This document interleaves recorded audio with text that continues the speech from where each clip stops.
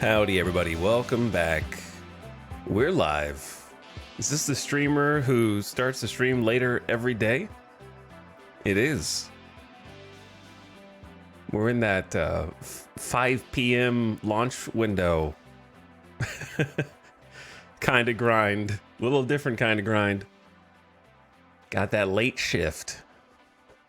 Welcome back, gamers. We're here for another day of RimWorld Odyssey. Gotta get it while the getting is good. While the expansion is still hot off the presses, it hasn't finished cooling. Unlike most of the lava on our map. So glad you're all back. Thanks for clicking. Also, thanks for beginning of stream sales. What's up, Belial? Appreciate the 51 months. What's up, Belial? Hurt by Randy. And Citroen for over 3 years. What's up? 3 years subs, long time, dude.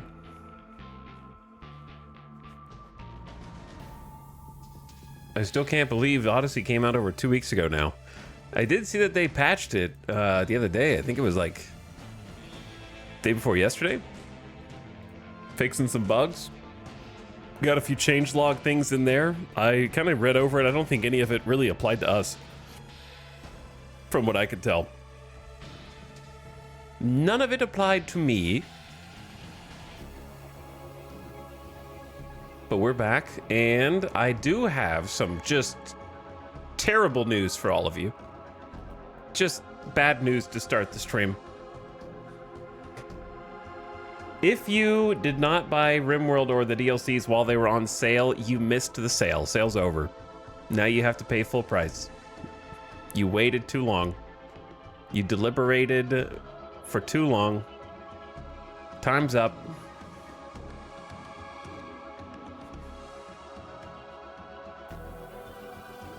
Wait, there was a sale? I bought it full price! Yeah, there was a sale like yesterday.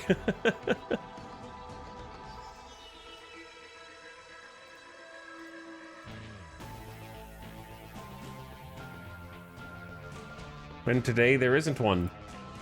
You fool!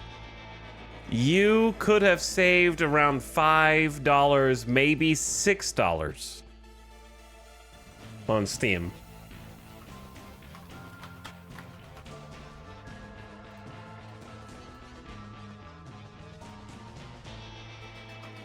Arch says that it's still on sale on Humble Bundle. It is indeed still on sale on Humble Bundle. So, She's Seraphim, it's time to refund your Steam buy and then buy it again on Humble and get a Steam key and then go, I don't know what you can spend the difference on. You get $7 difference. You could, correct, buy one large fry at your local fast food place. Or, like maybe a grande coffee at Starbucks. Because I think a venti's got to be at least $7, maybe $8 at this in the year 2025.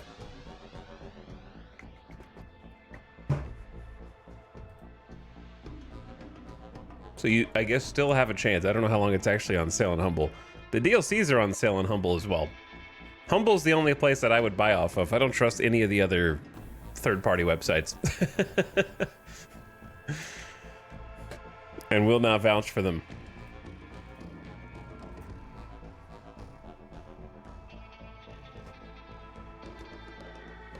Anyway, welcome back, gamers.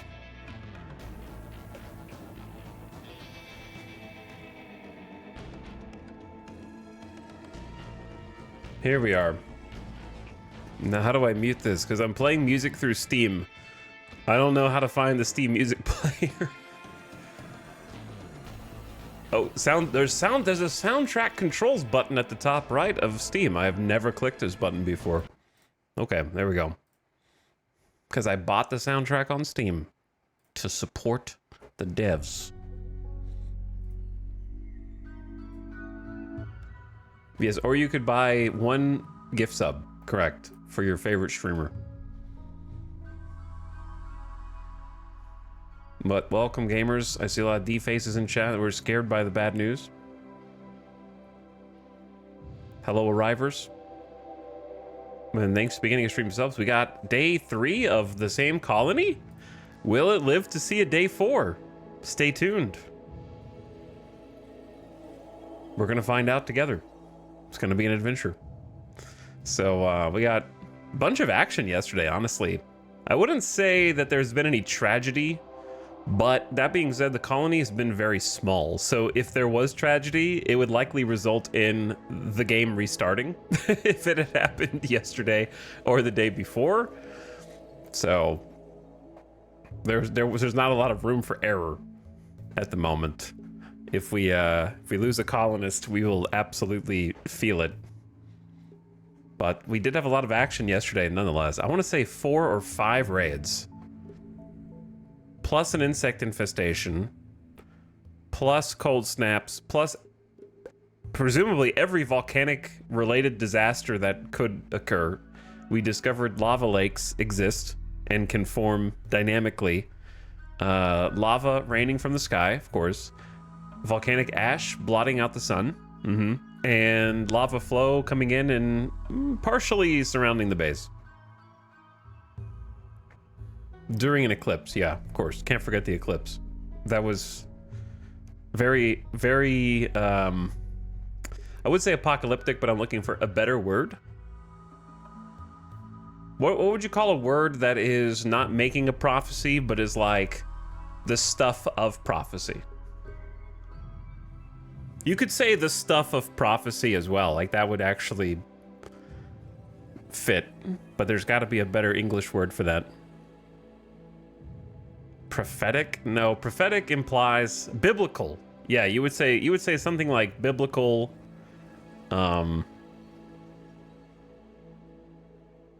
Cataclysmic is kind of a different vibe, but still works. But you get the idea. It was kind of crazy. Anyway, there was also, I feel like there were other, yeah, we had a few Manhunter packs that have been tearing through the spike traps. We had a random gazelle wave of psychic-induced madness where like 9 gazelle tried to murder us. There was a good amount of combat and action yesterday, I'd say.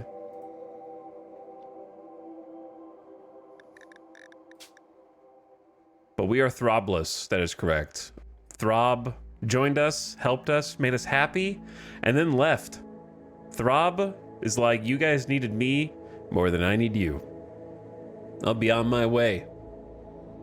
Try to find another colony who needs my help. So, I let him go. I let Throb go. And now, we feel the pang in our heart, missing Throb. And he was right. Welcome back to our burgeoning colony.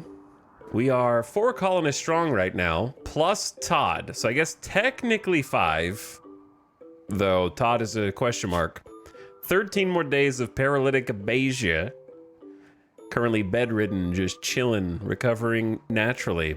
But is a believer in the Sulfurstriders because when they landed, I decided to temporarily imprison them to indoctrinate them. I mean, have some nice conversations religiously with them about kind of how we do things here. And they agreed that, you know, we made some sense. Made some friends along the way. Friends with Vexa. It's funny that like when you imprison people and have those conversations with them all the time, they end up having a one-sided friendship with the warden.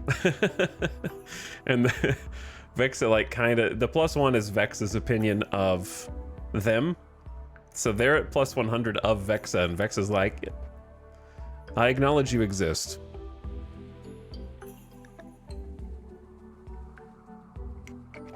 So, also friends with Kindit, who was the other warden, who likes Todd a little bit more.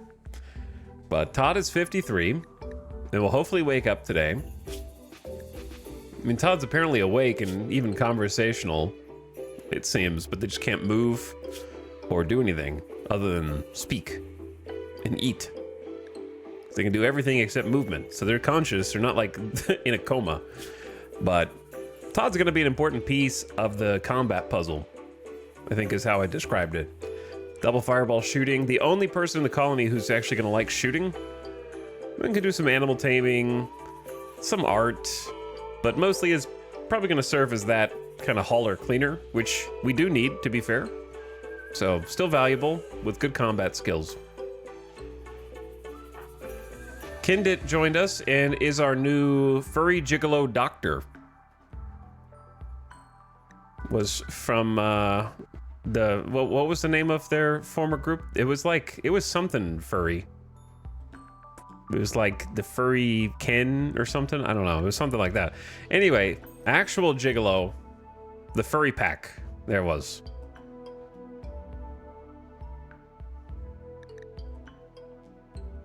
And is our new doctor. Double fireball passion and medical, amazing social skills.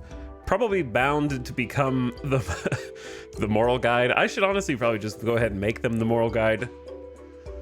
But I wanted to wait until they kind of chilled out first because they had just been having some snaps. Maybe after they forget about being imprisoned, then we'll do it.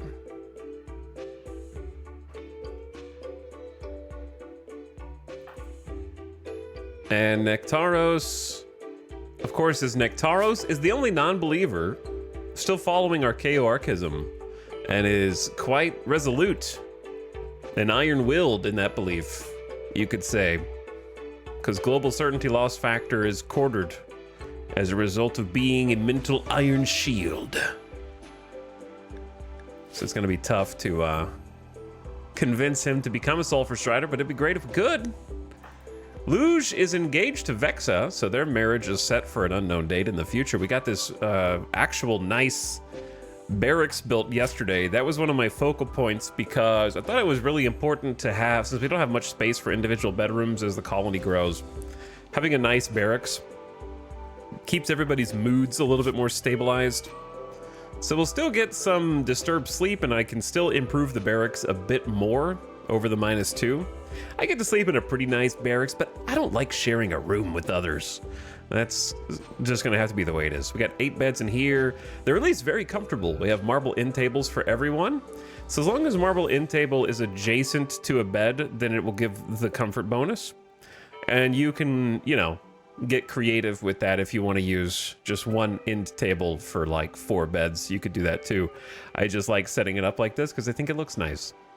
And then we've got a dresser, which as long as it's in close proximity to the beds, will also give another comfort bonus and makes the room look nicer. And we're going to build another one. And I'm hopeful that when that other marble dresser comes in, that'll elevate the barracks impressiveness. So we'll see. But yeah, we got it paved. I do not like min-maxing floor beauty. So I prefer a mixture. I wish there were, first of all, devs, I know that there are 1,000 mods. I do not care.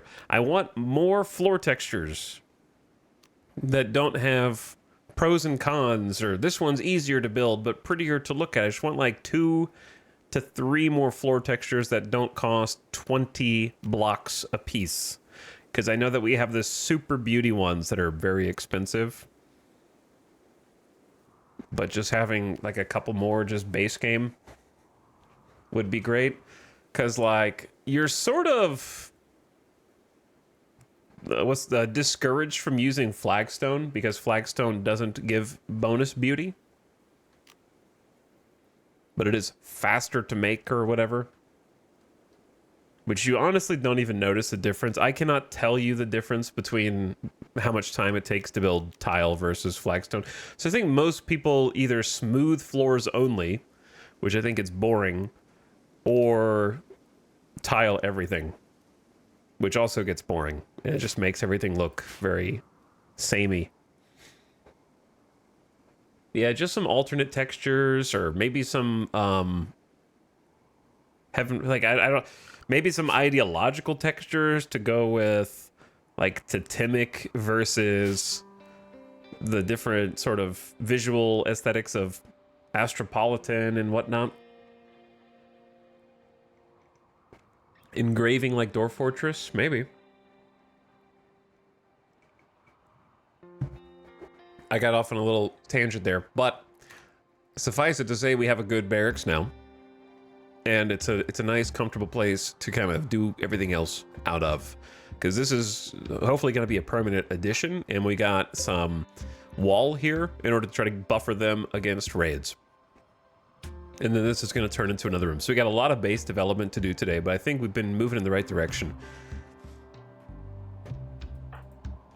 You'll see a bunch of different crop fields scattered around the base, trying to kind of get as much as we can out of what's left of the grow zone, or the grow time period, because we had a really rough start. Cold snap during spring really cut into our potential grow time, and then we also had like 5 days of sky blocked by the ash of a nearby volcano. So lost a lot of grow time, and we're trying to kind of make up for it. Which is a kind of, oh, there is volcanic ash. Yeah, on the 14th of April.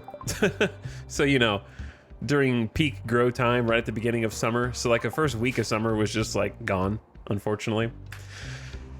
If you're wondering why I don't grow corn, that's pretty much why.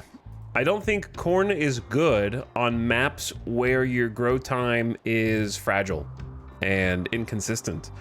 Corn is the best to grow when you have pretty high confidence in how much grow time you have. Like if you have year-round grow time, for example, especially if you have fertile soil and you already have a decent little food supply, then pivoting to corn is always good. But on maps like this, where, and the reason why corn is good is because it has the highest yield, you get the most per tile for the least amount of work. So it lets your crop growers focus on other tasks instead of harvesting rice, planting rice, harvesting rice, planting rice, harvesting rice, planting rice, just to get the same amount of food as like one corn harvest. So I'm trying to lock in profits on food, I guess you could say. So we got a bunch of rice growing because we just don't trust the environment or raiders to come burn everything down. I do have some heel root outside just because there's some fertile patches out there that I'm trying to kind of capitalize on. We're about to get some here. And then we have a few potatoes just to see if we happen to be able to grow them. Because if we can, that would be a lot of food. And we got rice coming in here. You can already see almost 200 rice. We did have a massive blight yesterday also. So we had cold snap during the spring. Beginning of summer, sun blocked by volcanic ash, and then we had a blight on our like 90% grown rice crop. Don't mind the toxic waste a few feet away. Don't worry about that.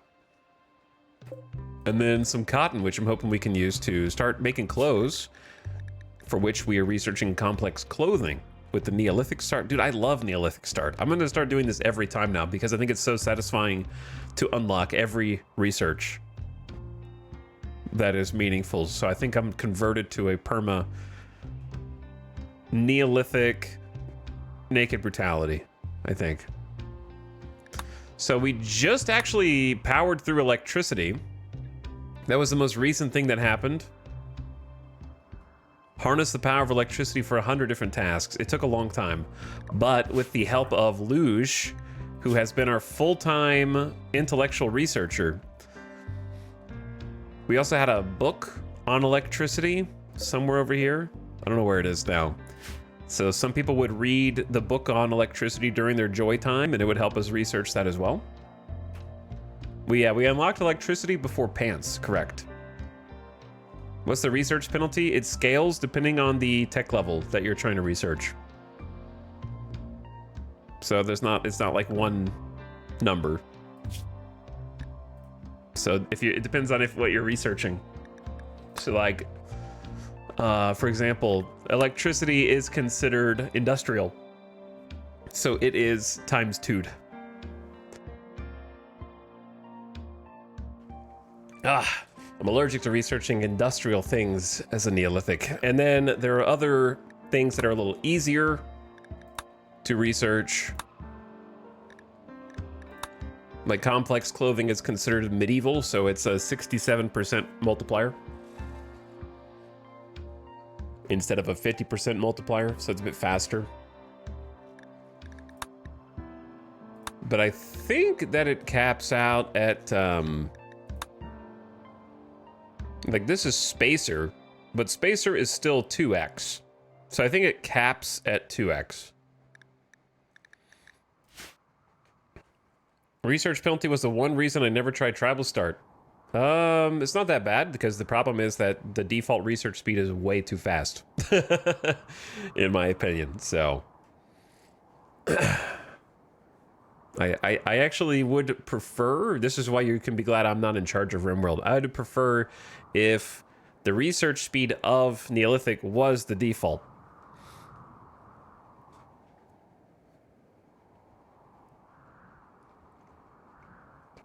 So you can just be grateful I'm not in charge of balance. I always put research on very fast. Okay, I'm going to not get mad at people who are cheating in their single-player game and continue streaming because it's perfectly fine for them to do. And do not make fun of them or criticize them. Just move on and stop talking about it right now. Okay, Relapse and Judgment, thank you so much for 43 months of sub. I appreciate it. Welcome back. Thanks for the sub. Feng Shui Gorilla's also back for 43 months. Wow, did you guys time that? You must have timed that. But I appreciate the double 43-month sub. I always run out of things to research. Yeah, if you play like a full campaign, you'll run out of things to research pretty quick on the default speeds. Much less if you crank it up. What? I don't want to unpause yet because I want to just take inventory, so I am taking this 100% seriously. We're at 500%. One wrong move will end the colony, like I have already multiple times before. So let's do a little toxic inventory. For now, I'm just cleaning these up as they pop themselves, which is not a long-term solution. We haven't invented air conditioning yet, and don't say passive coolers because it won't work like that. We are about to make our first wind turbine. And I'm unfortunately going to have to just cut it right into the crop field. I think it's the only place. We did not design this base with the intention of putting wind turbines in it. So I didn't really future-proof. I was more concerned with day-to-day survival. So we're just sort of making it work, I guess.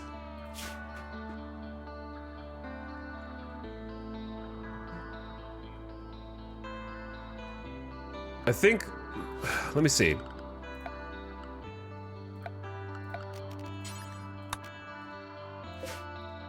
What I'm wondering is,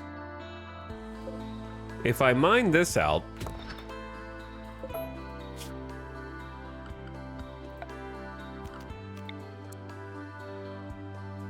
and just change the southern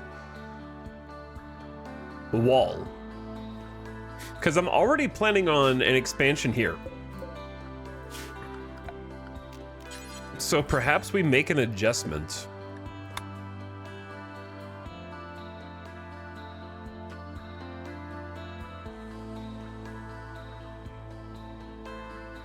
That allows, okay, let me do something real quick. I wish I could show this box. Let me use, is there an orange? There's like a red.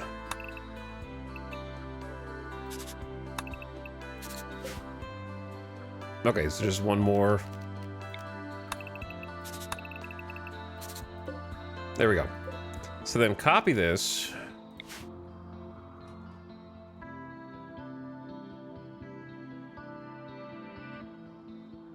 I like having one space around the outside to walk. Damn, yeah, it's not gonna fit with the current. Well, it could. I just had to take literally one block away on the left, or I could push this to the right as well.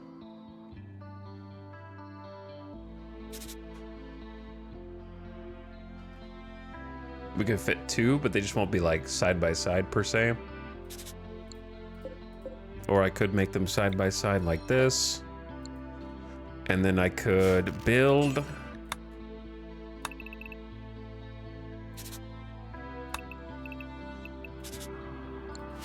I did like the angle, but it might be correct to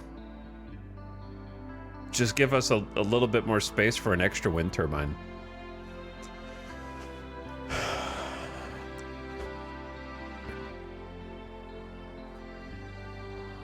Yeah, the highlighted area around the wind turbine needs to be clear of obstructions. Walls are the worst offender. You never want a wall to be interfering. And then trees will lower the efficiency of it, so you don't want any trees either. And then certain structures are taller than others, so you kind of have to experiment with which ones will block it and which ones won't. You'd be surprised that some of them don't.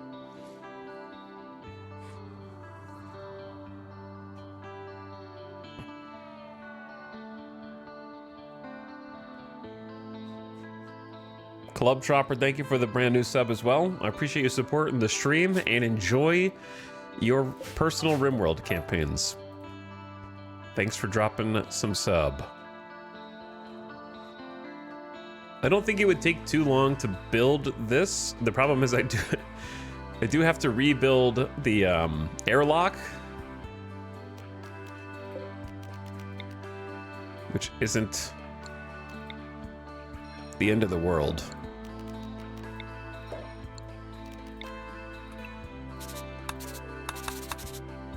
Okay, that's too big. Hold on.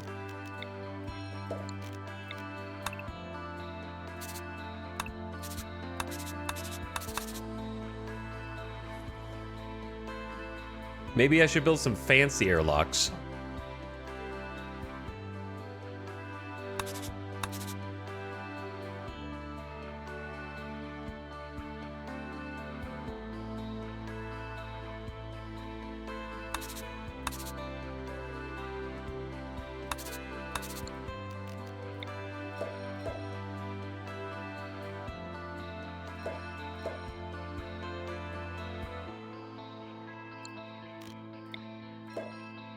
Oh no, it disconnects it. That's weird how it does that. Space Invader, kinda.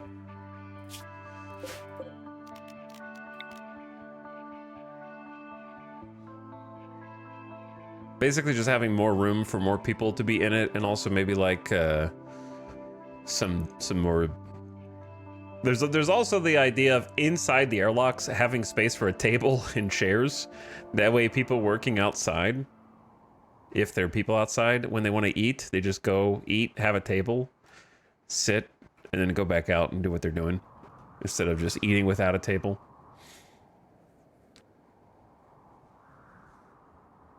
I don't know how often it might look kind of funky to have just like a table and chairs in there.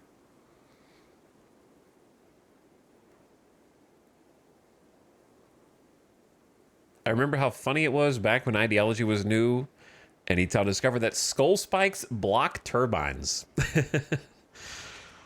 True.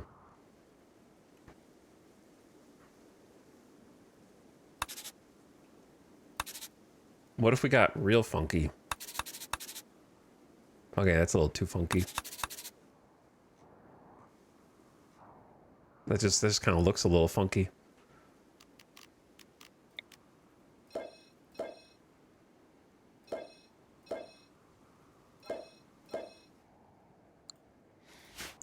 Okay, so I say send it on that one. Build a little. So if we're gonna do that for sure, then I know where the first wind turbine is gonna go. It's gonna go here, and it's gonna be blocked by the wall on the bottom right. But we can fix that pretty easily. All right, I did all that so I knew where to actually build this. For now. My grow zone, dude.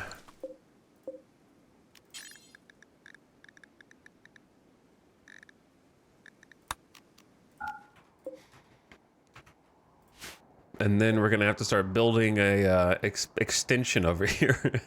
I think it's worth it though, because like 2 wind turbines ain't gonna be enough, and solar panels are gonna just take up the whole purpose of. We don't even have solar panel technology, obviously.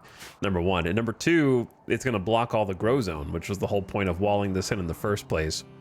So we just need batteries, pretty much. 3 wind turbines will produce a lot of power, and if you have enough batteries, then you should be okay. We'll need a battery room. Okay, unpause. 35 minutes, 36 minutes. It's pretty good unpause. I'm sure there's plenty of other stuff I can plan too, but I kind of need to see what everybody's doing when they wake up. Because don't we still have the flu? Oh yeah, we do still have the flu. And our guest is potentially dying of flu. Like, we had to give our guest 2 heal root and a regular industrial era med equipment to try to get them above. I don't know why their immune system is so bad. They're in a good bed. They're being fed. And they're getting the good medicine. Our other guest is getting like no medicine and is doing great. And then Nectaros also has the flu. Minus 5% consciousness, 5% manipulation, and 10% breathing. I'm telling you, chat, next expansion pathogen update, you actually have to like quarantine your sick colonists to keep them, wear protective equipment, isolate them.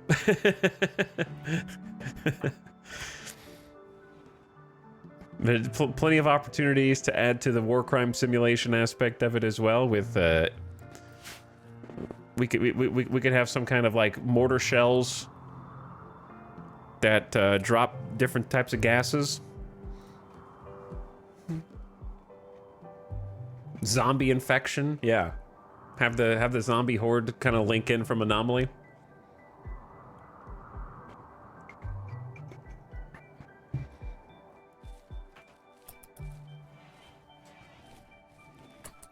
Is that heal root finished growing in my RimWorld 500% Randy campaign?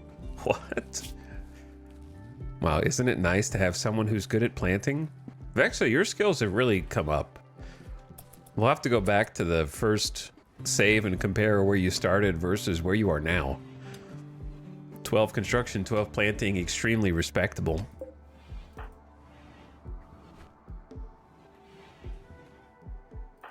But yeah, I feel like I'm forgetting stuff already. I don't remember.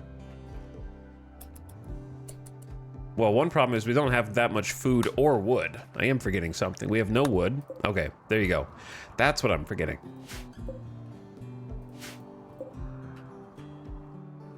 Any cougars on the map? There is one.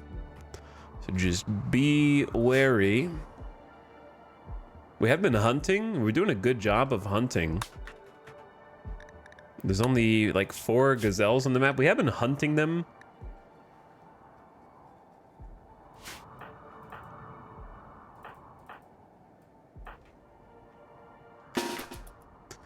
Let's just head outside real quick. Kill the cougar. I'm trying to keep the population down so none of my pawns randomly get hunted and surprised and die. And also, if the cougar is hunting the food that we are hunting, then they're just taking our food. So we're just continuously establishing ourselves as the apex predator of this map.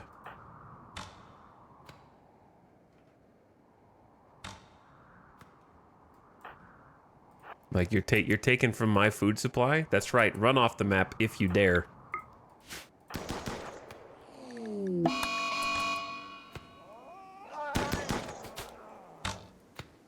You guys are gonna need to land some shots, though.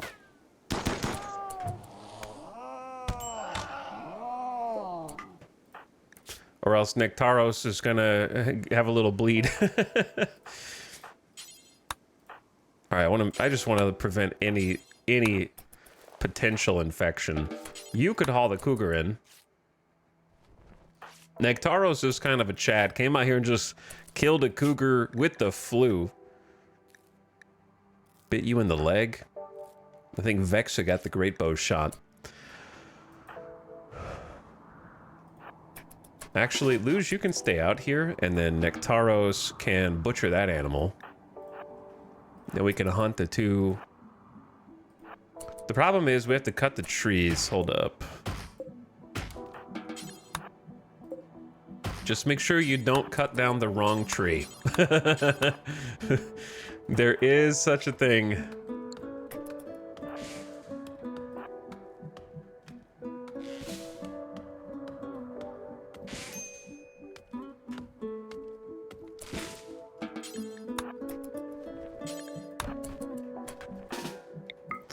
Do a little micromanage. Carry as much wood as you can. Don't get in the crossfire. That would be super embarrassing. Great bow my own colonist on accident.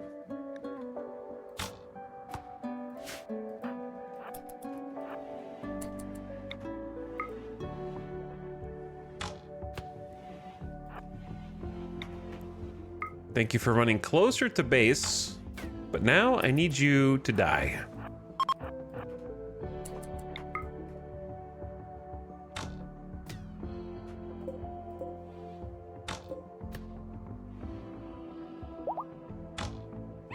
Thank you. All right, haul that. We got some wood. Nectaros is coming back with the wood. Kindit is tending 35% with no medicine. God, I love having a full-time doctor, because I was like, oh yeah, Vexa needs to go back and tend. Nope. Kindit's here. And we actually have someone who can do the doctoring. Why don't you haul this? Because leaving the medicine outside is not really helping anybody. Bring that in so we can actually use it. Heal root. I love it. All right, cooking some meals, because that's what we're short on right now. Unfortunately, the head chef has the flu, and that will not stop him from cooking meals for you. So you're just going to have to eat, because we're in a tough situation right now. Hello, chicken. I'm going to get you a rooster at some point.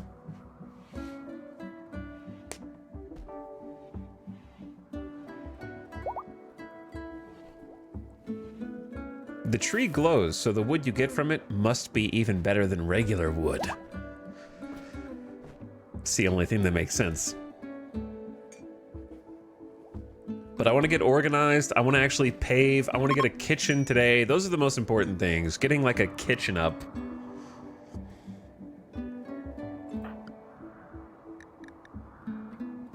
And electricity, of course. So we've got at least the plan. I'm going to get Vexa on it. We'll get some material. How are we doing on... Did we sell all the components? We might have. We have one component. We can kind of fix that. There's a few inside the base. And then on top of that, we're going to need to, like, mine this whole section out. So Luge is a double-digit 10 skilled professional miner. On top of being really smart. Wow. I can see what Vexa sees in Luge. They're also about the same age. She's 58, he's 56. Luge is both...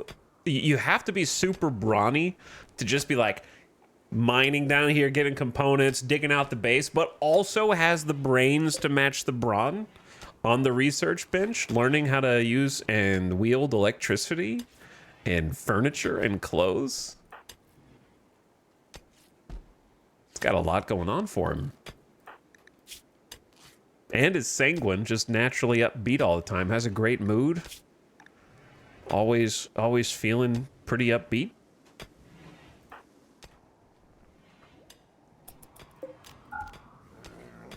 Well, I'm happy we got some heal root. That's massive.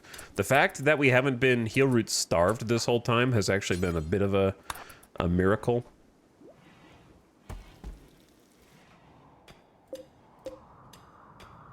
And we got a little rice going down here too. Lekapinos has actually normally been helping us with the crops, but is currently... Dude, it's so unfortunate that you have a visitor group who's here to help you, and they're just like, JK, we have the flu and are now going to lie in bed for a large portion of our work internship. Now you must just feed us and keep us alive in bed while we contribute nothing. Actually, we're just pretending to have paralytic abation now. So we just have 3 people just lying around eating food that has to be taken care of all the time.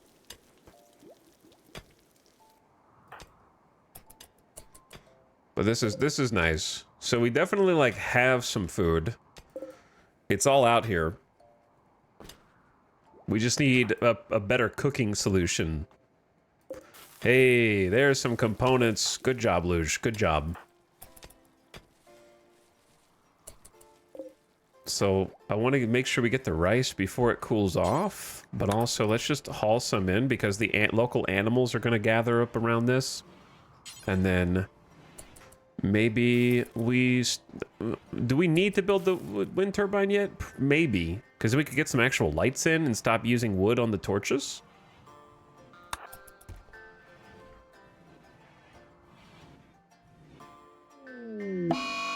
Okay, well, turns out we need to get the crops. Lava has begun to pour into the region, flooding the low-lying volcanic rock. Keep your colonists out of harm's way.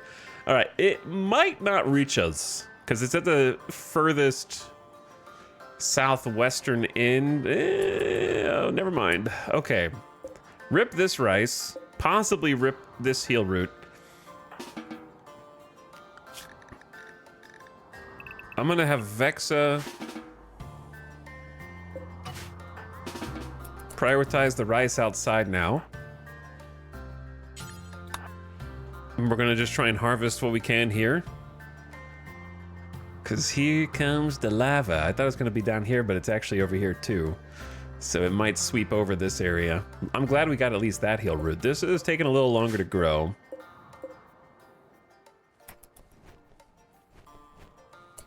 Bring as much of that in as we can.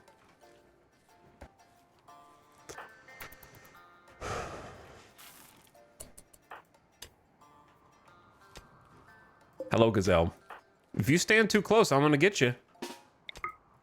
You're just hovering.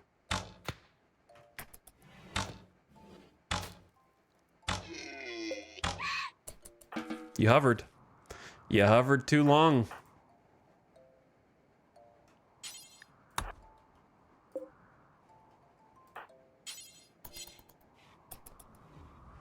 We should have plenty of food. Yeah, Nectaros just kind of needs to cook.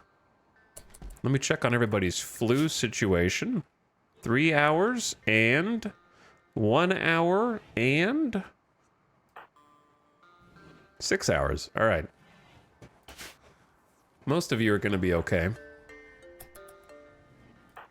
Vexa could use a little backup here, though.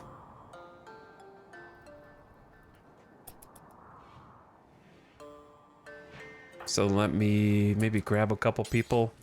We have a couple people that will never do hauling. 2 of our 4 colonists will never haul or clean. And then Todd will. So I'm anxious for Todd to actually get up and moving around.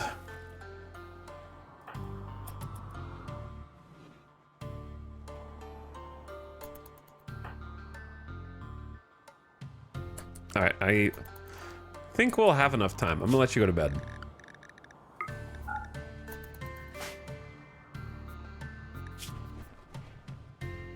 Mood's dropping. The ancient artifact. Barracks is very dirty. Tidy that up. Have yourself a bite to eat. You have learned that a relic of the Sulfurstriders is nearby. The smoke-wept tear is an ancient object venerated by all Striders. If you could collect it, you could build a great reliquary to make Striders happy, attract wealthy pilgrims, and bring more people to the Sulfurstriders. First, you must find it. Watch for opportunities for information. You got it. Are you going to be okay? Do I need to give you more medicine? 55% tend is pretty good. And she needs food. As does Kalothes.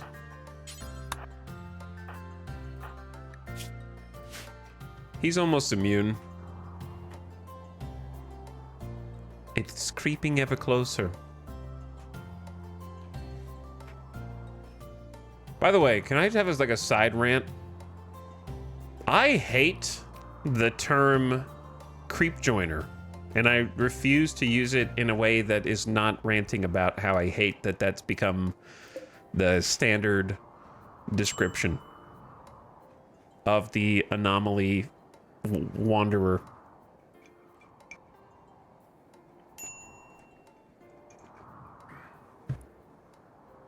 Anomaly joiners, but why? I just hate it. I don't like it. I didn't know that was a term. It is.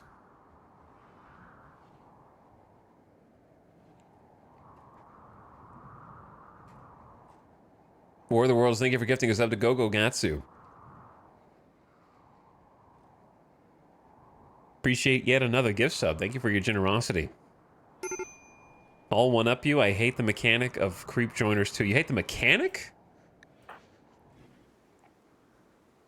Why?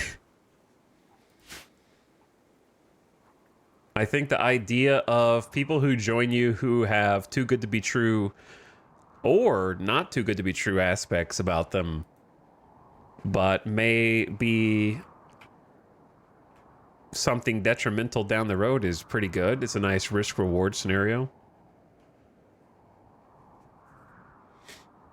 Just reject them. I don't see. I would say that on average, they're really good. Like my experience with them, I've accepted every single one that has ever asked to join me, and I would say that on average, they're better than any other pawn that could possibly join you. Maybe that is that the problem though?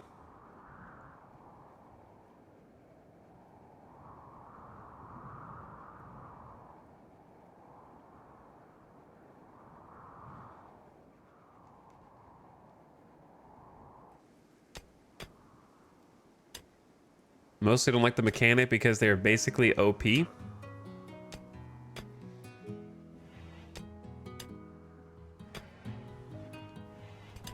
Maybe.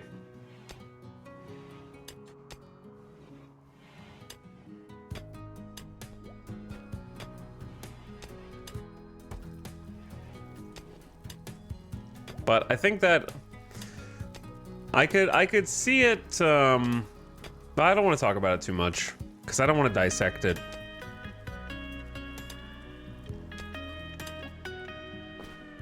I don't want to dissect mechanics too much. I like dissecting mechanics, but not dissecting mechanics that are tied to the storytelling aspect of RimWorld. Such as the chatters who are currently just kind of describing the possible permutations of them. That's why I shouldn't have even engaged with you, Killing, so I'm going to time you out for tricking me.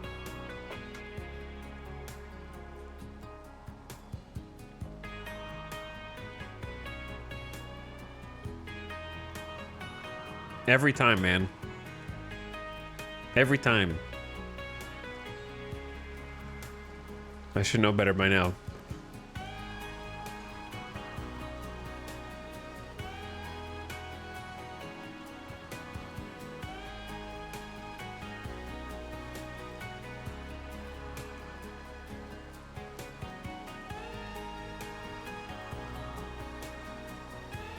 Okay, there we go.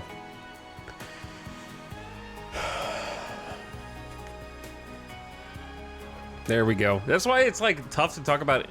Here's the thing. To further elaborate, it's hard to talk about anything related to Anomaly because Anomaly itself is predicated on you playing it without knowledge of the things that are going to happen in it. That's the entire basis of the game. So there's going to be a faction of people who were like, Anomaly sucks because XYZ, who did not have a earnest and honest experience with the game because they either just heard people peripherally talking about, well, make sure you don't do this to prevent this, which defeats the purpose of the DLC.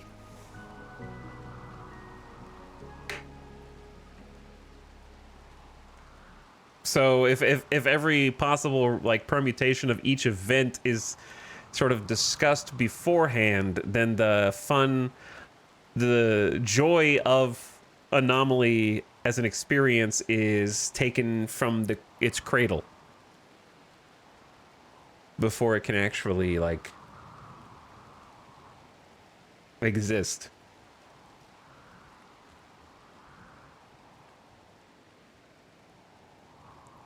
So the more that you know about it before going in, the less fun you'll have with it. Is Anomaly enabled on this run? Yeah. It sure is. Because the fun of Anomaly is in the reveals and the surprise of what each thing does.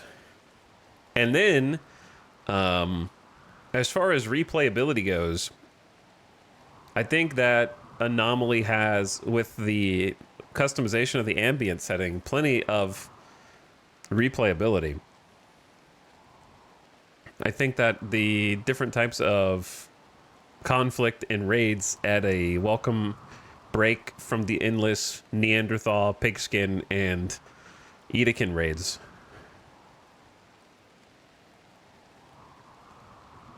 And having to occasionally pivot into trying to solve a separate crisis is pretty fun.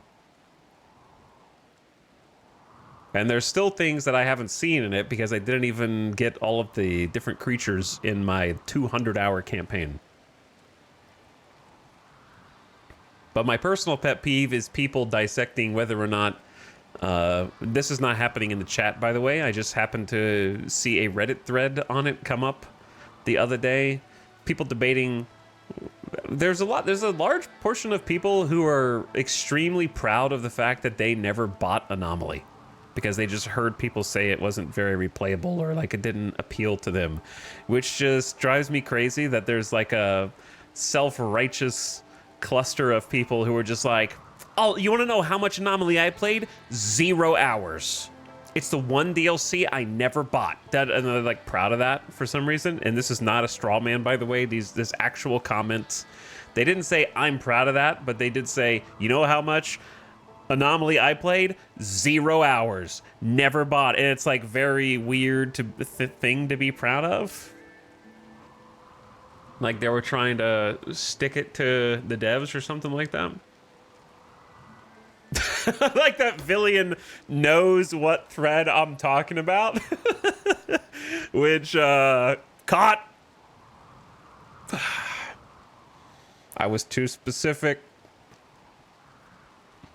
People in that thread were trying to trick people into thinking that people weren't hating on Anomaly. Indeed, people. Indeed.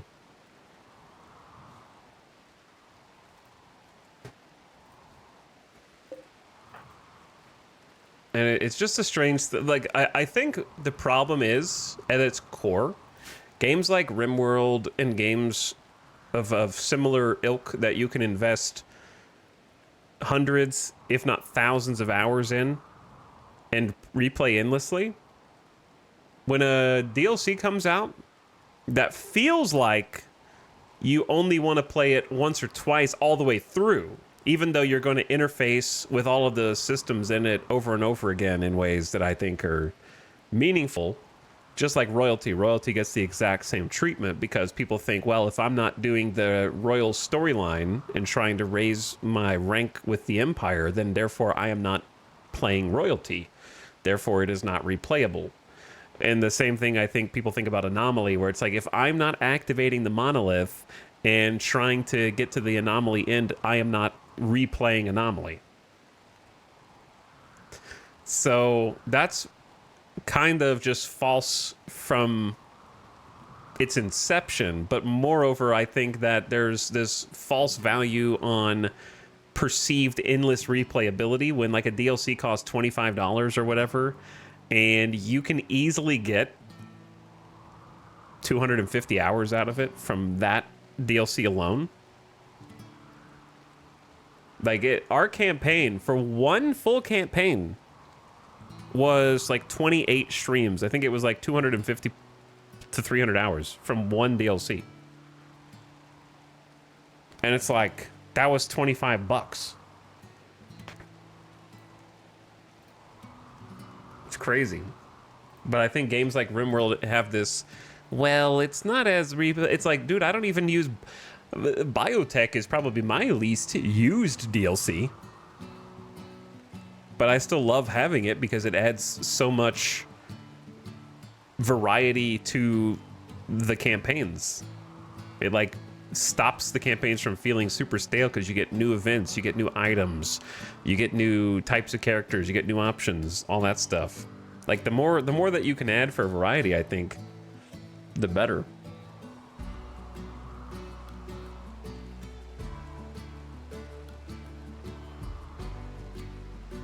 But also, yeah, I would say that like Tuna Man said, my Anomaly playthrough was probably the most fun I've had in RimWorld. I would agree that my Anomaly playthrough was my favorite RimWorld playthrough since the game came out, for sure. That was like the most fun in a concentrated dose that I have had in RimWorld since its release, for sure. Does that mean that I can get that same amount of fun over and over in the same dosage and the same quantity by continuously replaying the Anomaly campaign? No, but who cares?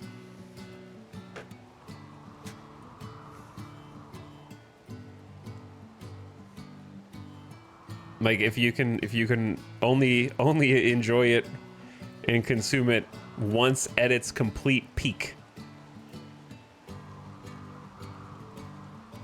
I just think the reason why, first of all, there's an ad about to start, so I should have just started this rant when the ad was gonna play. That way, since we're paused anyways, I'm just gonna continue the rant during the ad.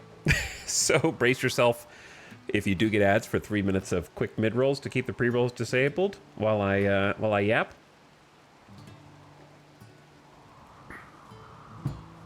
I think the problem is that replayability in all games is vastly overrated because this is the hottest of takes.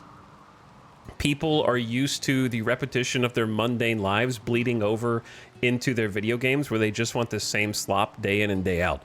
And they don't care about experiences. They don't care about feeling a high that might be a once-in-a-lifetime type of euphoria that you get from seeing something novel and unique, that it will only be novel and unique one time. They would rather have the slow bleed comfort of boringness that is predictable every day, day in and day out, that does just enough to keep their interest.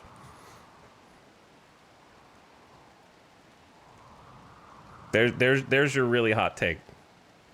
The same reason why when you ask somebody what do they want to eat for dinner on a given weekend, they'll go to the same restaurant that they go to every weekend instead of opening up their phone and looking for somewhere new to try out to see if they can get some new interesting. No, you're just gonna go to the same place every week instead because it's too scary to like try something new.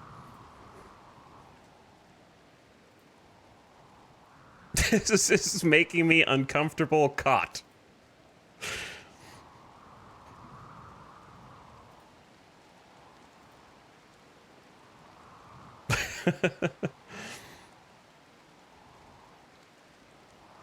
Me, the way that I like to live, I have plenty of mundanity, if that's even a word, right? I have my own routines, but also the things that I cherish the most from like a game's perspective are the one and done experiences that I have no intention of ever playing again. And I know that is not how everybody thinks, but that's how I think. There's two types of people in this world. The people that have watched, and I'm not saying one is better or worse than the other. There's just two different brains. These are two different brains. There's the type of person who has watched The Office 32 times in a row and they're on their 33rd rewatch. And then there's the type of people whose favorite film that changed their entire life they watched when they were 19 years old and they're scared to watch it again because it hasn't been long enough, even though they're like 30, because they want it to be like a fresh experience when they see it the next time because of how much it changed them. And I don't know how much Venn diagram overlap there is between those two minds.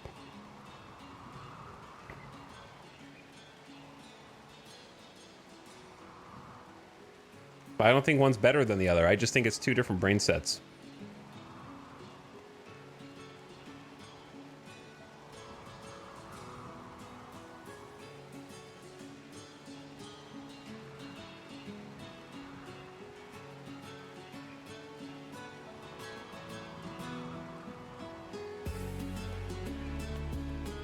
$2,500 hours on RimWorld, by the way. Anyway, welcome back from the ad.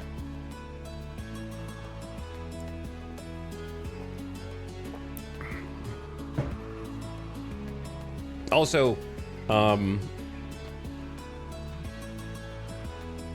of my favorite things is when you're making a generalization to prove a point, and then someone in chat goes, I wouldn't say all people are like that. Are all people like anything? I think it's implied that when someone is making generalizations to prove a point, that they don't actually mean that all people are one thing. Not all the gamers. I wouldn't say all chatters are doing that.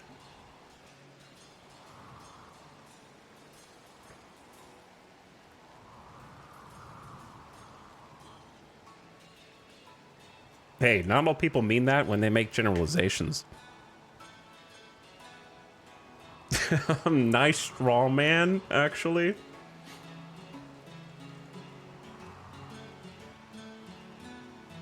But to link it back to games, I think there's the kind of person who's...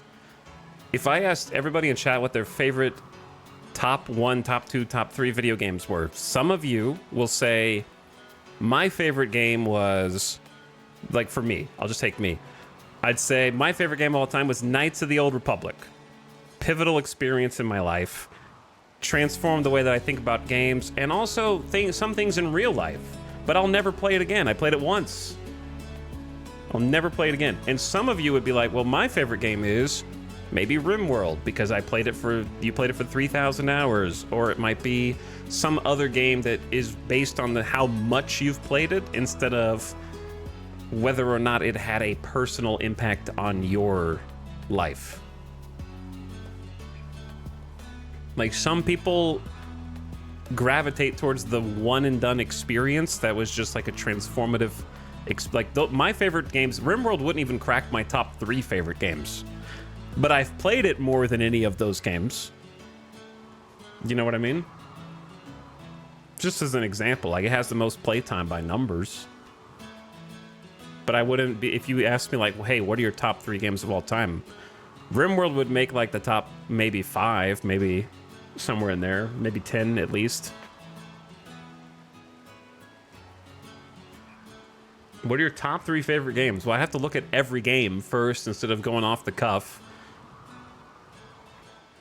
But I would say Star Wars Knights of the Old Republic, Death Stranding 1, and Teenage Mutant Ninja Turtles, Turtles in Time.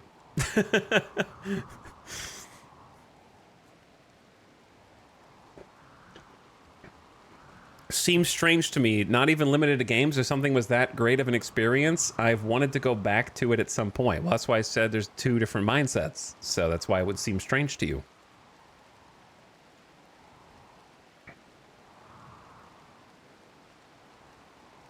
So it seeming strange is probably normal. But none of them are games that that I have... I would not put any game in the top 10 because of some perceived amount of replayability. To me, like, I always like the food analogy with video games, and I think it always fits. Just because I eat the same sandwiches from the same sandwich place and get the same fries every week doesn't mean it's my favorite restaurant. Like, that doesn't mean, like, if you were like, hey, let's go somewhere special for your birthday, I wouldn't be like, well, I go to the sandwich place every week. Let's go there for my birthday. You know, like, that's not what I'm not gonna remember that birthday. You know, it's just gonna be like any other weekend.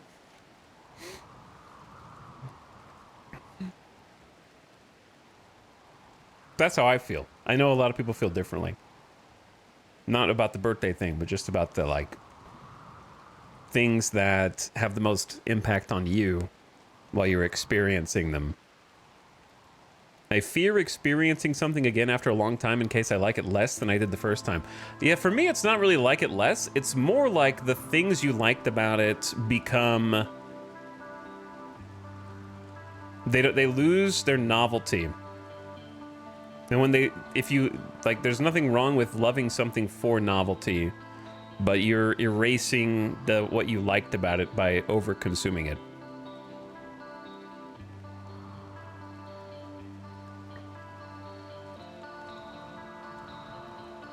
You sort of like smoothen all the edges. I know a lot of you guys are gonna be getting high tonight. Okay? A lot of you. So think about it like this. You're probably like, where the hell is this going? Where the hell is that going? Let me tell you. Okay, it's if video game euphoria and media and entertainment euphoria was a drug, are you taking 5 milligrams and that's it, or are you upping the dosage? Now you need 10. Now you need 15. Now you need 20. Now you need medicinal grade. You know what I mean? Like if you just what felt like the peak before, you start to need more to get to the same place.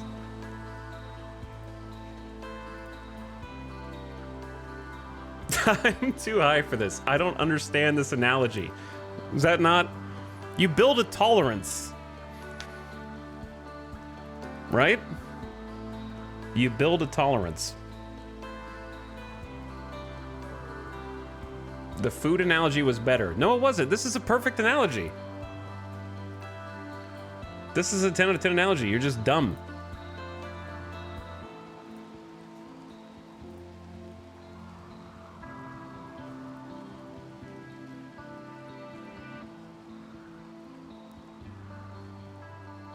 Etal, drugs are different.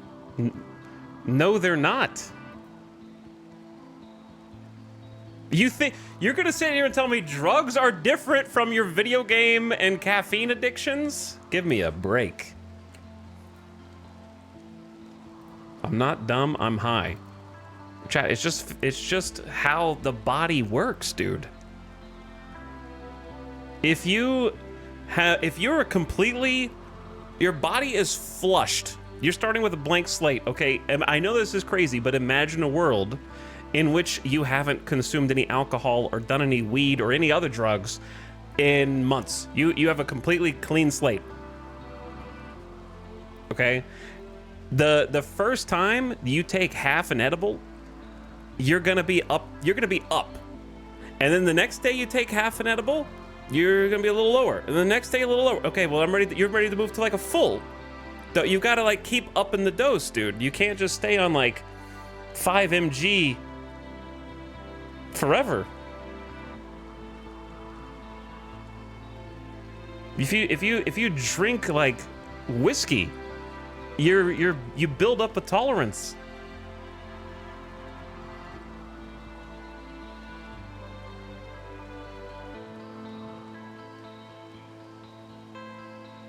And then you got to drink more to get to the same place, or whatever. The point is that when you're like playing games and such, the first time that you have that experience, it's not going to be the same high to the same place like the second time. So if you love something, the more you do it, the more dull and muted it gets.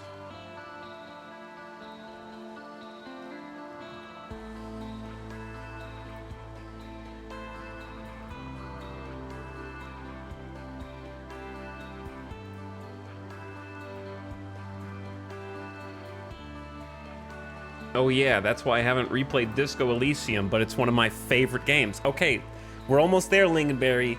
We're almost there to you who just said the food analogy was better. You figured it out. So playing Disco Elysium again and again and again and again would be like being on the same milligram dosage of an edible or drinking the same quantity of whatever liquor, you know? Over and over. Eventually, like, you need more. Like, even though the first time you did it, it was like, wow, this is crazy. This is amazing. Like, if you just keep at the same level, then you can't, like, get to the same place.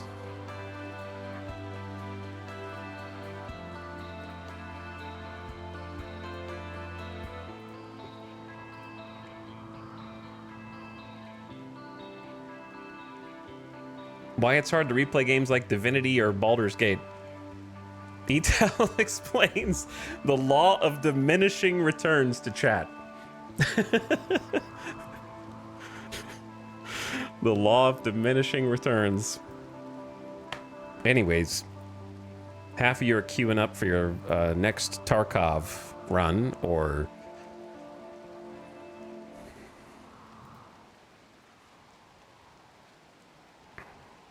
So by the drug analogy, is this RimWorld run a lower dose? No, by the drug analogy, every time they come out with a new expansion, it's like they find a new strain.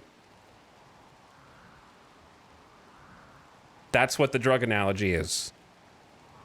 Every time a new expansion comes out, they created a new strain of the drug.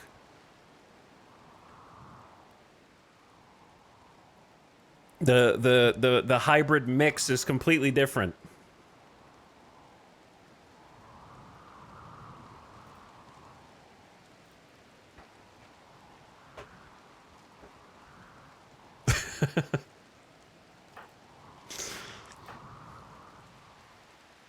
So that's why it's hard to, like, after the honeymoon period is over, whether that honeymoon period is 100, 200, 300, 400, 500 hours, you know, or if we're talking about Anomaly, that second Anomaly playthrough where you go like, it's not replayable. That's what you're describing.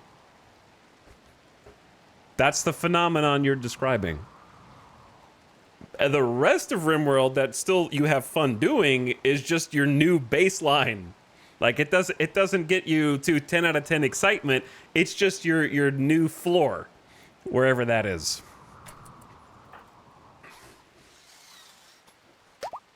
The ceiling comes down, but the floor stays the same.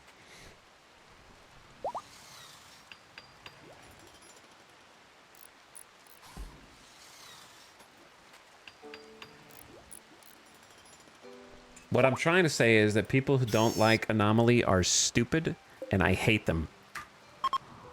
And I will never, never forgive them for the irreparable damage that they've done internally to Ludion Studios, because they probably had, like, meetings about not doing something like that again. And it's all your fault. I think that's also why it's common for people to take long breaks from a game and then binge it for a couple months. The tolerance builds up again and the joy is back. Exactly. And it's also the reason why many people look back favorably on their favorite things. And even though they want it to be fun, they can't create that joy again from thin air. It's why you, knowing it or not, want your favorite content creator to play your favorite game of that one time that they played it and it was the most fun thing ever, because there was this, like, spark that you can't recreate. Like, I know it's not that common now, but maybe like a few years ago it was like, hey, when are you gonna play Kenshi again? And it's like, well, why aren't you playing Kenshi if you think it's so cool? And there's like, I don't know. And it's because we're done. Like, we're done. Nothing has changed. It's the same content. That's why you're not playing it. You just want, like, someone else to play it and make it look fun so that you can jump in and play it for a couple weeks and then drop it, waiting for something new.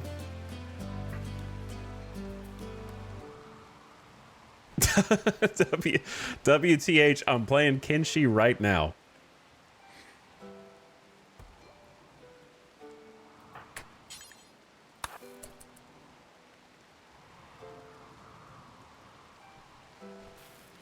But yeah, it's the internet's fault. They're not going to make another cool Anomaly-like DLC. Or maybe they will. You know, they'll say, screw you, I'll do what I want. That's just a really great experience. It's like that 1 week a year everyone gets the itch to go back to Minecraft. Exactly. I wish nothing more than to have been able to go back to, like, the joy and euphoria I felt loading into Minecraft, and it being like a wondrous experience that stretches the imagination. But I can't, and no amount of mods are going to change that.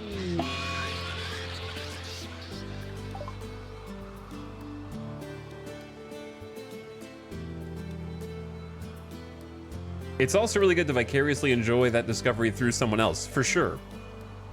Yeah, if it's new to them. I 100% agree. But then it'll stop being new to them at some point. You gotta get your fix from someone else. A distant engine of hatred is stirring. It is projecting a psychic drone onto the site through an orbital amplifier. For a few days, some people's mood will be quite a bit worse. That's not what I need right now.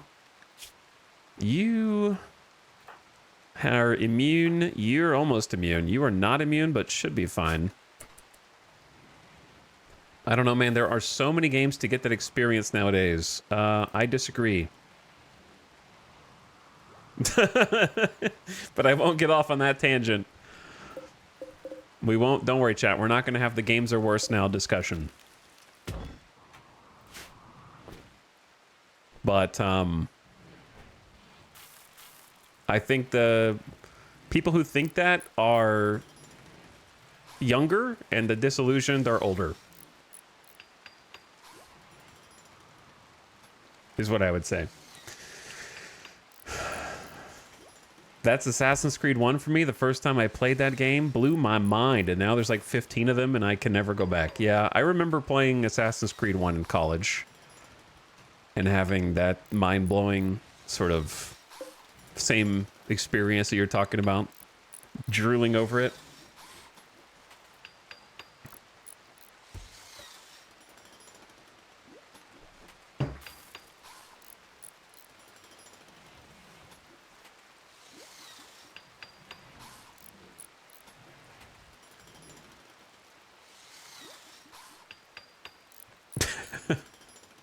Kenshi 2 will hit the streets like crack if we are going off of Etal's drug analogy. I need to see some gameplay first before I follow that.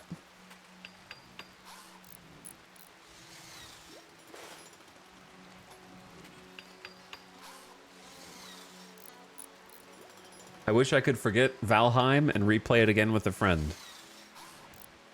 Same. I wish I could forget Valheim and experience it again.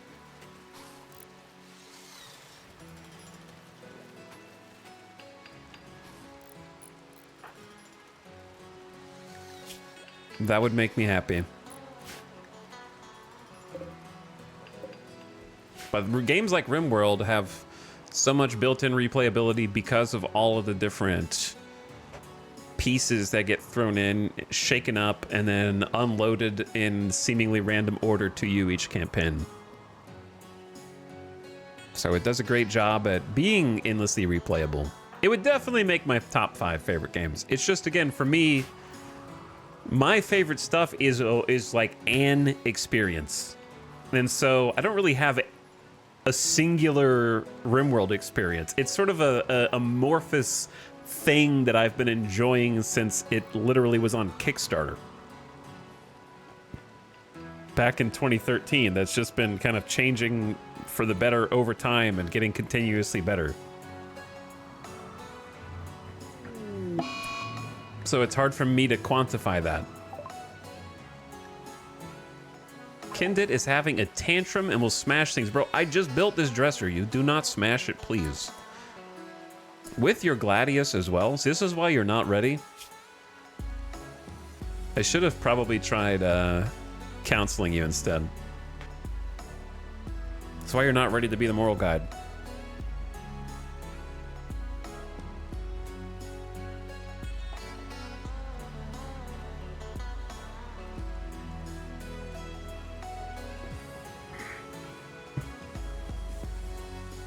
Oh, here we go. I told you I'm not having this conversation. I'm not going to respond to chatters. I'm just going to let them enjoy the things that they enjoy. Stop, dude. Now I got to break this or build this all over again, man.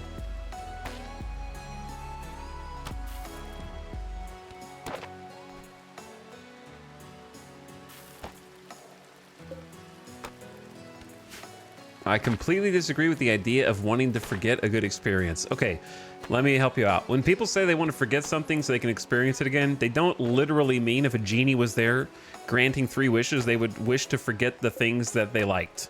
They just mean that they wish that they could have the same experience with the things that they love so much a second time. Okay, it's not a literal situation. Just bliss lobotomize me. They're not actually asking to get mind wiped.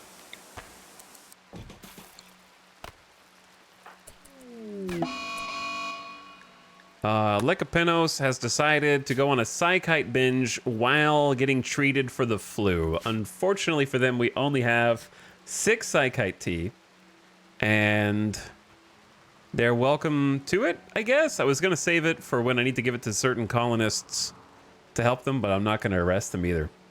If you could get mind wiped, would you? No, of course not. Why would I want to get mind wiped?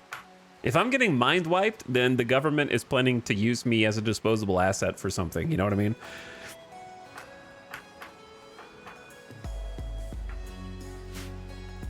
And they don't care if I live or die at that point.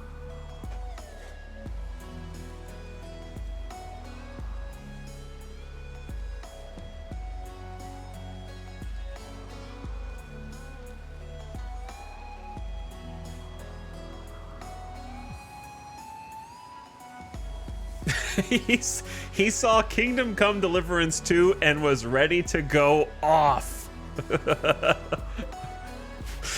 Oh god. Oh god.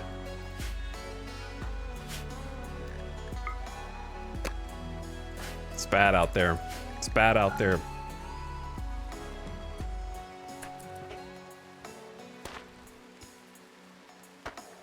It is rough out there. They've convinced the children that Kingdom Come Deliverance 2 is Game of the Year material. That's how you know. Look no further for proof of our current gaming crisis. It's bleak. It's bleak, dude. All right, bed. Save the bed. Sorry, Todd.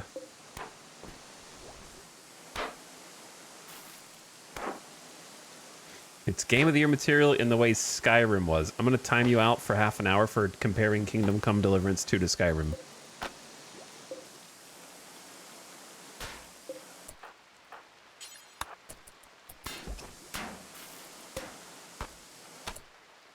Please, don't break everything.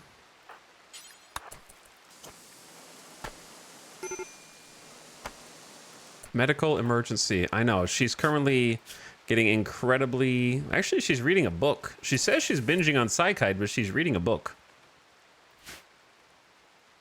Only half an hour.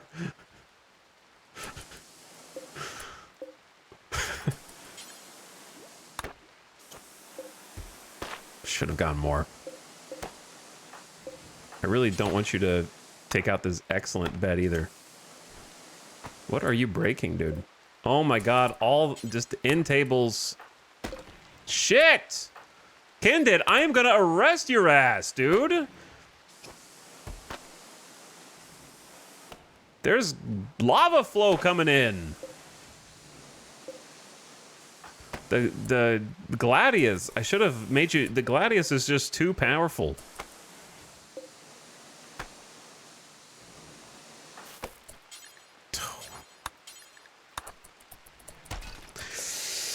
I'm gonna have to rebuild like 4 marble end tables.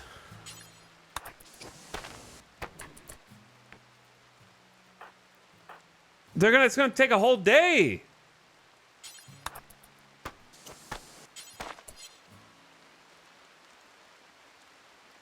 That's good. There's like minus 2 days of building. Like, how much do you need to break?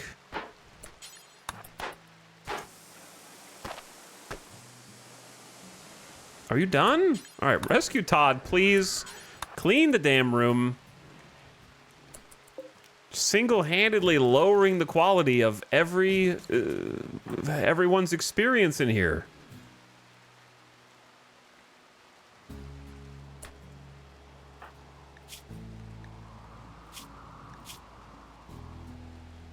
Moderate psychic drones a -22. I feel like someone is always just out of sight speaking to me. The voice changes, but the message doesn't. I'm supposed to hurt people. Make it go away. Minus 22 is insane.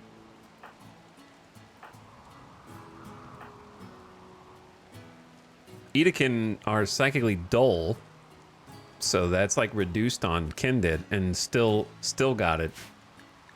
All right, I got like stuff I need to do outside, man. It's raining on everything. My crops.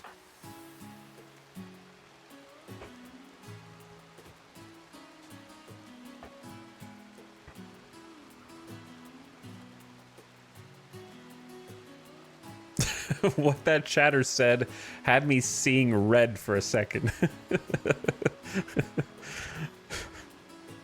Do you currently have a game of the year? I would have said in the, like, without getting into a whole conversation, it was Death Stranding 2 and then it wasn't. After finishing it. My final score was something like, Death Stranding 1 is a 10 out of 10 for me. Death Stranding 2 is like a 8.75. Blueprints was neat, but that's the most I would say for it. I wouldn't give it Game of the Year. I don't think like if it were just I was the dictator of the Game Awards, I don't think I would give it like Indie Game of the Year, but I would not give it a Game of the Year nod.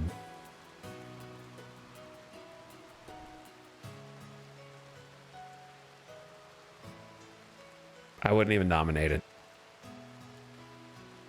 It was like neat and kind of fun.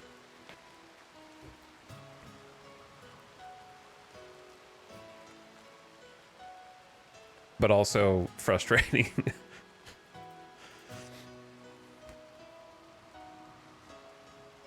I haven't played Expedition 33, so I can't comment on that.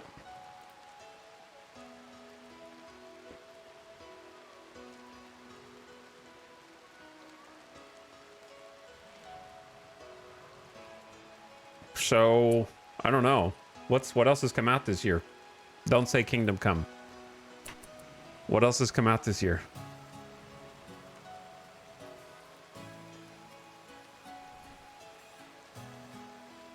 Expedition 33 was my game of the year until it wasn't. Oh no. Whoa, Jess. That's how I felt about Death Stranding 2. Roadcraft? All right. I'm timing you out for just putting random games.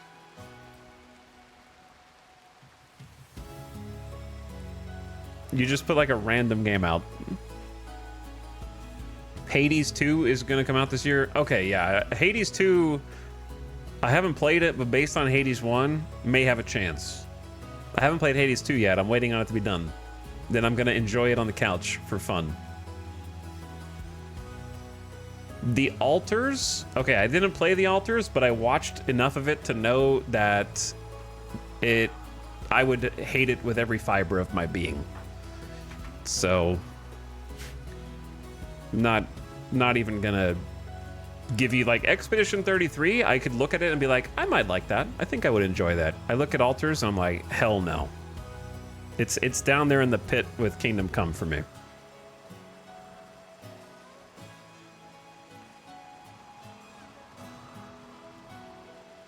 No Donkey Kong love? Is Donkey Kong not like gonna continue the trend of platformer wins Game Awards?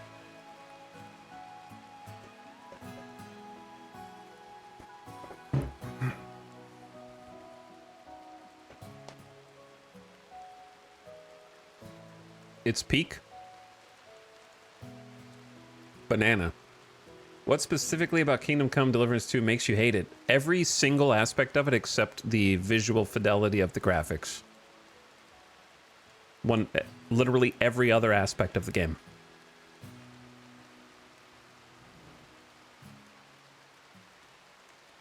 Without going into more detail. Chat asked. According to Metacritic, it's Expedition 33, Blueprints, Donkey Kong, Split Fiction, then Death Stranding 2.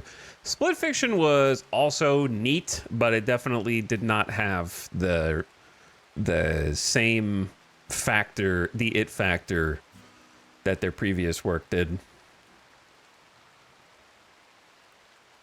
There was a new Donkey Kong game? Yeah, it just came out. I don't know. I think Donkey Kong is good, but only if you play it yourself. Yes, that's what we're talking about. That's what Game of the Year is, chat. It's not which game did you enjoy watching on stream the most. Otherwise, RimWorld would win every year. It's which one did you enjoy, do you think is the best game to play? Correct. All right, I'm losing IQ by continuously responding to chat. I need to stop. I need to just let it just get that out of here, and let's focus on the task at hand, which is there's too much junk. Kindit is Catharsis plus 40. Meals, we have 13. Good. Nectaros has flu immunity. Lycopinos is just wandering around, supposedly binging on Psykite. I guess that's true. I think they drank all the tea. It was only like 5, but they drank them all. I'm surprised they didn't get addicted. And Colothes is up, but it's about to do something. Something bad. And I don't know if there's anything I can do to stop them. So we'll just deal with that when it comes.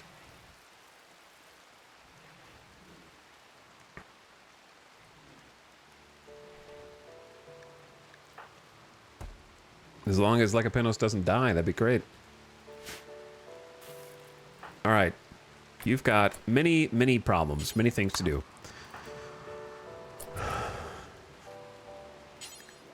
Such as hauling rice, because here comes the lava. And also just the rain in general's like spoiling all this.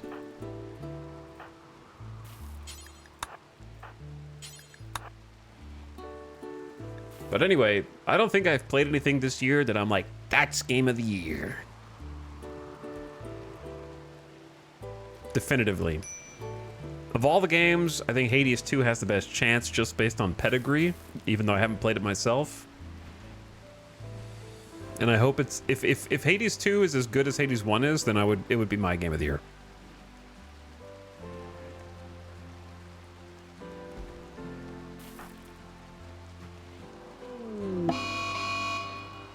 Okay. Colothes, the cave explorer, is binging on ambrosia. We have not much ambrosia, so knock yourself out. We have 4 ambrosia. It's all yours.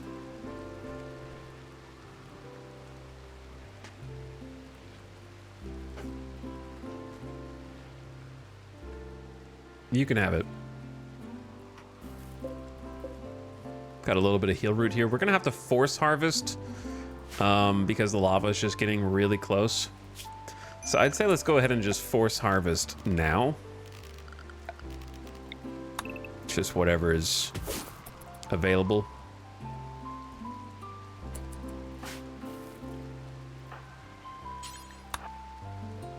Have Luge bring some more rice in. Both of the visitors are just like, thank you for accepting me into the colony. I will now acquire the flu. If I don't give them heal root, do you think they'll die?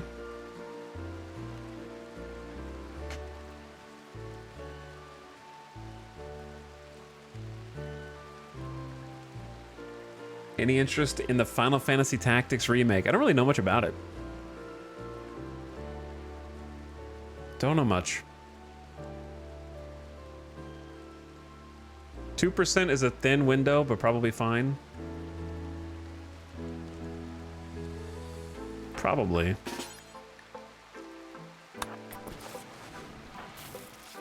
Dr. Kindit, paging Dr. Kindit. 55% tinned with no medicines, kind of goated, so maybe that'll be enough.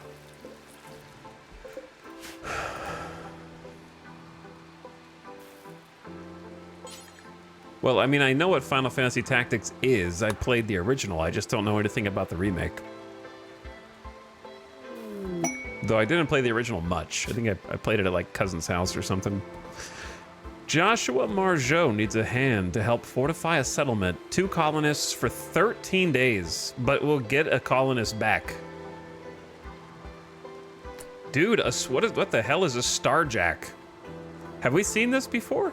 Engineered for life among the stars, Starjack are built to withstand the unforgiving conditions of deep space living. Their reflective, pressure-adaptive skin provides insulation against extreme temps. Did we see this before, or am I just forgetting?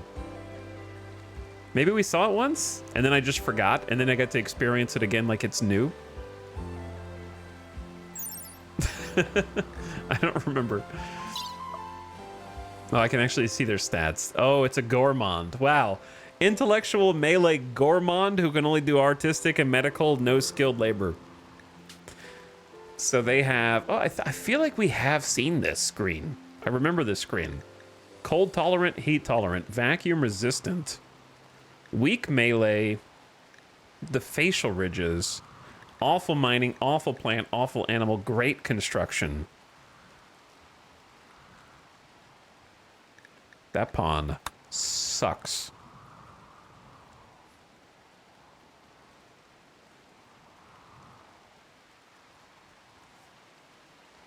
I definitely don't want that pawn. I definitely don't want to give you 2 of my pawns for 13 days.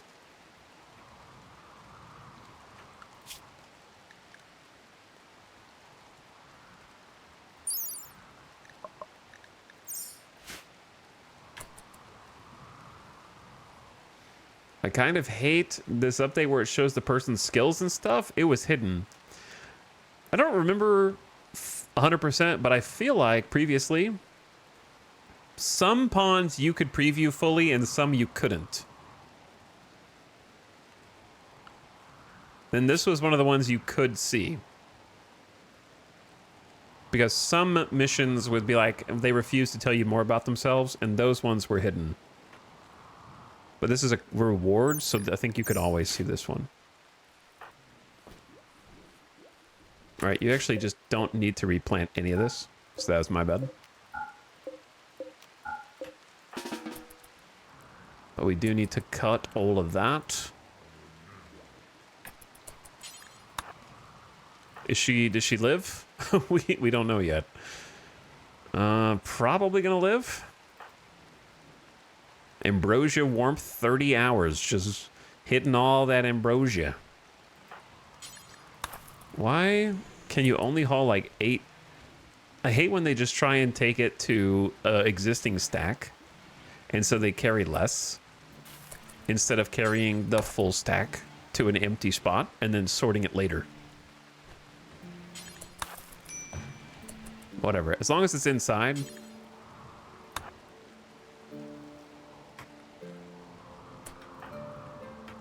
Vexa, I appreciate the need for you to read, but also the lava's getting close. Lecapinos, 99.7, 0.8, 0.9. Immunity achieved. All right, you lived. Congrats. Well done.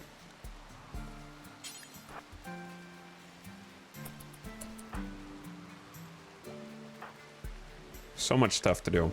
So little time.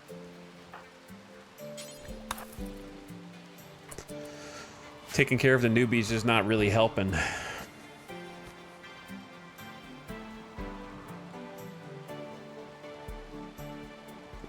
But yes, I got off on a huge rant side tangent with the moral of the story being that I really enjoyed my Anomaly campaign. And even though it's not the first DLC I would recommend people buy, it is my personal favorite RimWorld experience that is not duplicatable. And that it was best consumed at launch when nobody knew the full extent of everything that could happen.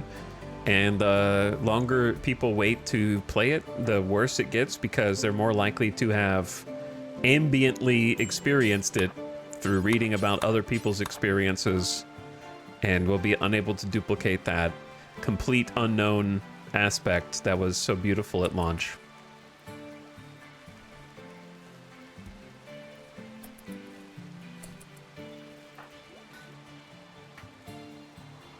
And I think they did a really great job with it. I think that there are, for sure, some pretty easy ways to add replayability, more perceived replayability to it.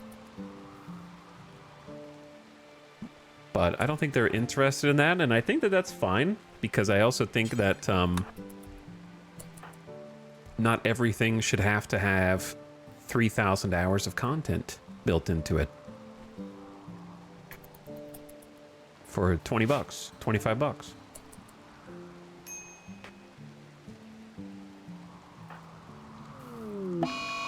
Pin 1 now has the flu. Pin 1. I'm so sorry.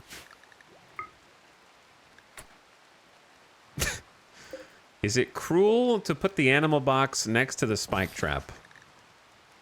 I promise it's not bait.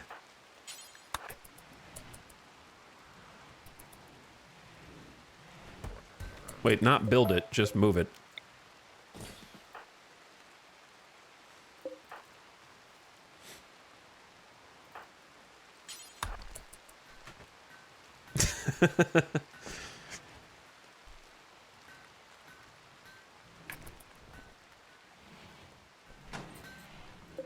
Okay. Now the hen can go over here. And then kend it. We'll see if we get a good tend without medicine first. Hold on. Oh shit, you have to stand in the spike trap to do it? Okay. I didn't know that was going to be a thing. Let's fix this. I was trying to find a roofed section. Yeah, that's definitely worse. But now the hen has reserved it. So I can't move. Now the hen's, get out of there, man. No, I can't. Well, that's awkward.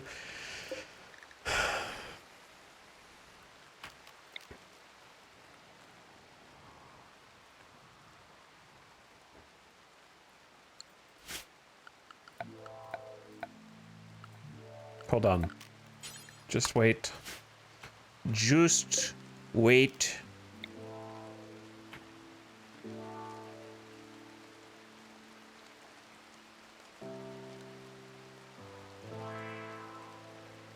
Damn, I don't...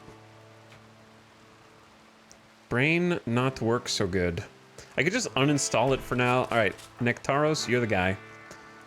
You are the guy, brother.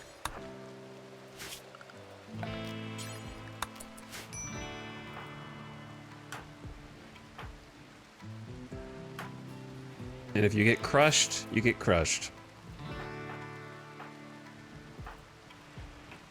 Vexa, I understand you think you need to rest. But what actually needs to happen is you need to get to work. And Luge, you can't pray. You need to go get the rice. Thank you.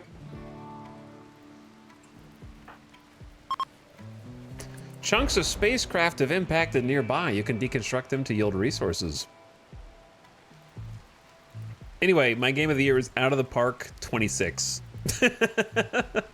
There you go. Of course. Yep, Out of the Park 26. My personal game of the year. If that gets snubbed at the Game Awards, then I'm boycotting Jeff Keighley.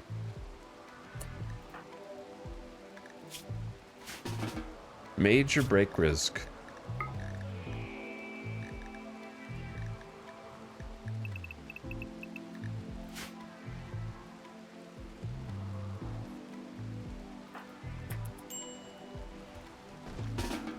You could do anything you want. Just don't. The psychic drone might.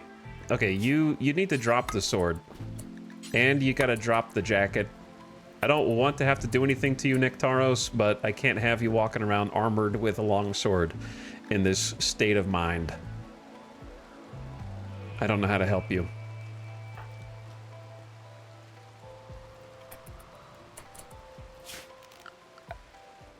Okay, you might have one more day.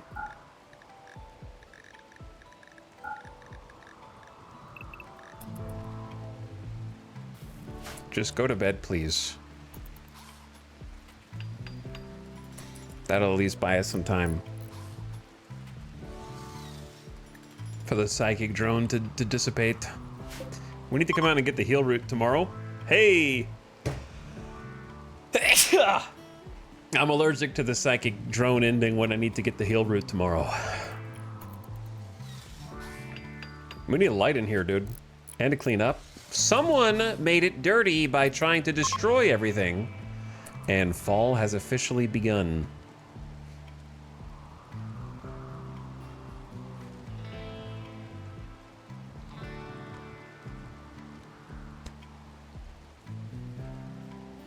Feng Shui Gorilla, thank you for gifting a sub to Angela's Folly. I appreciate it.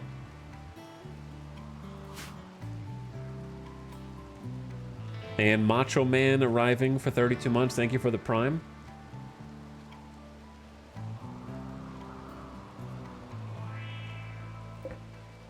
I want to build the wind turbine and get some electricity in here, but we just have so many different tasks to do simultaneously that it's just a lot. Like the lava spreading, for example, over the graves.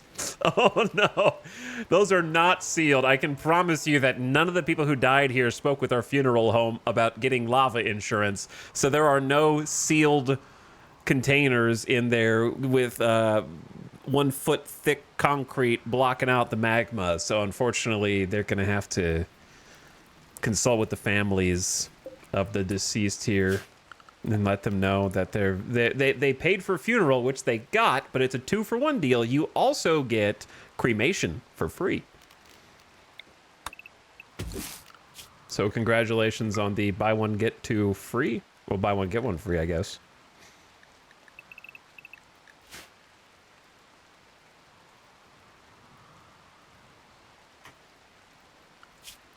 I need you to wake up. And you can go eat, and then you're also gonna get a full work schedule to come help.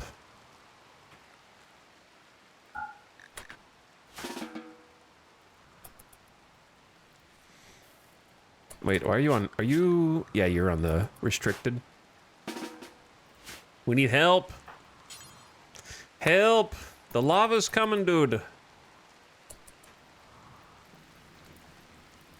It's going, is it, I can't, no, here's the thing. It's not blocking the lava.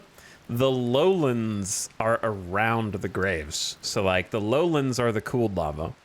So the lava gravitates toward the cooled lava, which is supposed to be like the lowlands of this area.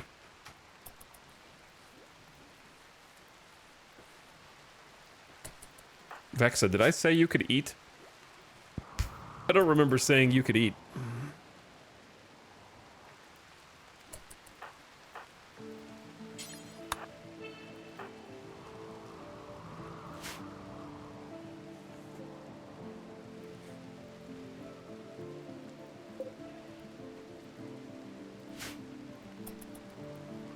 But I'm gonna give you some anything time today.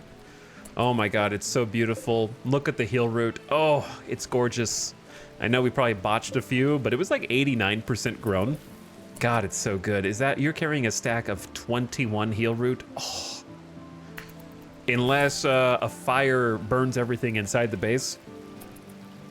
We actually have a medicinal stockpile for the first time ever.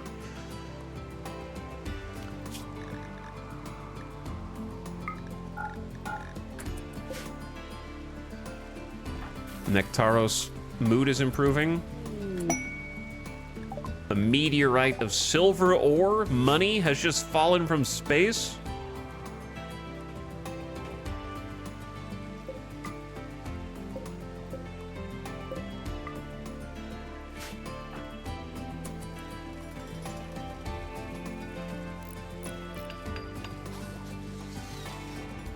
But yeah, I wasn't saying RimWorld's not in my top 3 favorite games of all time as a dig. It was meant to illustrate the fact that it's difficult for me to quantify and others to quantify games that aren't really one singular experience, but rather something that is very fun over a long period of time for like different reasons. It's hard to explain. Like, cause I would, if I had to give RimWorld a score, I would give it a 10 out of 10. Like if I had to give it a numerical score, I would genuinely give it a 10. not fanboying, just from like a pure video game design standpoint.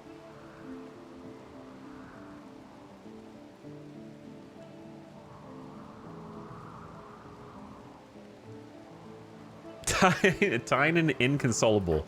Yeah, it's not...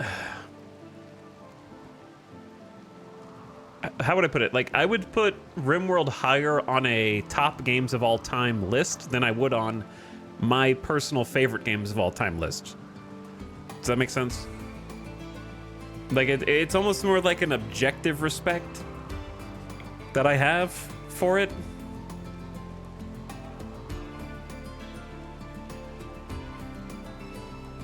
Etal must have hated Nothing is Perfect, so I'm giving it a 9 out of 10.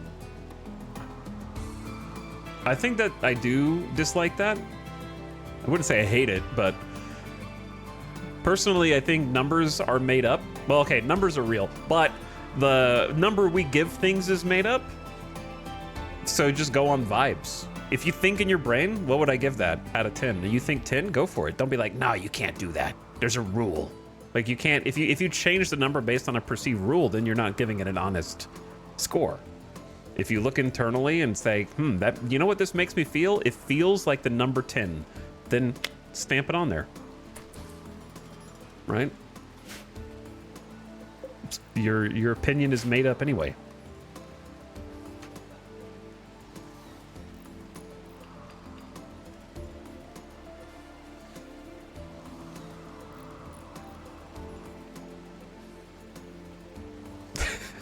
The game is 100% quality stat, but your use of it may not result in 100% enjoyment. Yeah, it's hard to describe. I would say that RimWorld is definitely like the most important game for me in the last 12 years, for sure, because it is the only game that I can go back to as often as I have and feel like I'm not phoning it in, or like, obviously sometimes I wait long periods of time before an expansion comes out, but still, it's definitely the only one that I think has been going as long as it has. Like, I would put it up with any of the other games that have been in dev for a decade plus, and I would say it has had the most positive improvement, upgrades, updates, expansions, DLC, content. Not just content for content's sake, but like come the furthest out of any of those.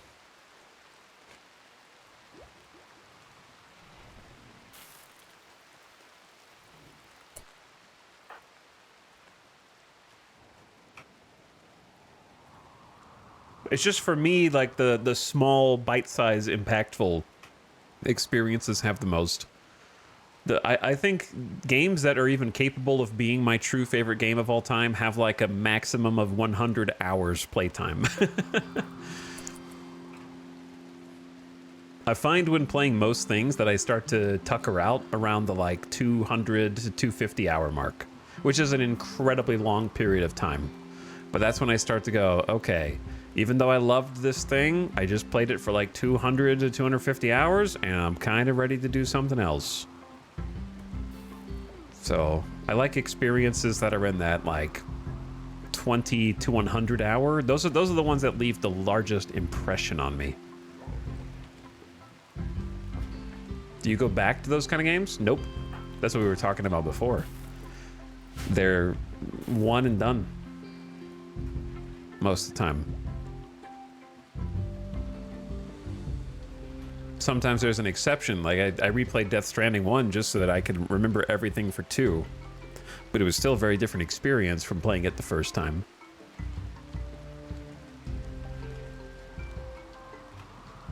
Even though it was largely the same game.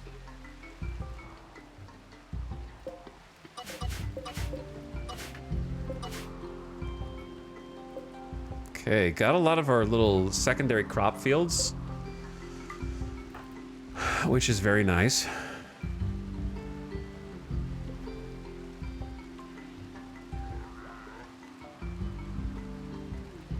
I've lost a couple favorite games because they got updated and changed for the worst. I don't know if that's ever happened to me. But like my top 10, let me see my top 10 most played games of all time on Steam. Would I put any of them in my favorite?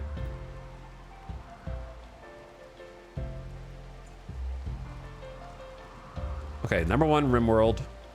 Number 2, Rust. Number 3, Hearts of Iron 4. Number 4, Rocket League. Number 5, climbing up the list, has climbed into the top 10 and now into the top 5, above Stellaris, Out of the Park Baseball 26. That's been my sort of free time game since we streamed it. And it's just been, that's my like, lie in bed and before going to bed, like I'm much on Steam Deck messing with my Korean baseball organization team.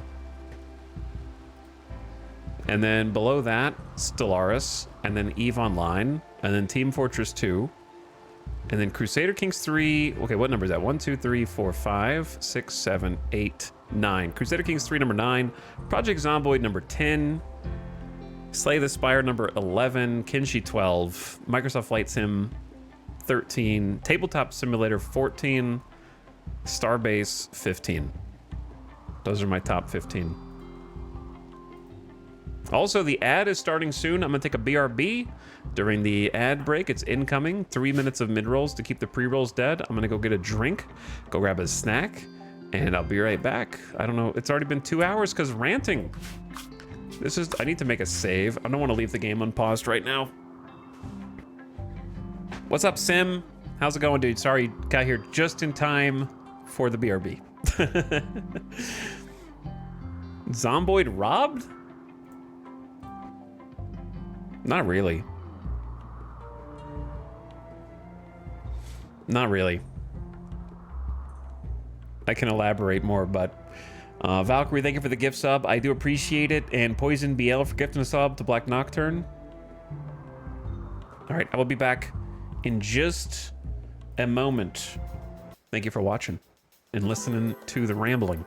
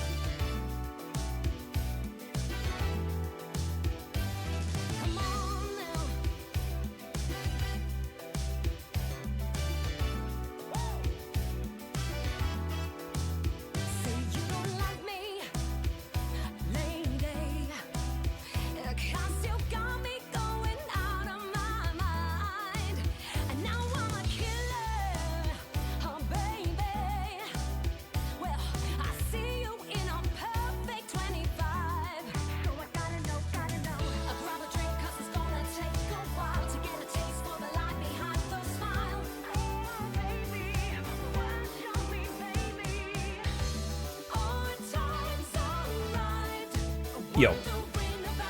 You guys vibing?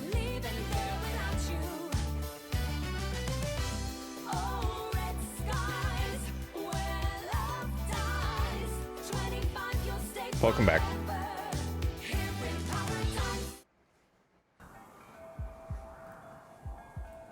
Welcome back, gamers.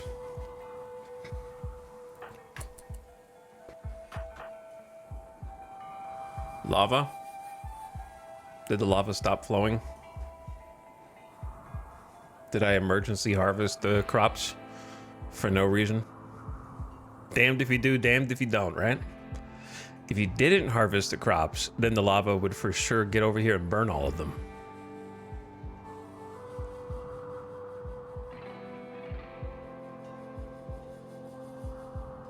But it's better to be safe than sorry. Anyway, these poor dudes. This is what you get. You made me give you food, medicine, and both of you are responsible for taking all of our drugs. What little psychite and... what's the other one? Ambrosia. What little psychite and ambrosia we had, you took. So now you clean up toxic waste with your bare hands.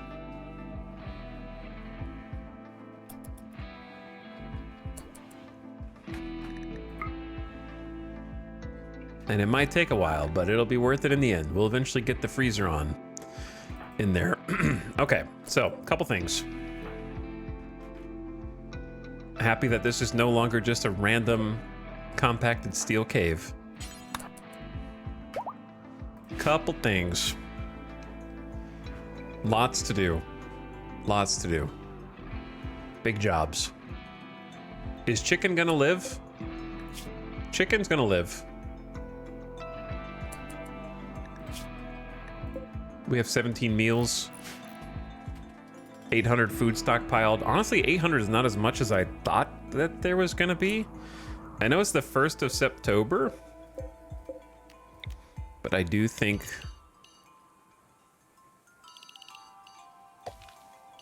we should at least like give another go at some rice.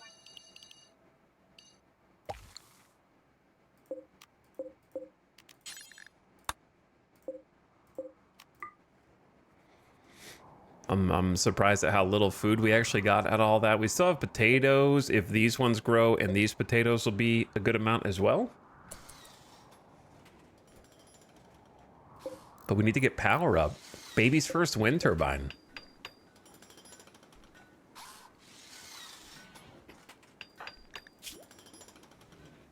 Once Blorchwind Oracle Apparel. I'll be happy to give that to you. Not botched. Great success. It's not going to work as well as it will if it's not blocked by a granite wall. But it's technically online for the first time ever. We have not only harnessed the knowledge of electricity, but we are now going to put it into practice with our first wind turbine. So we're actually good to start putting some lights in different places, but I also need to do some like mining and reconfiguring of all of these walls so that we can stretch power conduit.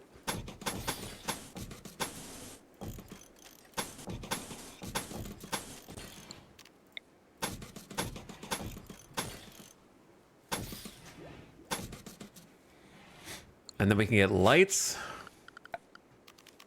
Oh, we got the fancy totemic wall lamps. I never get to use these. So that's cool.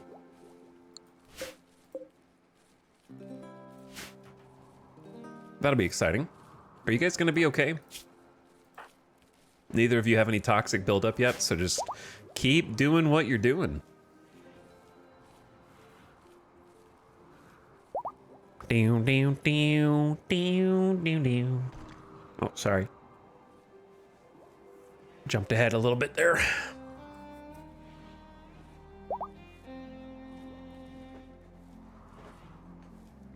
Anyways, chat, how are you guys doing today? This is a Thursday that feels like a weekend.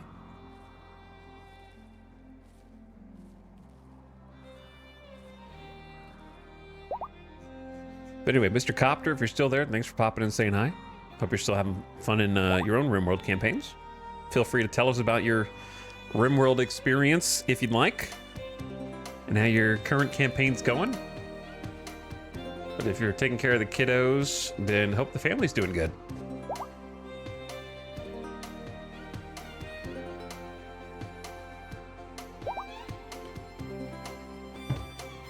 But thanks again, Valkyrie, for gifting us up to Dumba.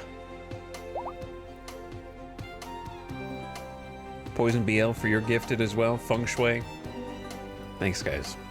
But yeah, it does not feel like a Thursday to me. It feels later than that. Somehow.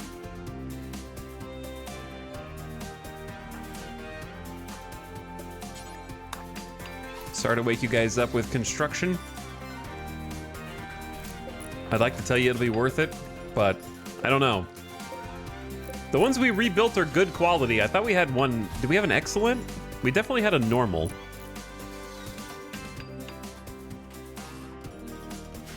This is literally the loudest song in the game. I don't remember if this one's P music.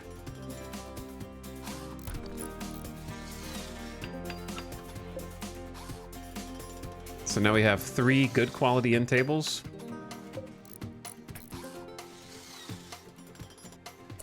And 1 normal. You were so close. But we have an excellent and a good dresser, and this is now slightly impressive. Which is not good enough. We need more. We need more impressiveness. Fire!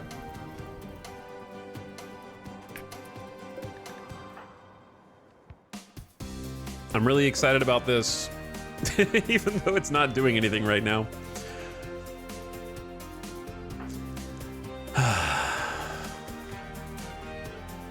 Very excited to have power and not rely on wood, because we're out of wood again.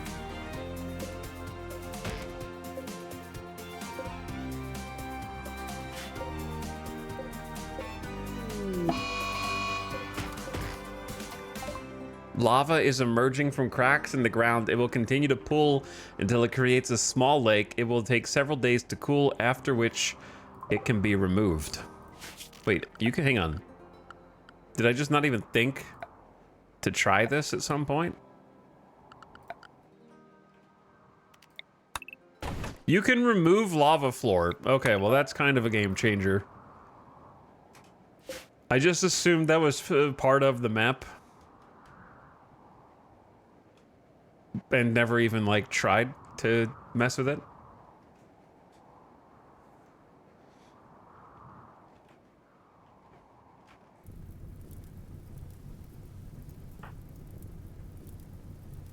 What you doing?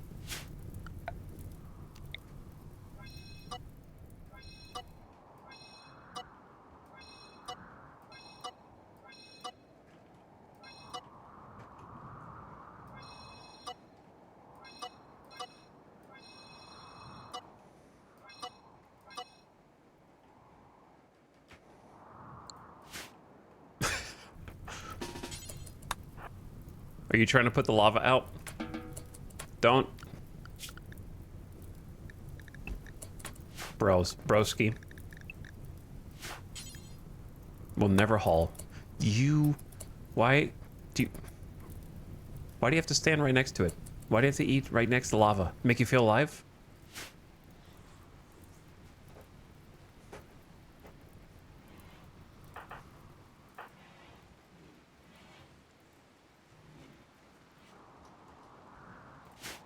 Anyway, that is sort of a game changer, because if we want to expand the base, then the deep lava is presumably the only bits that, oops, wrong button, that we can't remove. So we should be able to have more soil than we thought. So this is where the lava lake is going to start forming. This one has the potential to form a lava lake.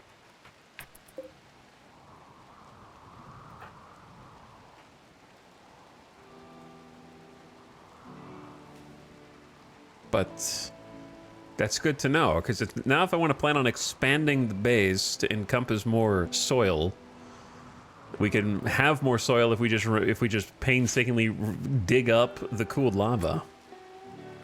Wait, can you haul? Yeah.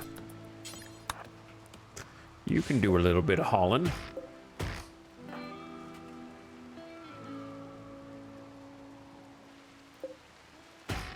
We need to cut some more trees. And bring that wood in until we can get fully electric. All right, what you guys up to? Vexa's going to get the trees. Luge is feeding rice to Hin 1, who is still suffering from the flu and probably researching. We have mined out a bunch of this hall, which probably is good. I say probably because I guess there's more room for bugs and enemies to move around in it, but should be a net positive, I think. Luge is going to help with that.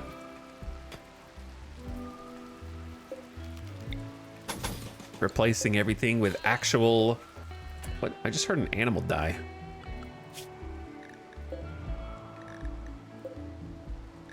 Maybe I heard the iguana fighting the fennec fox. Probably.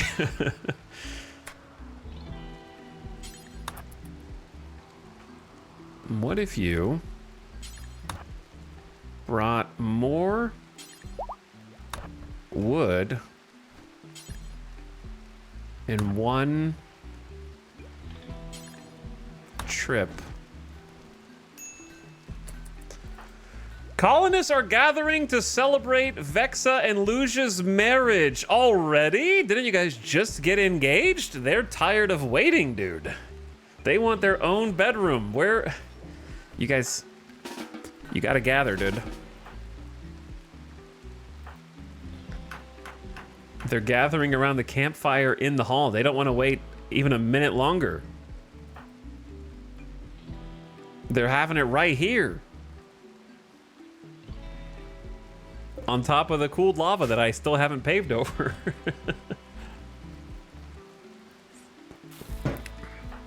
Vexa, by the way, is attending her wedding ceremony with a parka, which I hope is very, very large. It's just like a parka skirt.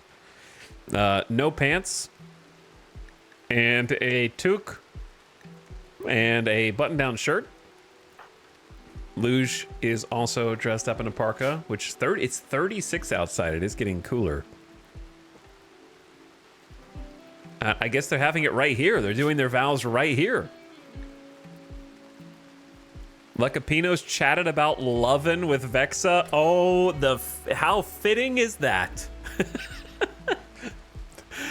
Our ideology forbids physical love without being a spouse first, but it's only mild. I don't even know how they do that because they won't even let you assign them a bed, so I'm not really sure how to even... I thought mild meant that they could. Anyway, they're talking about loving now. Luge and Kalothes chatted about horseshoes. They also chatted about... Luge quipped about lovin' with Kindit. Wow. Kindit maybe giving some pointers as a former gigolo. Giving a few tips here and there for Luge. They've been living on this... in this little cave for... 81 days. So over a year. Vexa and Luge have married, and colonists are now celebrating the occasion.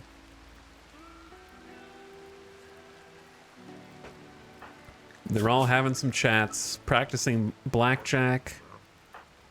Vexa said a word about fat people to Kalothes, and a word about cottonwood trees. Okay, not sure how those are related. Nectaros and Kalothes are talking about parties. Some good parties. Not like this one. This party probably sucks. It's kind of just like a campfire lit interior on the lava floor, but it's home, I guess. Can't really have a party in there, can you? It looks like a social fight has started between Kalothes and Kindit at the party. The after party for the marriage. After Kindit called Kalothes' uncle a bee. This drove Calothis into a rage. Wow, the visitor from out of town started a social fight after getting insulted. So there's a wedding brawl happening. Luge in here trying to break it up as the groom. They are no longer social fighting. Okay, thankfully it was a short one. Calothis just punched Kindit in, or sorry, Kindit punched Calothis in the neck, and then Calothis cracked Kindit's spine. Now this is a good wedding. Wedding drama. Now they're speaking about heel root. That's random, but it's so fitting. Because yeah, you're the doctor. Someone's gonna have to tend you now.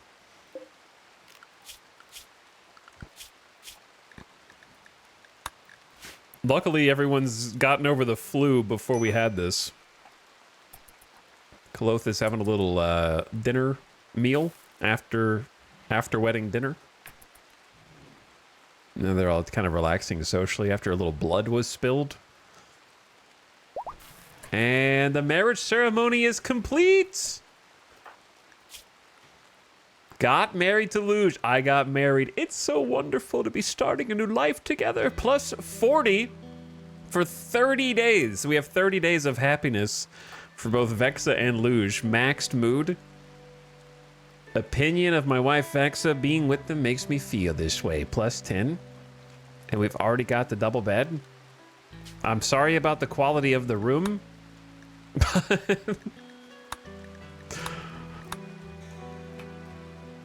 Well, we'll work on that. We'll work on that.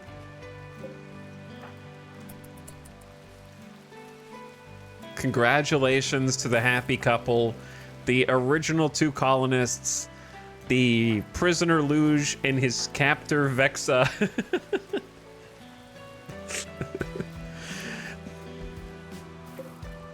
Luge at the wedding ceremony said, "The only thing that Vexa has captured is my heart." And everyone went, "Oh, that's so sweet. Oh, it's so sweet, man."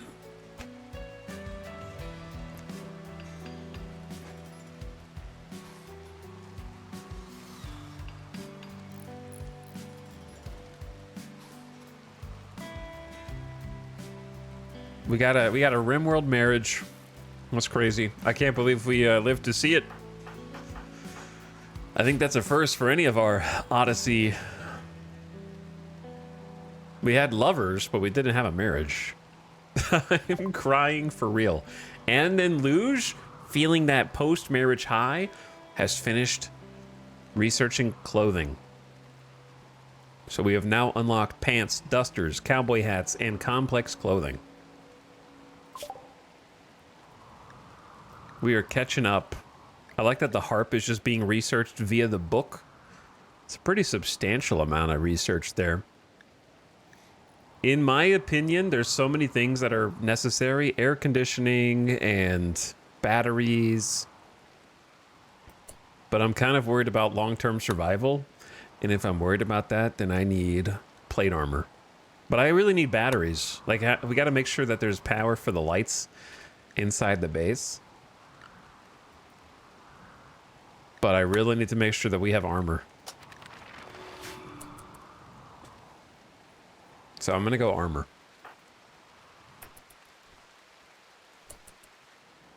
Try and lock that in.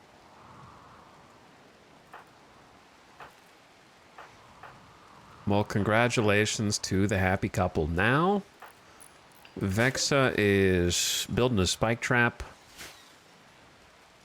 Like, we have this wind turbine. It's not... I need to move this block. We just have too many things to do for one person who's in charge of building... Oh, we need to... Dr. Kindit, I think.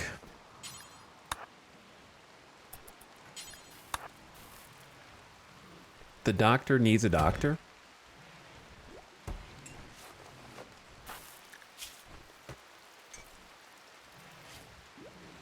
Human head. Calothis head-butted you and cracked your spine, huh?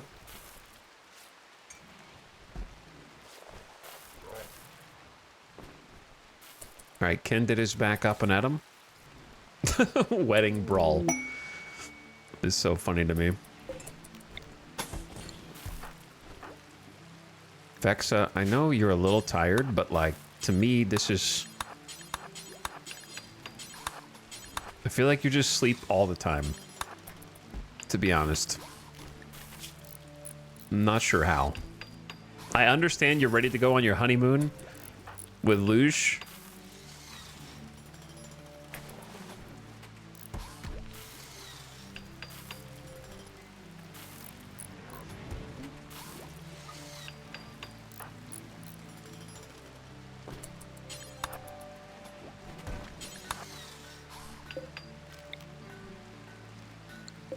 It's a granite door. When did I make a granite door there? I don't remember that.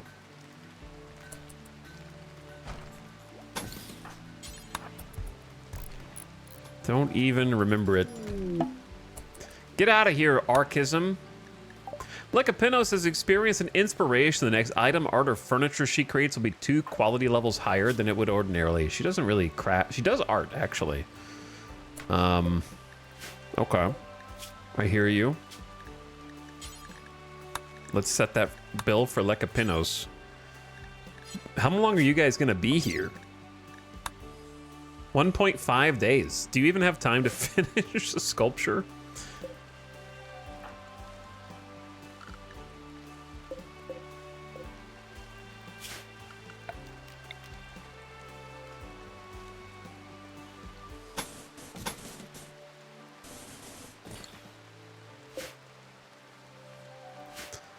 I need to get a light in here, which is a whole ordeal.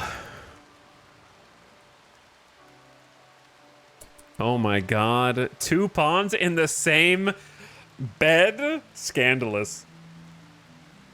Absolutely scandalous. It's a good thing you're married, or what would Molkrath the Emberwomb be thinking right now?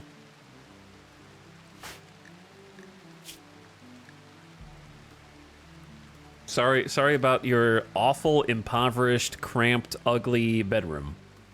Made out of rough hewn sandstone, but at least you have privacy. Which these people can't say the same.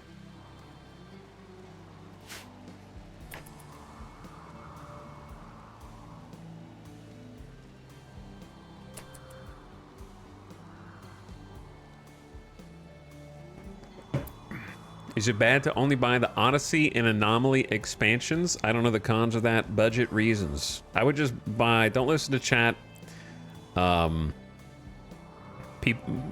RimWorld chatters in the same breath will be like, I don't think Anomaly is good for new players. Buy Biotech, which is a hilarious... to me, I think a RimWorld player meme.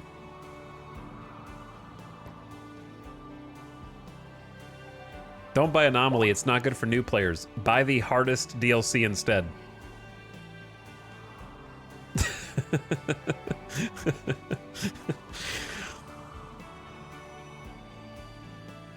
Anyway, I would just get royalty. And then I would get... If you only want to buy 2 and you have none, if you have no DLC, I would buy royalty. And if you like the RP replayability, I would get ideology. Personally. But I would say if you're a new player, I would disable ideology until you've just played with RimWorld with royalty for a bit. And then when you feel comfortable, then turn on ideology, and congrats, you have an entirely new game of RimWorld.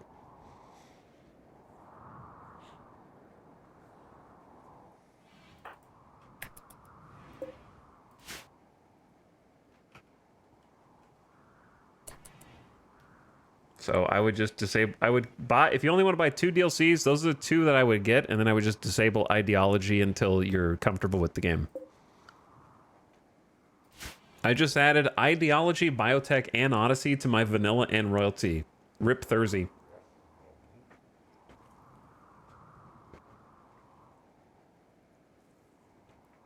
You're in for a lot.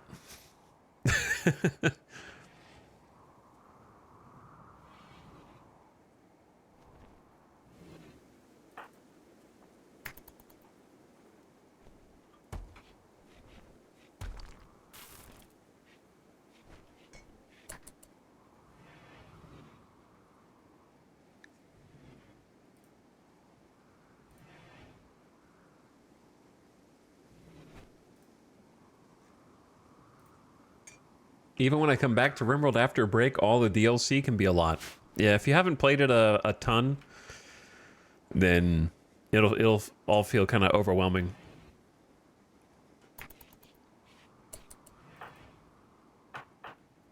Because there's already so much to learn and figure out in the base game. I'm really proud of you guys for cleaning up most of the toxic pollution in here and rebagging it.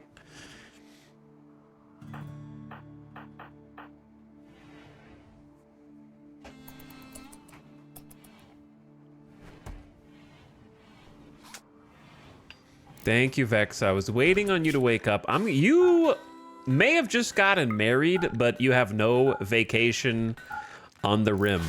I am sorry to report. Let me get your weapon back. And you had a clean flak jacket that wasn't tainted. This one. Oh, wait. Did Kindit yoink it? Or was Kindit always wearing it? Kindit, you were naked, bro. Don't lie. You're Edekin, you were naked.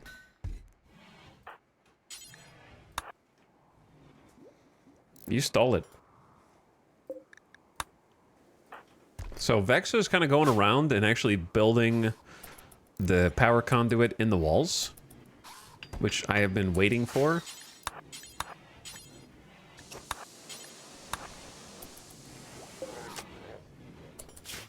So we actually have a through line in here, which means we can now deconstruct these wall torch lamps. Been looking forward to this.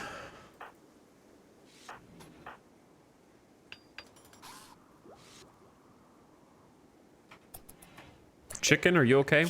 Chicken still doesn't have flu immunity. How is that? Consumers of wood are now gone, except for the campfire.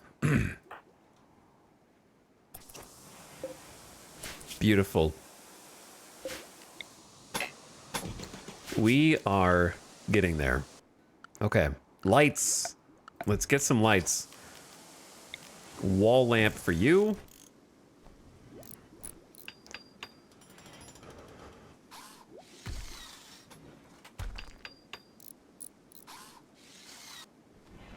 I like wall lamp by the door philosophy, but I kind of like them to be on the same side of the door. This is fine. Our first electric light. It's a miracle of science.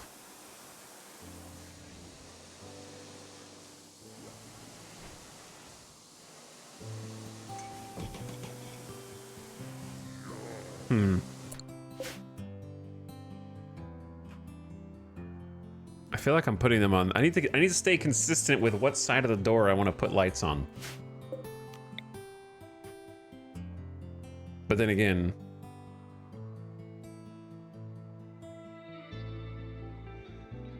like I kind of like this area better. I mean, I probably need 2 lights in here.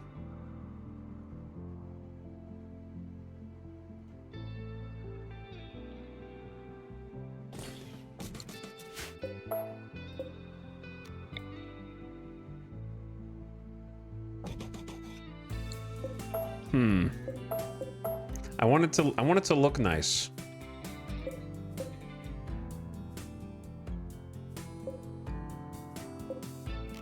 Yeah, we have the totemic wall lamps.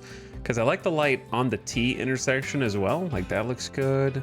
Wouldn't hate a light at the end of the hall over the, Let's just start with this first. Like, that's the best spot for a light in this room for sure.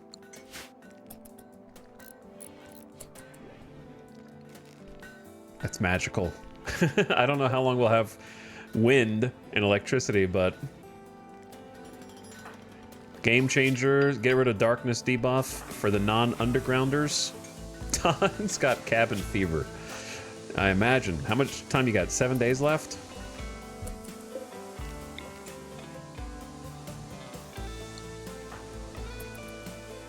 So exciting to have some electricity.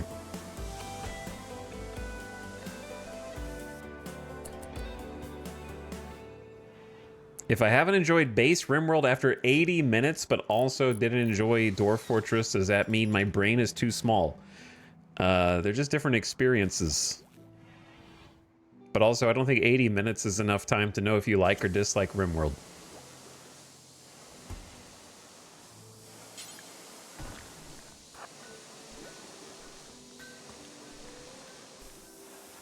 I don't really enjoy playing Dwarf Fortress myself, but I like reading about it. Kind of like EVE Online. I like reading about other people's experiences with it, and I bought it. And I'm happy to have supported the devs. But I don't really like get anything from actually playing it per se.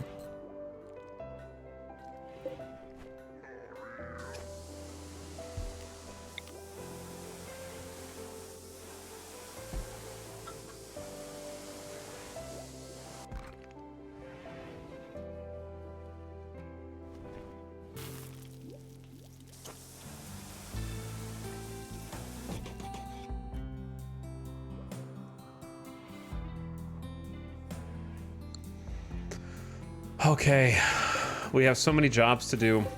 I don't really know what to do first. It's 45 outside. I'm hoping that the potatoes actually get a full grow time. Food stockpile's bad. I need these two freeloaders to leave if they're gonna leave in 18 hours. Have you played Last Train Home? I did not. You did stream the Steam version of Dwarf Fortress? Yeah, the Steam version.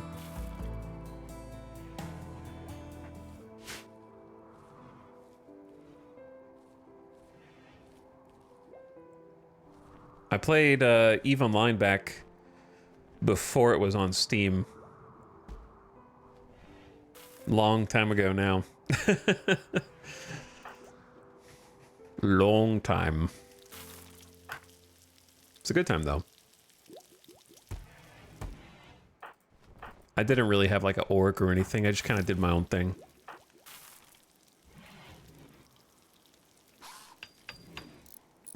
Okay. What do I want to do? What do I need to do? Kitchen. I say we just start digging the kitchen out. I think that is the thing that helps us the most. And it's sort of a large project.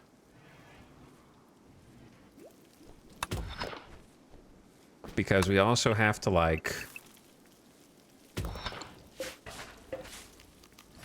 move a bunch of stuff.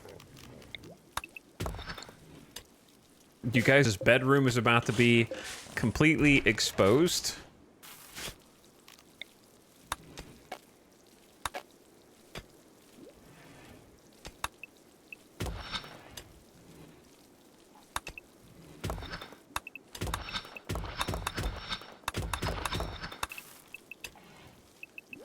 And we're about to be fully open to the outside world for a little bit.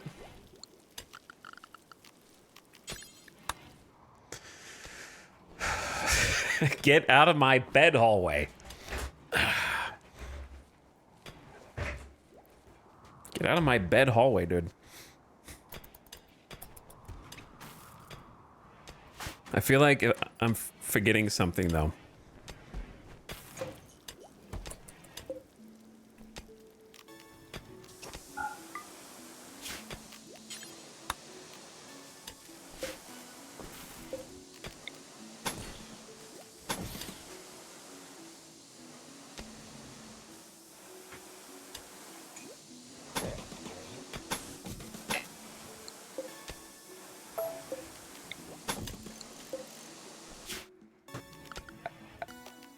There's kind of just a lot.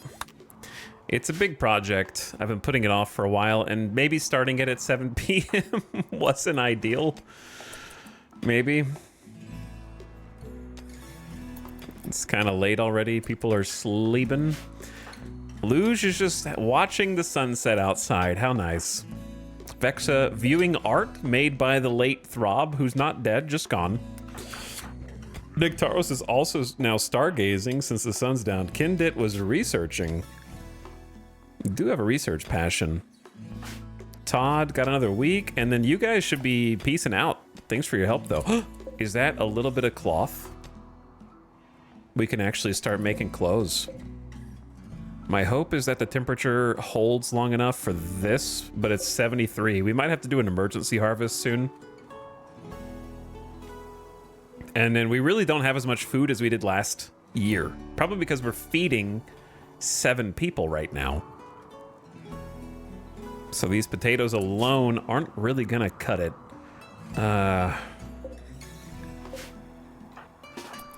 Maybe we do a little late night hunting. I don't know, just to get something.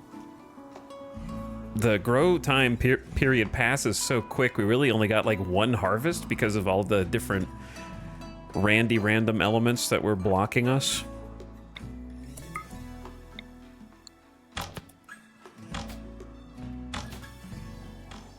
Oh, you did get that last little hit.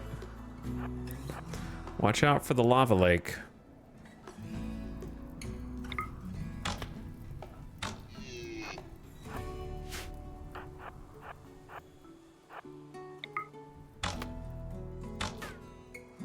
Vexa, you're normally better than this.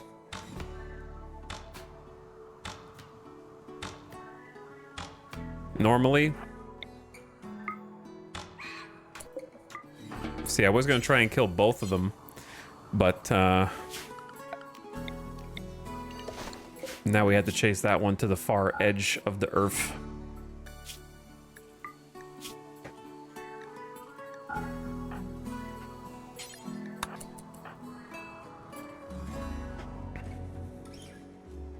Love the cold snap right after planting my first crop in the spring. Yeah, mine hit right before I was about to plant. And then I had volcanic ash covering the sun when that was done. I'm going to Vegas to see the Backstreet Boys. Oh yeah, aren't they playing in the Sphere? What's the best hotel to stay at? You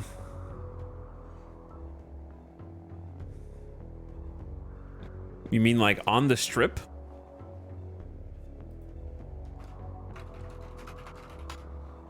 Let me see. I haven't actually been inside the Sphere, but I know that it's like right next to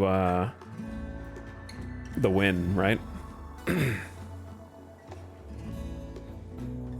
Well, my recommendation was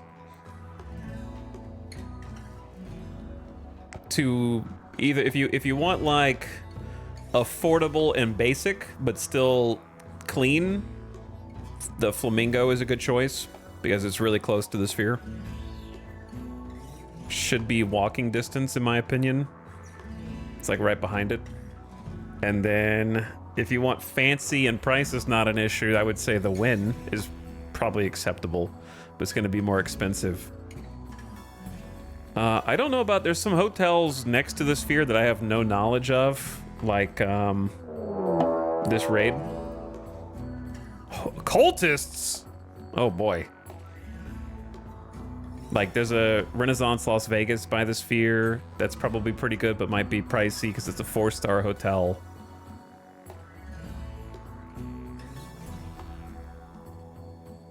But a little bit maybe more expensive than Flamingo is the Cosmo, which will be a little bit longer walk to the Sphere. Flamingo's more convenient.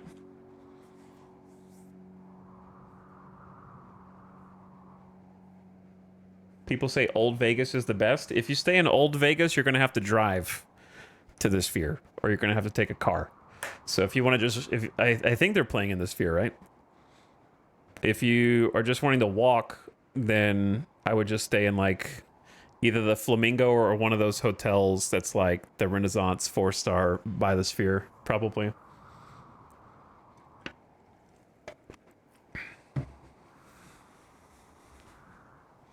Yeah, the Flamingo is a good place to base out of to explore area in the Strip that is very, like, prominent if you're wanting to do a little tourism.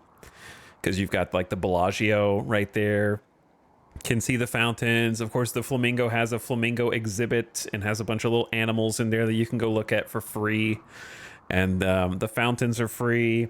And you can go in the Bellagio and they have, like, a little seasonal sort of artisanal plant arrangement that is free to just kind of go in and browse. And Cosmos walking distance. Planet Hollywood. There's some like a lot of the bigger casinos. Caesars are like right there. And the Flamingo's just like a classic, famous Vegas spot with like a decent enough hotel. What do you want? A group of cultists from the servants of Horax have arrived nearby. They intend to use a psychic ritual to abduct a colonist via teleportation. What's up, Fugly? What are you doing here? Sins Vega. So these guys don't really have armor, but they are carrying a bunch of axes. Parkas, robes, steel knives, maces. Well, I guess we gotta wake up and go fight. Colothes, you're gonna need a weapon. I think this is where bolt-action rifle really comes in handy. And then Lekapinos, in case we get swarmed, you take this machine pistol. Kindit with the sword, Nectaros with the sword, Luge with the assault rifle, and Vexa with the great bow. I think that's a pretty solid mix.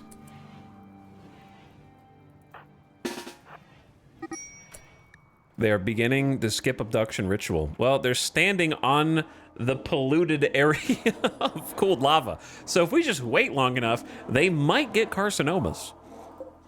And we're gonna play the long game. You might abduct all of my colonists, but you're gonna get cancer, bud. So I'll win in the end. All right, couple things. Since Vex's mood is so good,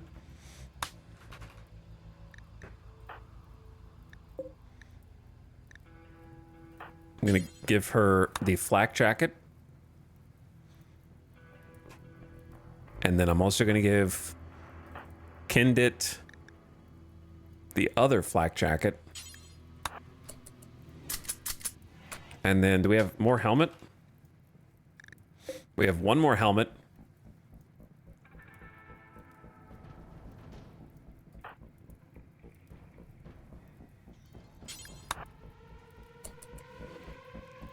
All right, we gotta go, boys.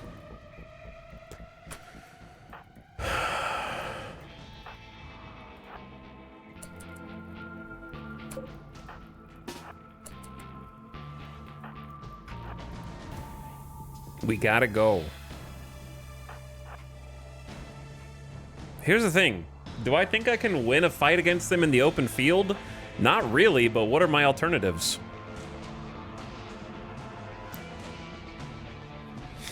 I don't have mortars. I got animal war call, and that's pretty much it. If there was a cool animal over here that could help us fight, that'd be crazy.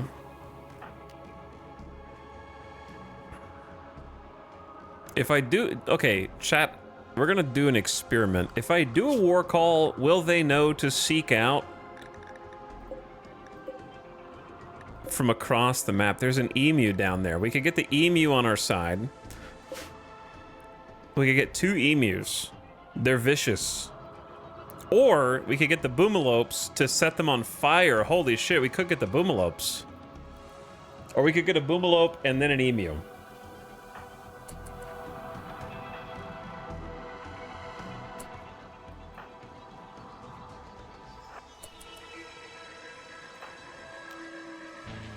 All right, let's start with the boomalope for sure. It's angry. War call berserk. I don't think it knows. Does it know? I don't think it knows. It's just angry.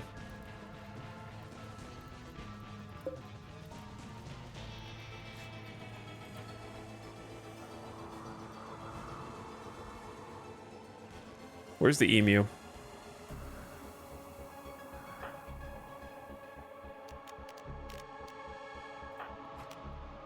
With a powerful bellow and psychic connection, call an animal to fight your enemies.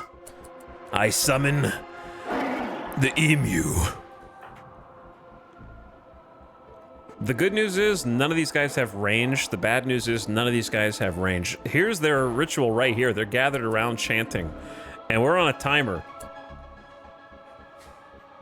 So I think our best bet is get the rangers to go in, try to pick them off.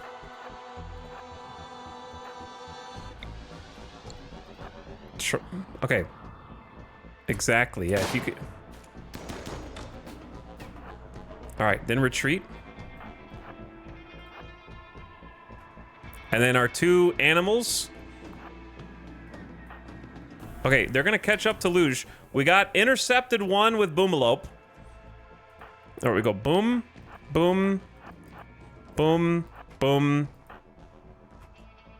Luge, get down. Did I miss anybody? If I forgot, I just want to make sure I haven't forgotten anyone other than Todd. All right, everyone's here.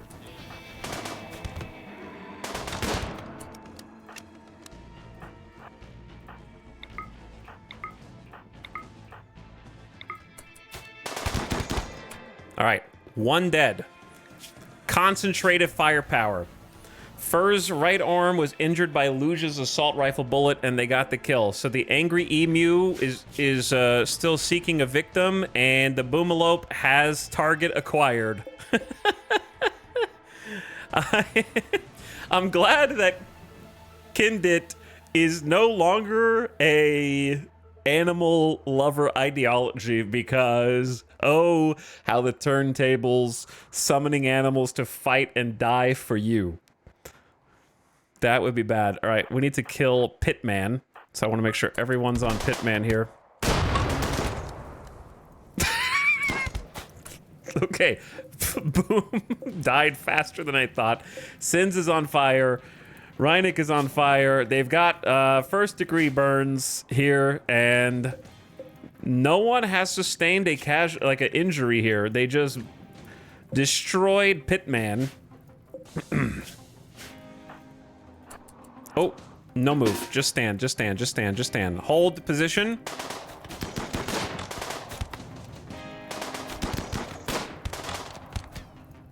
Let loose.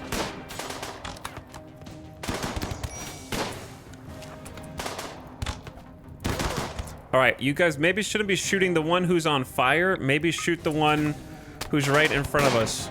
Thank you. Save Kindit. Cut in the torso. And cut with the axe edge in the kidney. Emu down. Emu got clubbed by Shaira. And then there's Sins plus... Oh, and then this person just died. Fire burned them in the neck, and they died to fire, so that's going to be a confirmed Boomalope kill.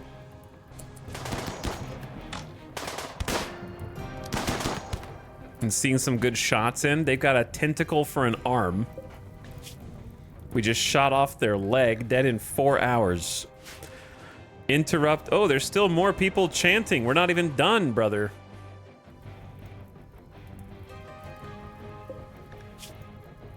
Right leg shot off, dead in 3, dead in 10, dead in 7. We have to see if there's anyone worth saving.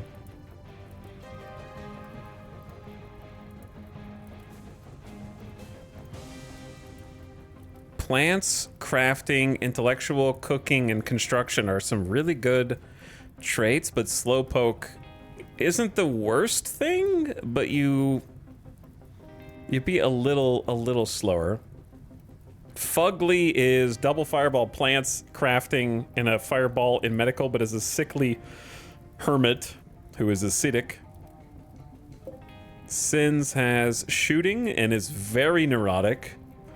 Huge global work speed and not much else. And then Shaira has another slowpoke, but combat plus construction and cooking.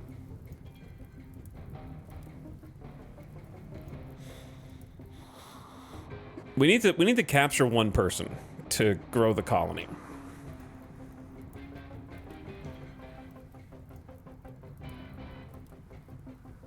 But who?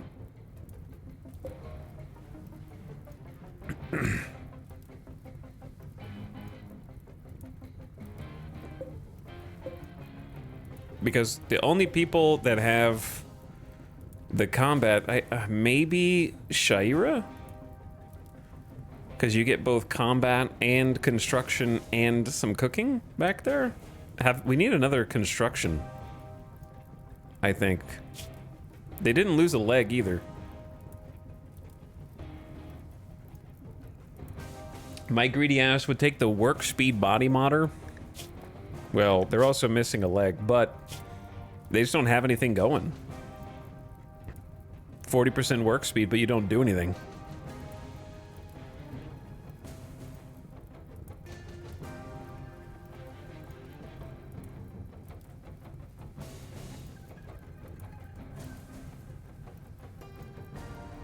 The tin plants and crafting, dude?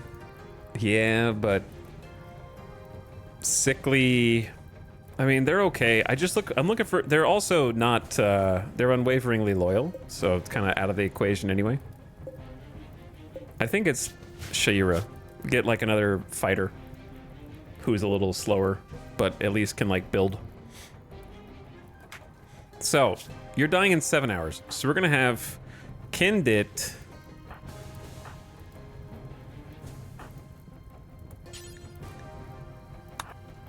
Get tended by Vexa.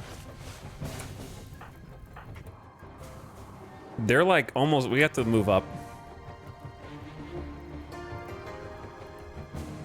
Because they're gonna complete the ritual soon.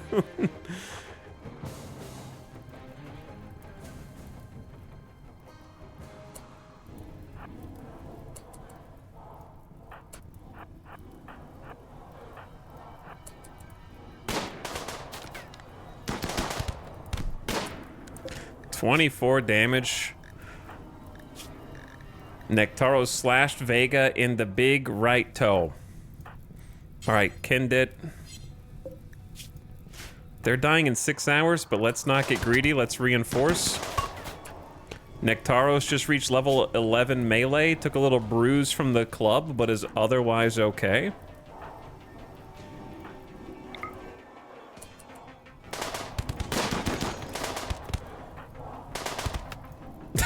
Nectaros chopped Delicious in the leg viciously, and they die. Delicious vicious.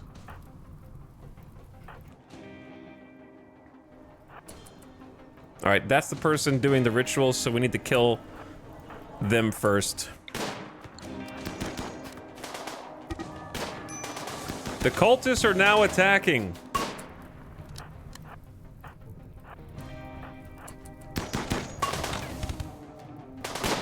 Let them have it, boys. Let them have it.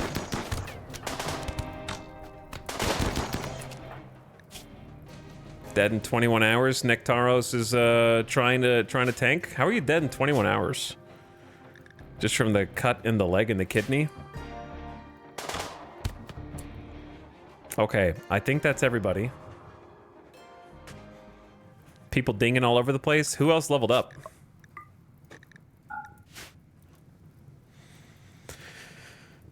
All right, let's see. Shot off leg, dead in 2 hours. Neck bleeding. Having a nice mix of melee and ranged just wins. Oh, that's why they hit Nectaros so hard.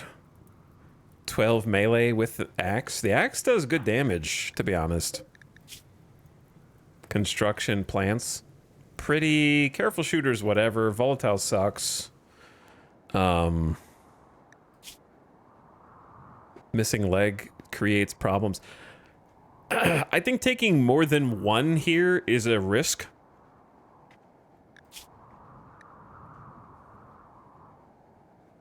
And I also kind of hate volatile. So I think we just ignore the 2 hour missing leg and go back to the original plan, which was Shaira. Could be either one. Jake's dead in 2 hours, missing a leg. We might... We'll see.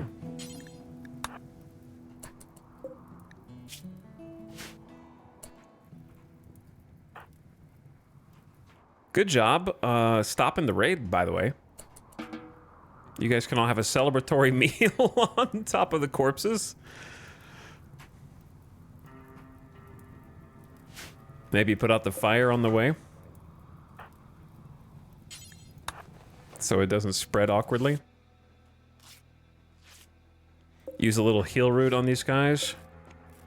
I feel like 2 colonists is kind of greedy.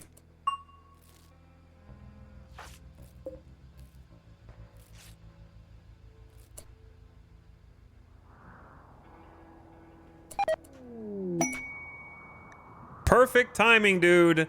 Imagine if we took a little longer to execute that raid. Lecapinos thanks you for allowing her to stay at boiling point for these 13 days. She is now moving on with her people. Wait, you're taking my weapons. That's my machine pistol. And my bolt action rifle, bro.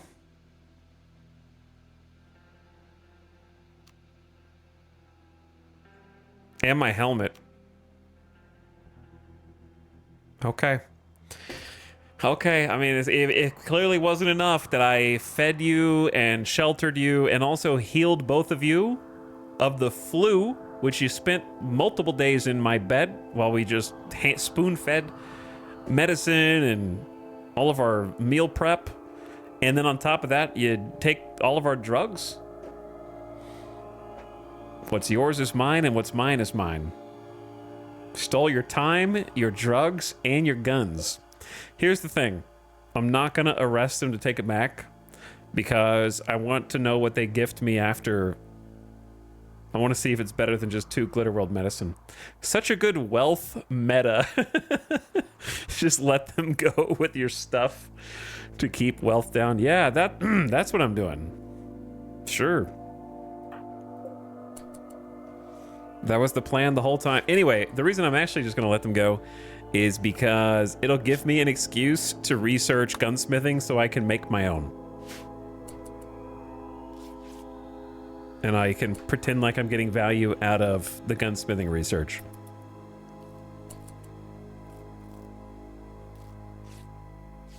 I'm just happy that we finished the raid before they left in the middle of it. Okay, so now that we're done with the raid, there's an ad that's incoming right now. So prepare yourself for a quick ad break. How do you do that? How do you do that? I don't know. I didn't know that this was going to happen. So if you want to see what it is and what's going to happen, you're going to have to stay tuned until after this quick 3-minute ad break, because I was just going to take a little bathroom break. Every time you say something, yeah. Every time I say something. It's crazy. Lashley, thank you for gifting a sub. I appreciate the gift sub. And Johnny Guitar Hand with Alien Please in chat for 15 months. What's up, Johnny Guitar Hand? Randy's awake. He's listening. He knows. All right. I'll be back in just a couple minutes and then deal with whatever this is.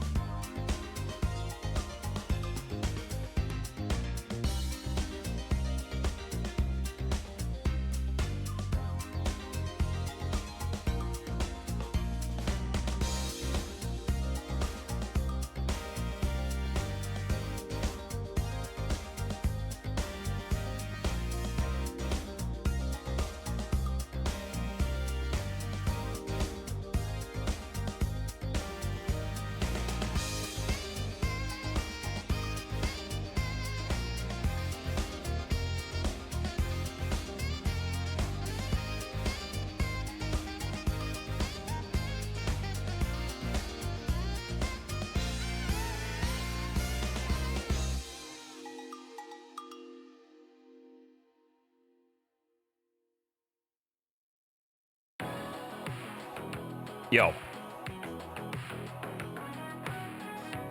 I do like that song.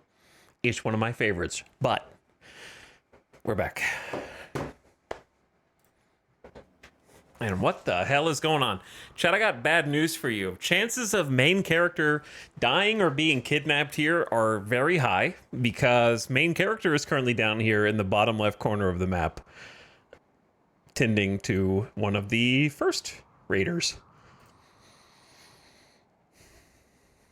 The Vaskaveth Flamehome. Luckily, it's okay. It's a group of imps. We haven't even seen that. They are attacking immediately. Of course they are. 6 of them. They can all breathe fire. The good news is they're at the other end of the map. Thank God. So. We have multiple conundrums here.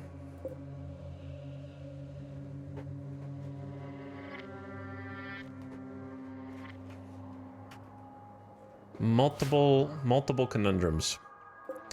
They've all got bows and a couple flame bows. We do have like some traps around the base, so the base does defend itself. Nectaros is still bleeding. Them and Luge are kind of like on the way back, so they're gonna have to just like chill here. I think Vexa picks up the person and starts running, and I think Kindit picks up Jake and starts running. Oh my God, they're so fast. Fire spew. Carriers of this gene can spew flammable bile generated by a special organ in the neck. The bile sticks to anything in a small area and can ignite people, objects, and the ground. They have a weak immune system, slow healing, very fast runners, plus 0.4 move speed. That's a problem. They are fire resistant. Their melee damage is halved, very weak melee. They have freaking horns, and they're bad with plants and animals.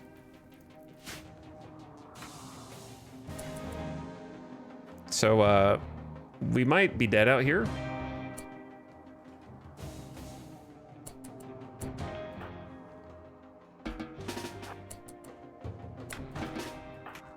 Well, I gotta leave these dudes. Because we're faster without carrying them. Who's gonna get here first?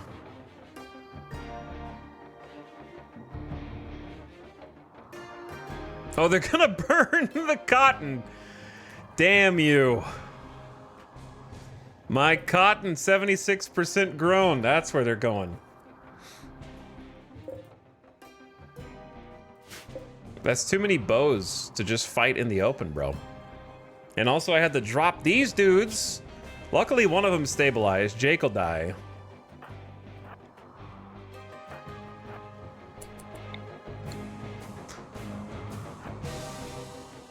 Oh, maybe they're coming this way.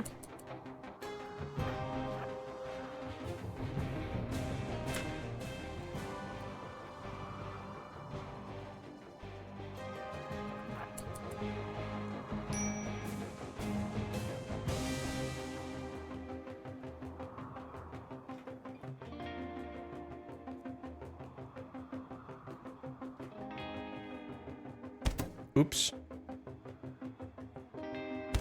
Oops. I didn't go inside there because I wanted to try and lure them around the base. 2 are down. Problem is, of course, I know Nectaros is still bleeding.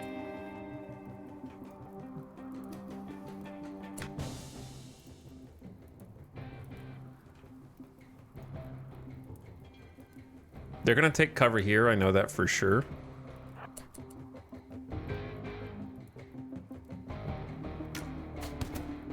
All right, 3 of them are dead.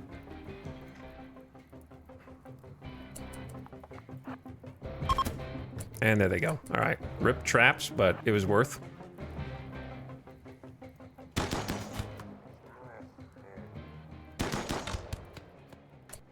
Got a couple shots in the back to remember us by.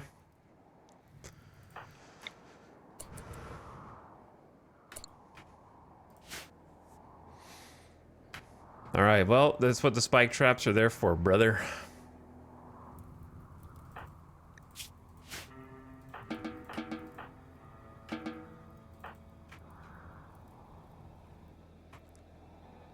Now let's go rescue you. I'm just, we lucked out just because they started at the top right. If they started at bottom left or left, we're in big trouble. Big trouble. You can put this out if you want.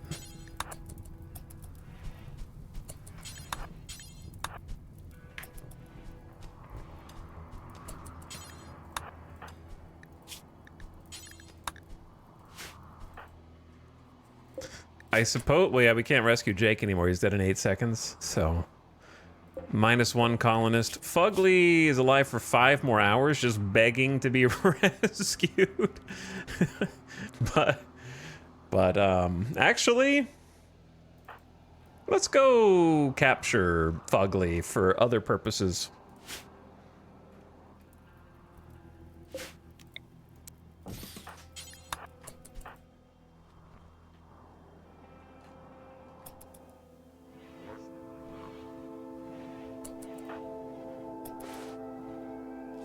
Are you using medicine? You can use the medicine. All right, make that for prisoners. And then luge.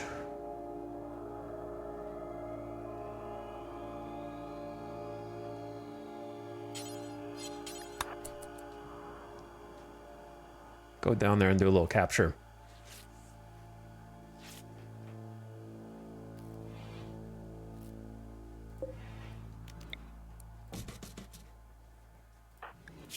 Okay, you're good now. Nectaros, good quality 10. I like that the power is only on when the wind is blowing and it's not being blocked by this granite wall.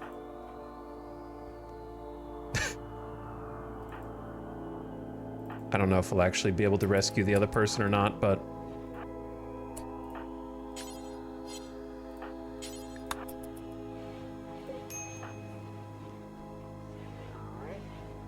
Not my top concern. If we can, great. If we can't...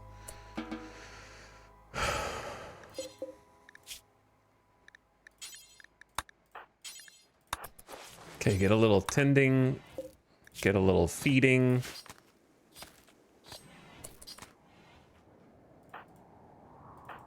Luge is coming back. Fugly's dead in 2 hours. So I'm gonna get Kindit to come out here and meet us halfway.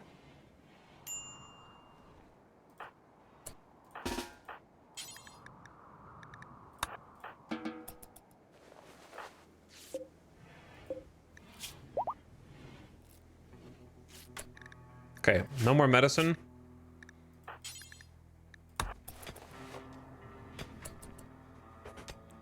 Woo! That was spicy. That was spicy.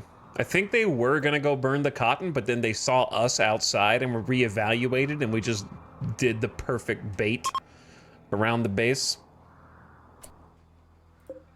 This is now all a prison ward, apparently.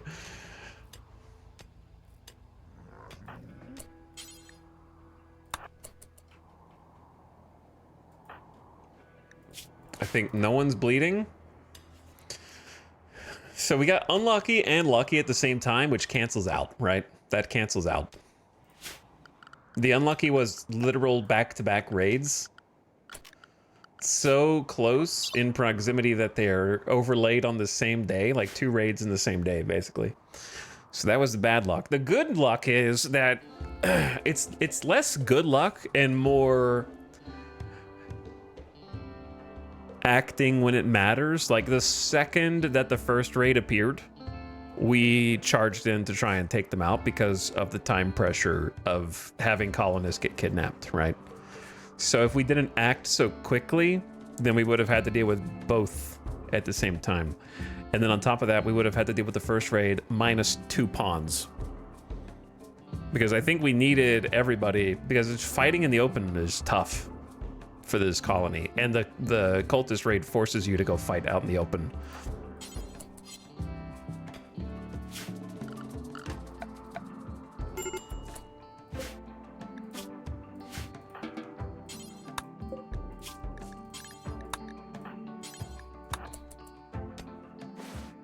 Okay, do some tending.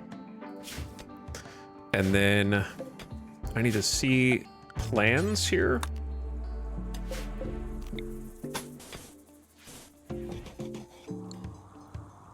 I need more plans, but we'll get to that. I need you to build a wall, please.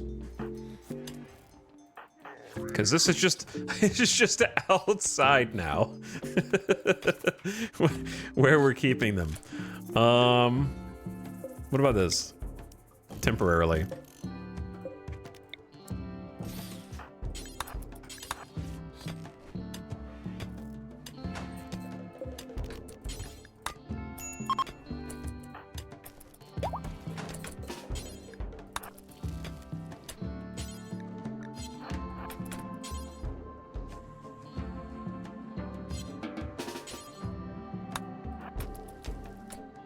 Oh, you... What? I thought you were escaping. I guess this is walled in, so you can't escape. How do I move you?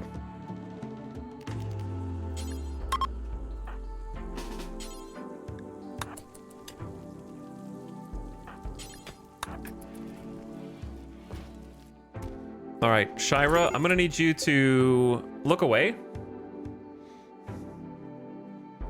Because this is what's gonna happen to you.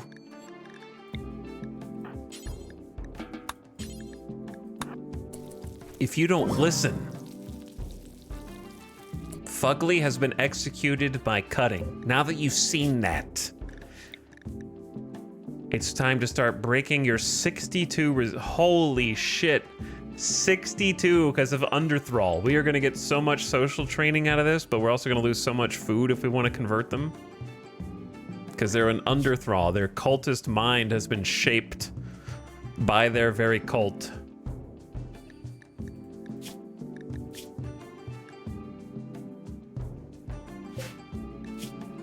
They've got inhumanization. This person's mind is dominated by the psychic pattern of the void.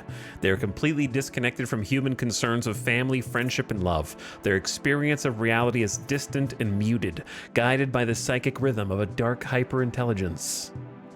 So they get an automatic social interaction sort of debuff for that. Their minimum comfortable temperature is negative 28.8 Fahrenheit because they're dehumanized. Minus 50% pain, so they're harder to take out as well. Harder to like knock out. So we're gonna start converting to ideology first. The reason why I murdered Fugly is because our ideology is execution respected if guilty. Because we had a guilty prisoner in the form of Fugly here, who was also incapable of being converted anyways. Everyone of our ideology gets a nice +3 for guilty prisoner executed for 6 days. Justice has been served. And I think it's especially fitting that it's cultists because we can't make the cultists like us, right? So releasing them wouldn't have any benefit either. So take them out. Get some mood points.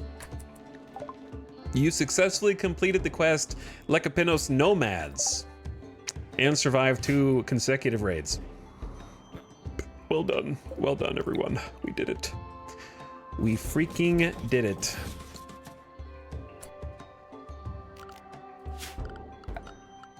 It's very spicy.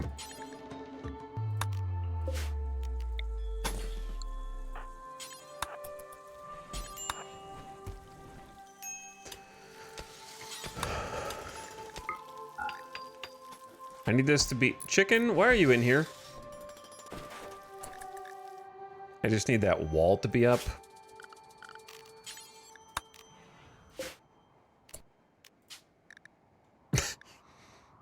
You guys are gonna have to sleep in the hall for now, I guess.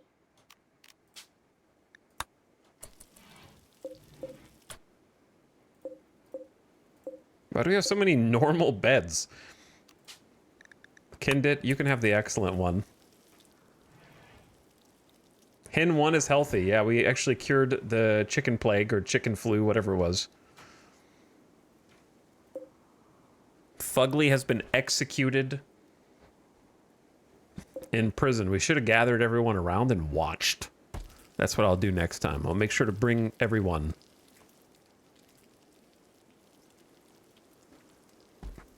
And we need to rebuild some spike traps as well.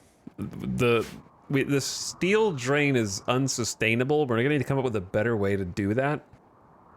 But at the same time, 4 of my guys, 2 of whom were injured, versus 6 fire-spewing imps was not going to end well.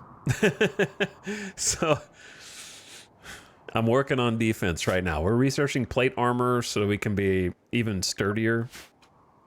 And then we got helmets.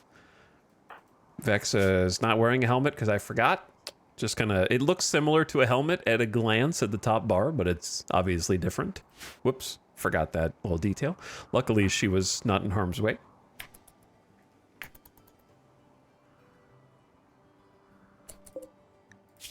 And now we get to rest for a little bit and try and lick our wounds and shape up for the next bout. A beautiful aurora is lighting up the sky. The undulating colors will boost the mood of anyone. No one's going to be outside to see those.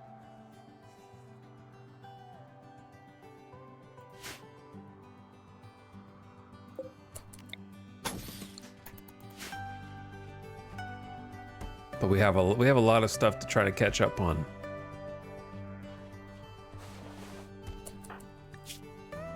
Got double asthma. Goodbye, Aurora. Come with me, chicken. Taking those dead dude flak jackets was useful as well.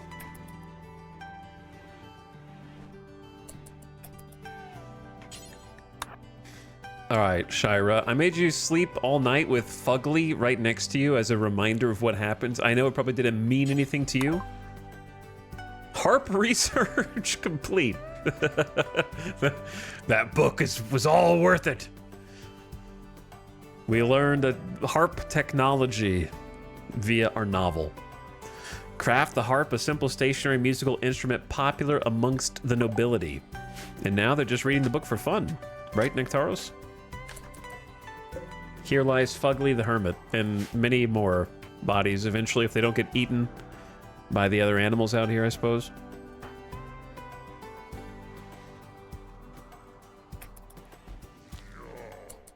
Electricity just kind of pops on and off when it feels like it until we unlock battery tech. Well, they're not going to be too hard to convince to drop Nightmare Deep, which is their religion.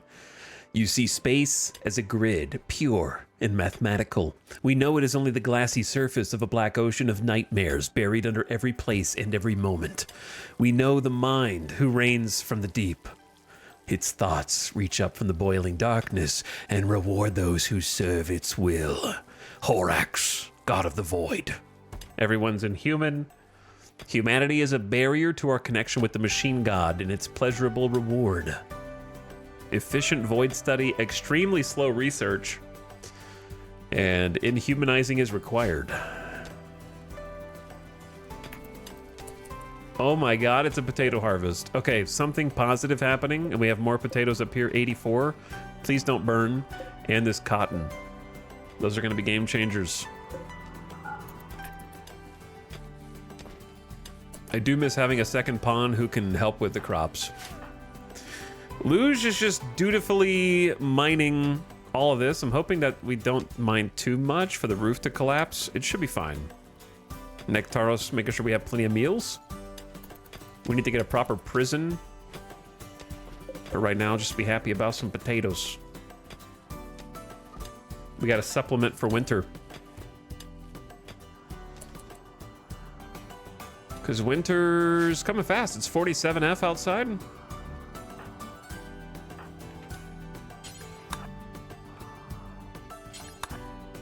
Actually, if you just haul that first. We can grab both on the way in.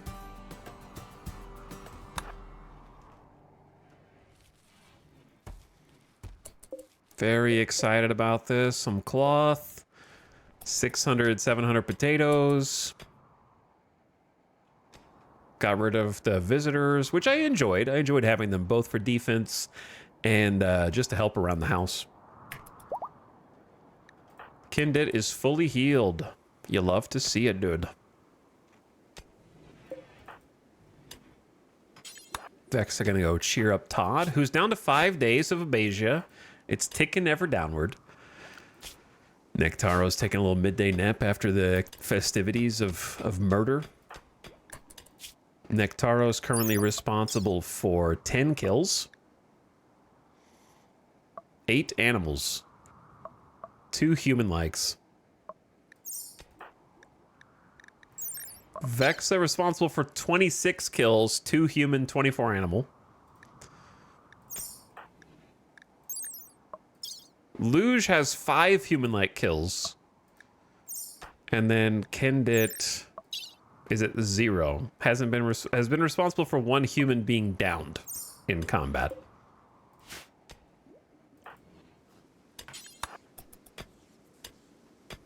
Hello, Shira. I know that you probably don't understand most of what I'm here to talk to you about. But I will talk to you nonetheless. I think just having someone who is a slowpoke is whatever, but an inhuman fighter with high shooting or melee, plus some construction and cooking backup are worth. Small, but worth. Rip dead husband. Jake? Wait, that was your... Did we just kill her husband right next to her? No, that was Fugly. We did kill her husband right next to her over here, though. Jake, the explorer, is right there. That was the other... They were both slowpokes. We were actually going to save Jake. That would have been so funny if we saved both of them and we just had like 2 inhuman sort of monster people who were married in our colony. But we had to drop Jake in order to get back to base before the imps got to us. Sadly. But that would have been so cool. Missed story opportunity thanks to Imp Raid. Anyway, we'll bury Jake eventually when we get to it.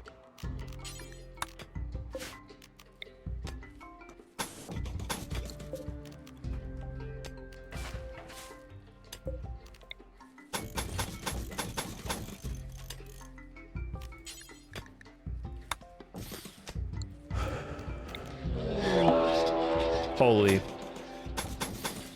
No chill, man. Some sort of psychic wave has swept over the lands. Your colonists are okay, but monitor lizards in the area have been driven insane. There's quite a lot of them, actually. There's like 5, dude. Include this one's like right... Where is everyone? Are you guys inside? Thank God we're all like in right now. Maybe we go down here, actually. And just beat their ass. Don't step in the trap, please. All right, Nectaros, Kindit.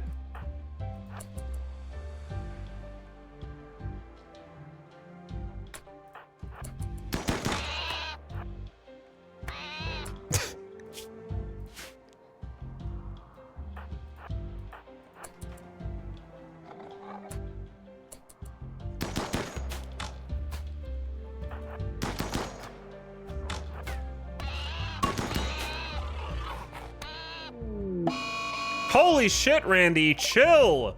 A cold snap has set in. Cold snaps can quickly kill by hypothermia. Be sure to build a heated space to survive. Wear appropriate apparel and try to harvest the crops before they freeze or die. This is a second cold snap in the same year.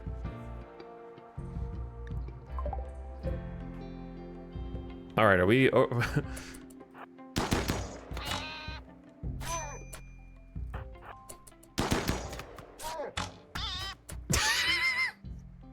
Bonk. Are you, Kindit, are you getting wrecked by this monitor lizard, brother? Did you get poisoned? They have toxic buildup teeth?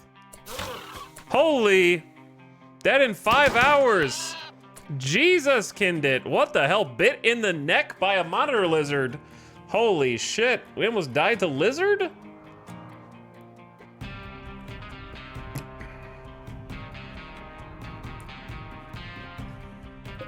I know they're big, but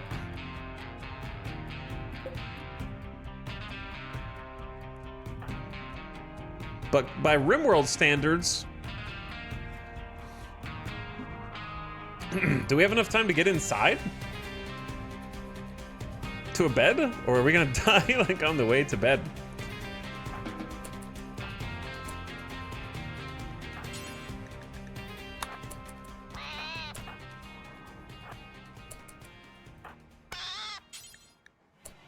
Wait, is there another one?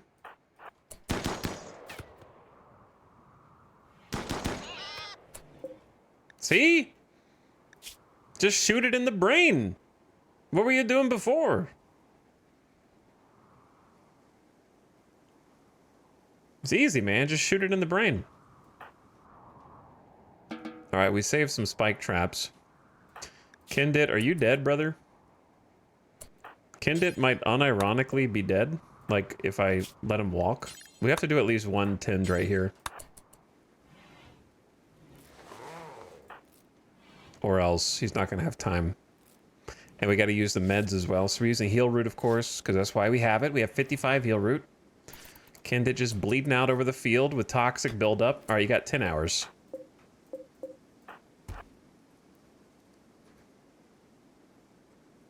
Okay. Someone's got to pick that up.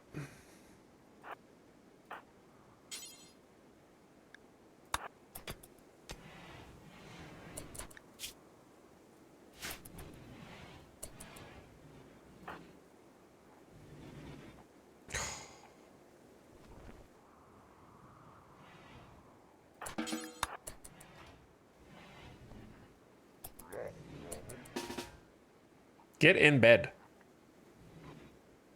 Go.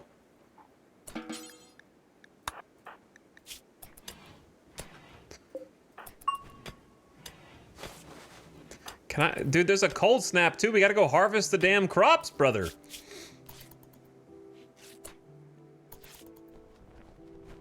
Thank you for patching up Kindit. Now we gotta patch up Nectaros.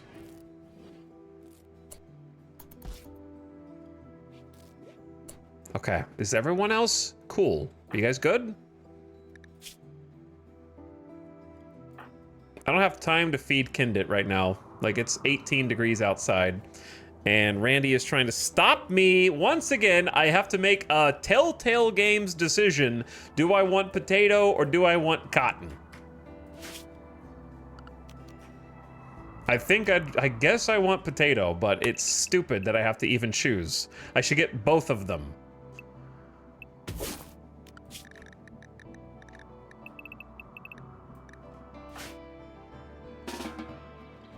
I don't even know if we'll have time. It's already cold enough to kill all the crops.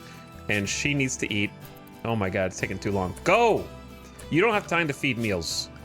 You are now plant cutter number 1. You are no longer a warden. Let the prisoners starve. I don't care.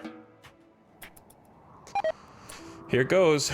We literally didn't even have time to go get these. It's all dying right now.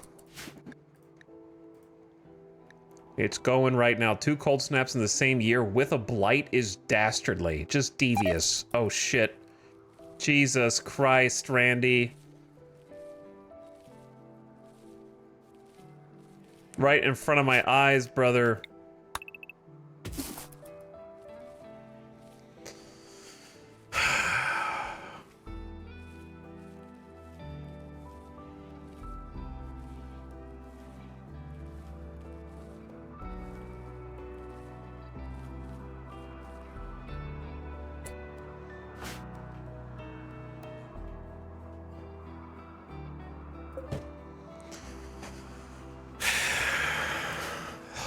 The whole field. This is it. That's all that's left of the whole field. It's gone. Whole field gone. Deleted. I want clothes, man. I only got 191 cloth to add. I guess I have 179 in storage.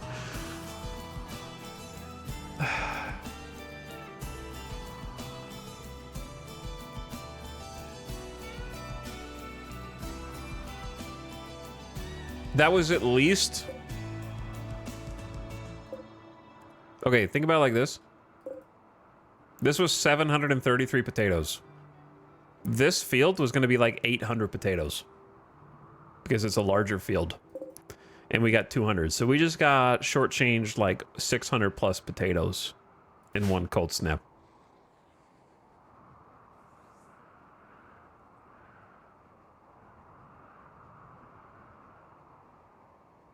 That was a roller coaster, literally from, oh my god, a second harvest to it's all gone in a matter of minutes.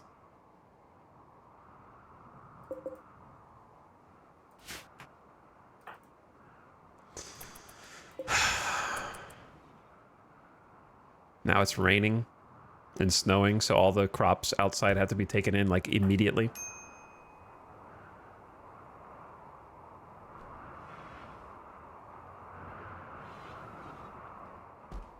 And then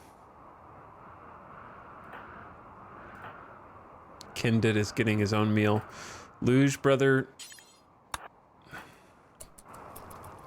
I guess, yeah, don't let the prisoners starve, but it is 22 in there. They could die hypothermia. There's no time to do anything, man. We gotta pause cooking because it's so dirty in here. You're gonna give everyone food poisoning.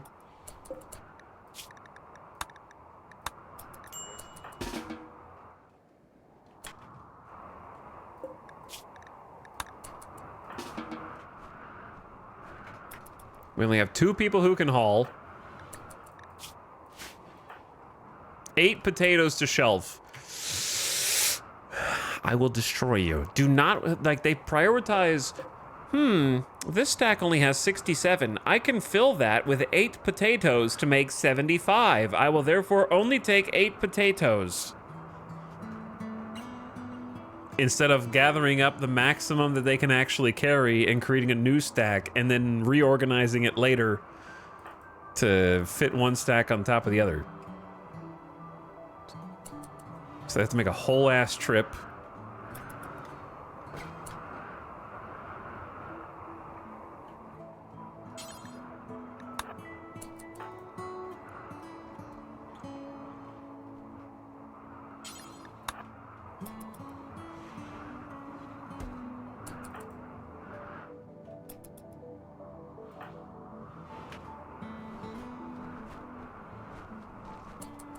The 75 and 67. It's also going to be cold as hell in here, dude. It's 16 in here with Shira, but she's inhuman, so it doesn't matter.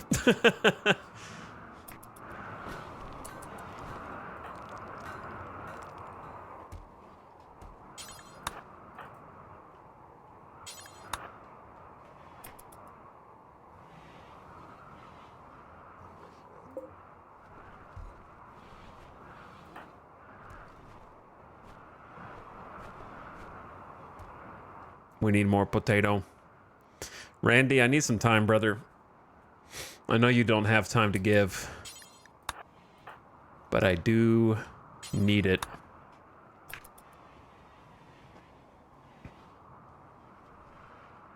Did you just pick up 8 potatoes again?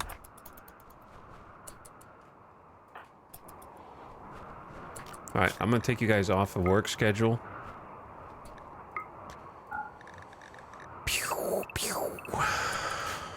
Got all those. They're gonna deteriorate rather quickly.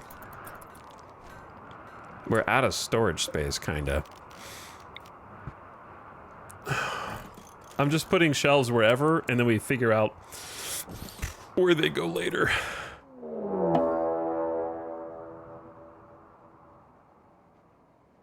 That's not what I meant by more time. I didn't mean more free time away from this colony save. I meant like time in between things.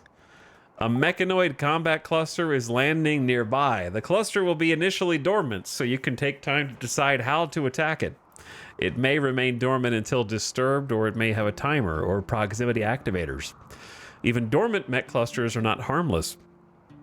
A dormant mech cluster may assemble mechanoid attackers or have some broad negative effect. Have you had even a single day since the cultists? The good news is that since there's been so much stuff, we've got Raid, Cold Snap, Psychic Wave. This has got to be one of the smallest mech clusters that's ever been formed, because how much gas in the tank can he still have? There is a fucking centipede there. Holy, there's a centipede? A mech loot box. We got a Scorcher, a Cyclops with a beam repeater, 2 Cyclops, a Militor, and 3 mini sluggers.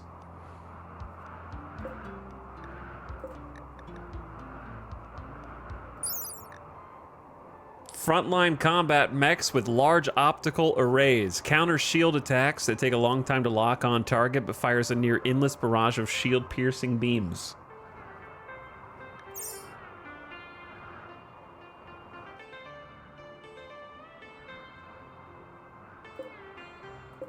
Proximity activator. We have 11. Basically, we have 11 days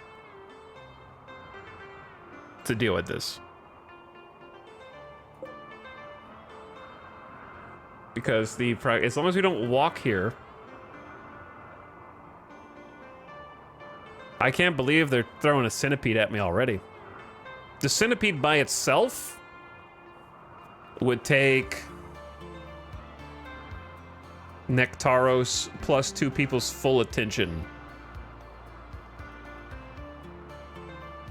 for a long time. For a long time. The Cyclops is difficult if it's left. If it's the only thing you're fighting, it's probably not going to be a big deal.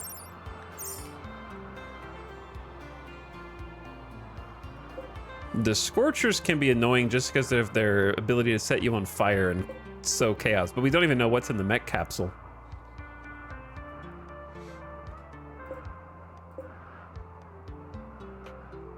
Okay, so I need to create a new zone called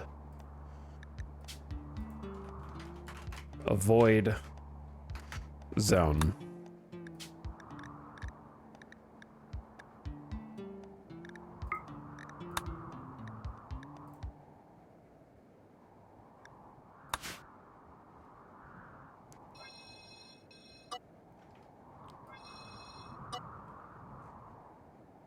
As long as you give it a wide berth and don't go in this red area, they won't wake up for the next 11 days. We could take a moment to try to figure out how to deal with it, or it may deal with itself eventually. But at the moment, we just ignore it. Chaos, man. Chaos. Whew, lad.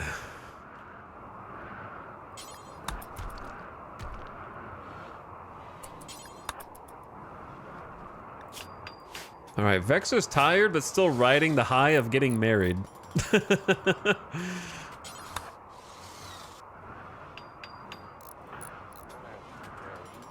It's 27 degrees in here, brother. It is cold. -8. We don't have heaters, and we don't even have consistent electricity. I can build a heater, which I'm going to do now. I wish this room had a little different, like one extra spot.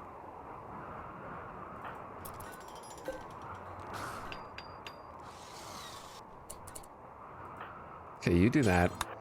Build a heater.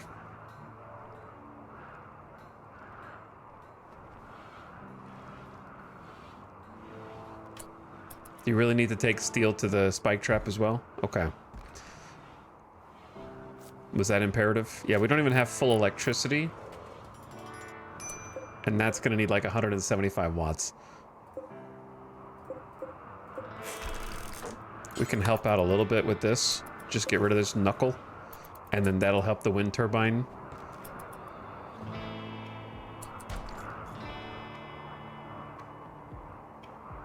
See a jump from where my mouse is to there. Now it's going up more. It's cold outside, brother. You guys are just sleeping in the damn hall.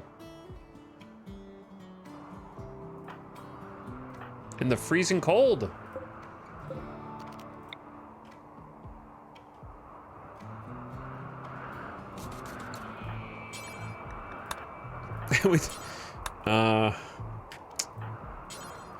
Do we have wood for the campfire? A little bit. Get the campfire on. Get a second heater up.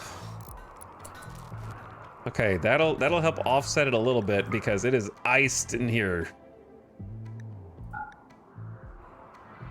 Cold, cold, dude. It's 2 degrees Fahrenheit outside. It's extremely nice that we have any electricity at all, but only while the wind is going. Fire plus heater will help.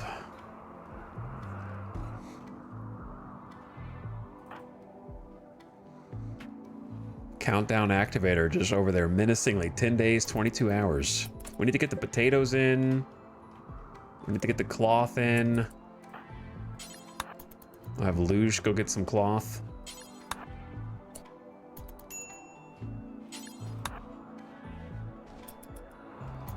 While Vexa rests.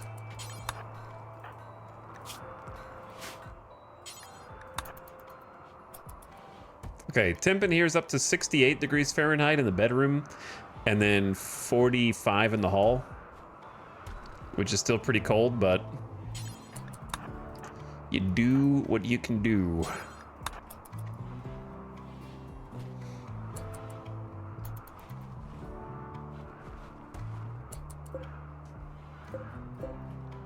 Had to for sure save the cloth as well. All right, Vexa, can you... I know I'm asking a lot. Build this granite wall, actually. This is probably the most important.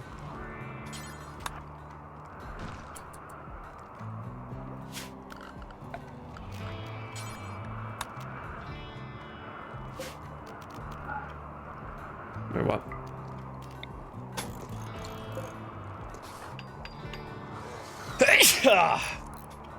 I am allergic to all of Randy's bullshit.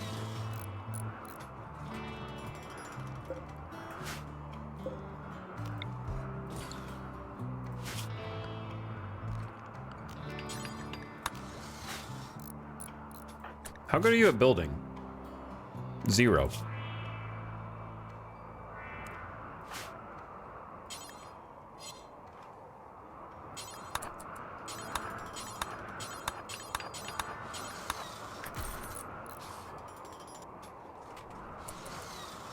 All right, is anyone starving? Anybody dying? How's Todd? Todd is fed. Todd's got 4 days of abasia. Nectaros is like, I guess I'll do art, which I think is fine, actually. Well, yeah, you're not, whatever. We'll just make it where you only do 1. You're not really good at art. I don't know why you're even doing it in the first place.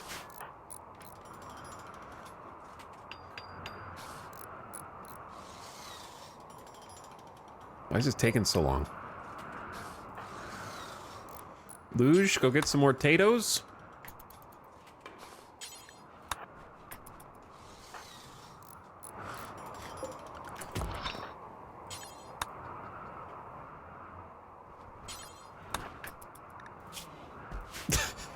How much can we take advantage of the just got married?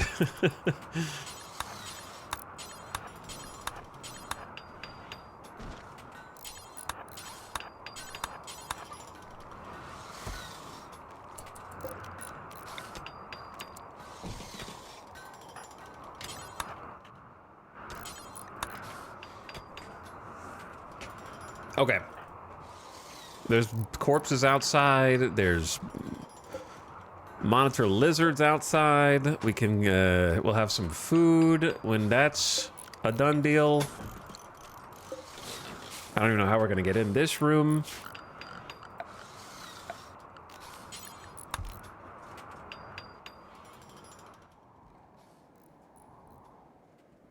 They also made it where the blueprint automatically gets deleted when you build something on that tile, which I think confuses me more than anything. Because I'm like, wait a second. Where was everything supposed to go?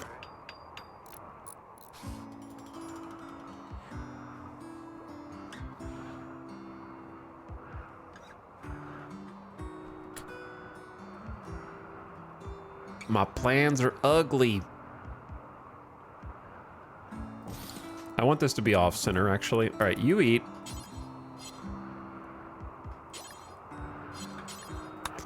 Then work on this. Wait, no, you have to work on the door first.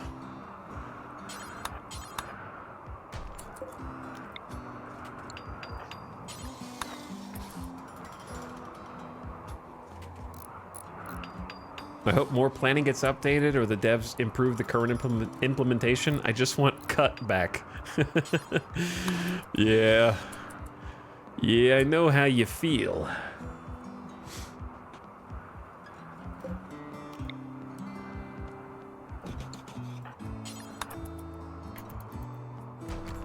I know how you feel. All right, there's a vent.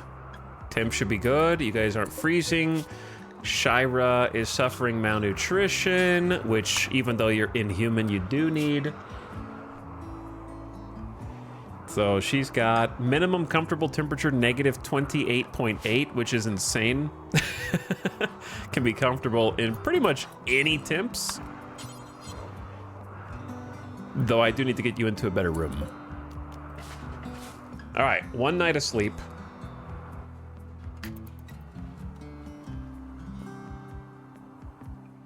And then we need to clean this mess. Kinda just had to brute force this,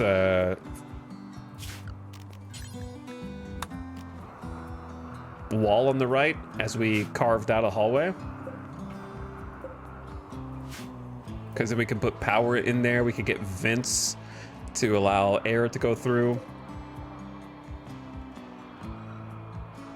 And also it shrinks the hallway as a room. Considered a dining room right now. So if I tell them, ooh, found a little free time, did we? Next to the rough-hewn compacted steel and sandstone. A little time for some lovin'. There's nothing like a tumble between the sheets to lift the mood. 3 days. Executed guilty prisoner for 4 days. Being with them makes me feel this way. Plus 10, got married for 25 days. High expectations, plus 6. There's no reason I shouldn't have the things I want. As the Blorchwind Oracle, I know which thing you want, Vexa. That's for sure. Made that much clear. But we've got a lot to do. Every female colonist smiles with contentment as a distant engine of happiness is stirring, projecting a psychic drone onto the site through an orbital amplifier. For a few days, some people's mood will be quite a bit better. Did you will that into existence?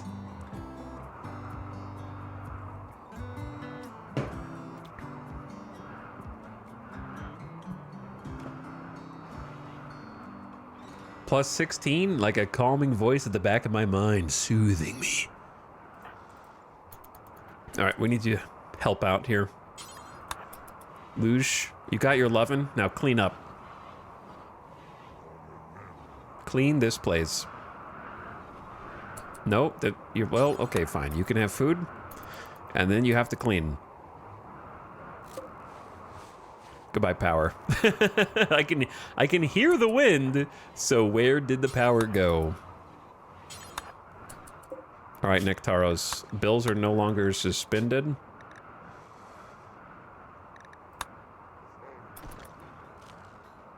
And the hallway is somewhat cleaned. Ish. Not really, but a little bit. I'm going to pave it. I just haven't had time yet. That's all.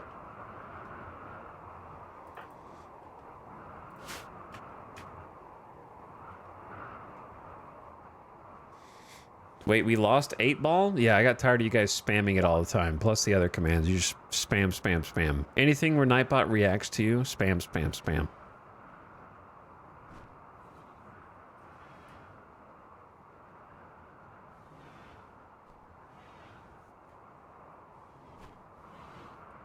You've abused your powers.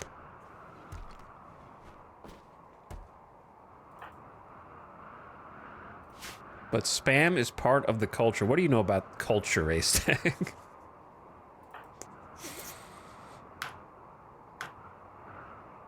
What happened to chicken?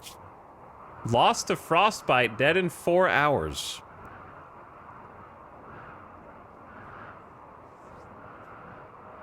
Whoops. I don't know. I guess it didn't occur to me that the chicken might be in trouble out here.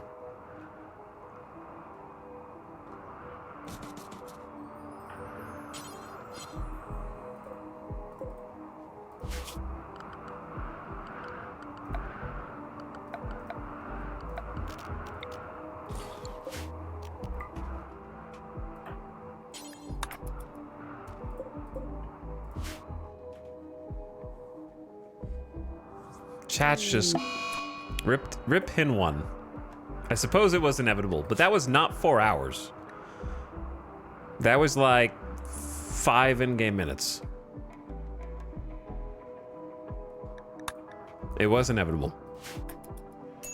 The head froze off? Oh my god, the head froze off. It exploded in a shower of ice.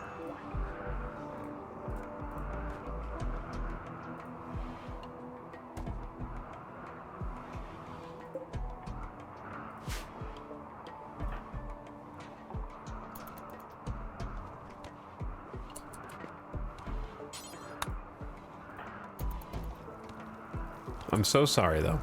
I would have liked to have kept the chicken alive.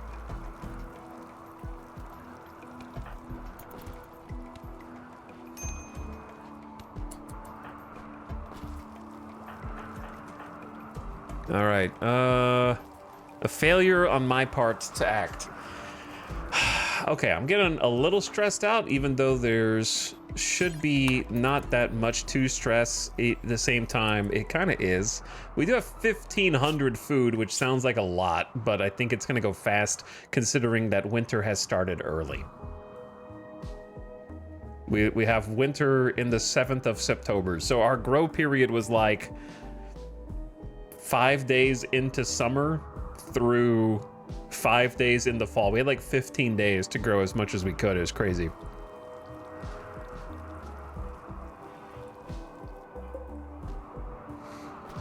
Chat, why are you deleting millions of channel points?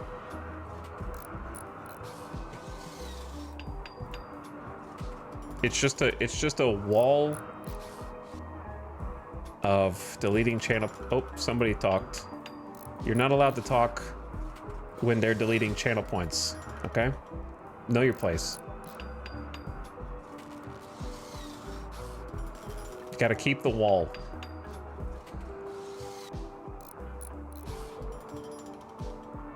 Delete me. Nah, you're not worth it.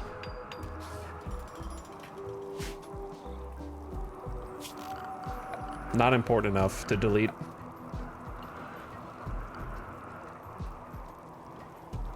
Chat's on the channel point stockpile right now.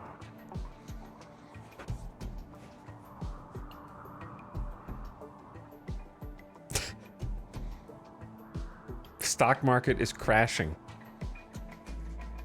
Millions of points dead.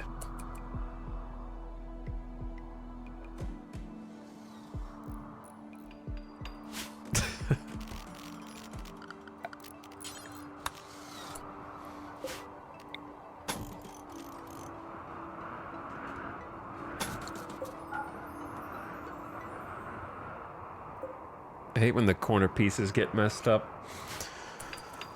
Oh my god. I feel like there's just so many things to do, and then we got 9 days, 19 hours until the mechs activate.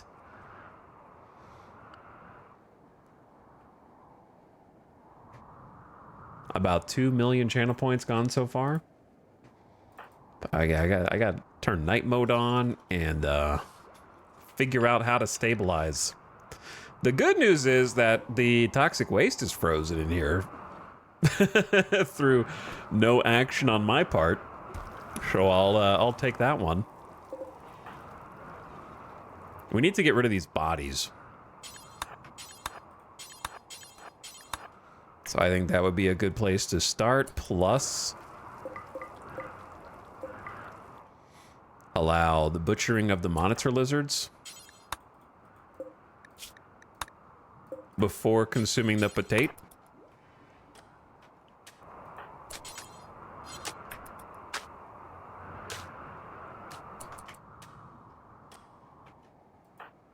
Because the animals have gathered around the corpses because they're just feeding off of them. And that's food that we're missing out on.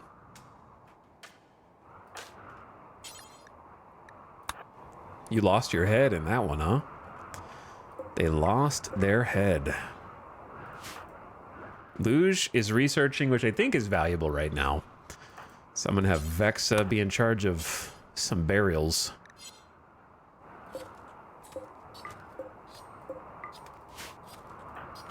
A couple of them lost their head.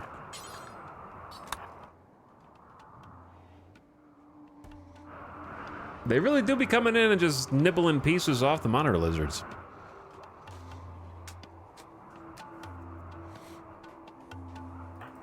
But yeah, Luge is getting armor research, which honestly right now is not going to help us. We kind of need the armor to fight against the centipede, so making us do this during the coldest part of the year is kind of cruel. Shira needs like a different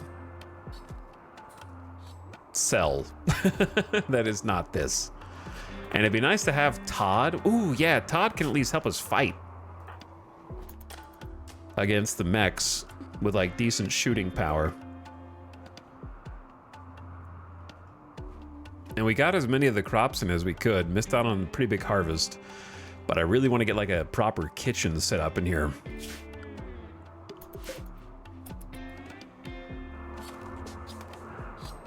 Well, like I had to cross through the prison cell. Like, excuse me, I'm trying to get to the yard.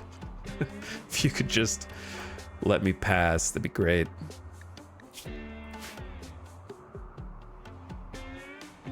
But it's big time cleanup. Big time cleanup. And revenging the monitor lizards for almost killing Kindit. We almost, like, imagine if that's how we lost our first main pawn, was to, like, monitor lizard psychic wave, and me underestimating them, biting the neck and poisoning the body with, we just died of, like, toxic infection. All right, corpses outside buried. I saw something.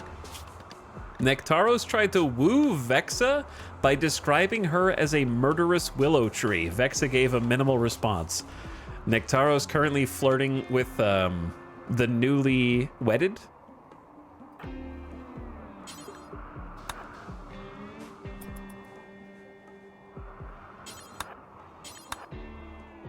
Do some cleaning in here too.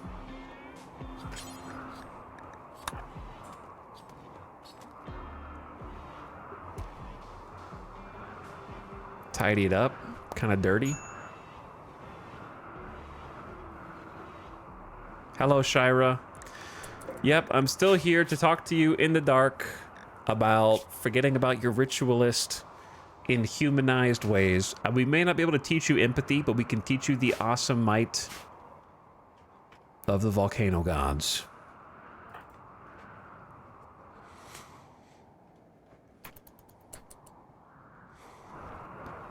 When we have power, the heaters are doing good work, so that's nice. But then when we don't, it gets a little cold. We gotta research batteries. Research is taking a while right now. Also, we gotta research a way to watch these ads. All right, it's been 4 hours. We got 3 minutes of mid-rolls coming. I'm going to get some water and a very light snack. And also just take a second to clear my head, dude. Because look at this. Doomstack. The marriage curse. They got married and then Randy's like, I took that personally. Look at the wealth jump through no fault of our own just from people dropping stuff on the map. Like, that's gotta be what that is. What else could it be, right? Because it coincides with the Psychic Ritual Siege and other raid.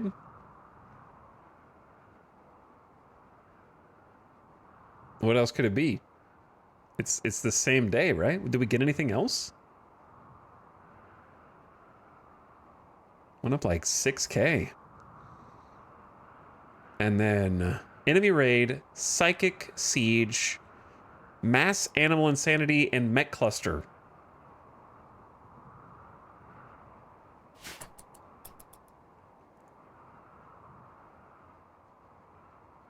All right, ad just started. Do we have a save name for today? Magma Carta. Randy. Magma Carta. Randy. Chill, parentheses, cold snaps. He's like, okay, you want me to chill? And I took that literally. All right, I saved it so I could leave the ambulance chaser on so you guys can watch them sleep. I'll BRB real quick. Do not let them kill each other.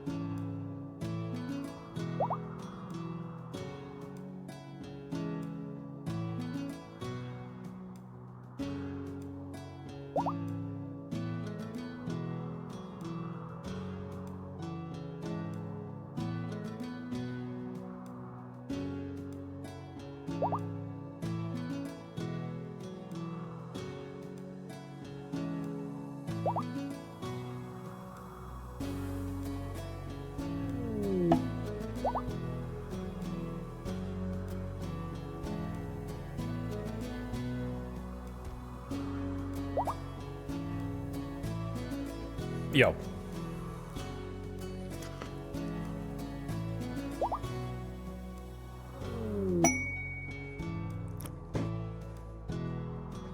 What's up?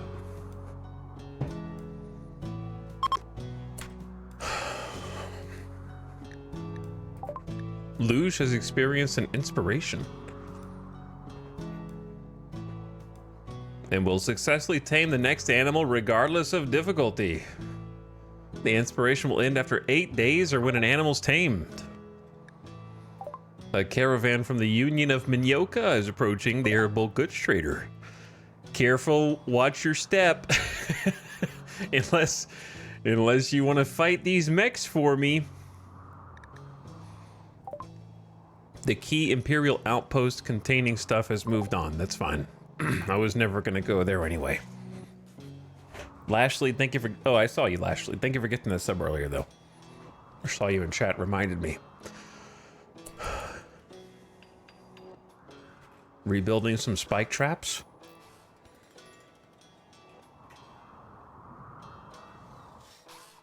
Love to see it. How much? We only have 435 steel, though.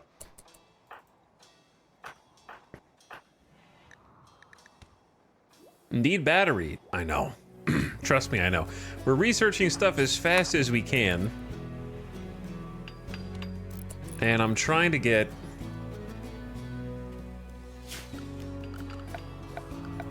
other junk taken care of.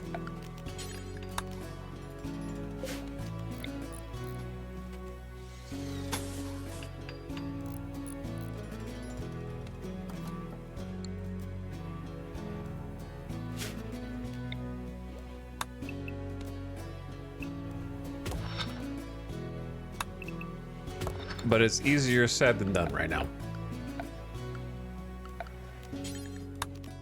There's a lot going on. How much steel do I want to use on spike traps?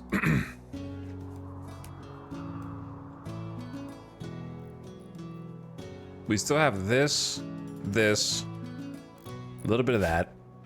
Lots of this, lots of that, lots of this. Like, there seems like there's still a bunch of steel on the map, but I just fear we're gonna burn through it really fast.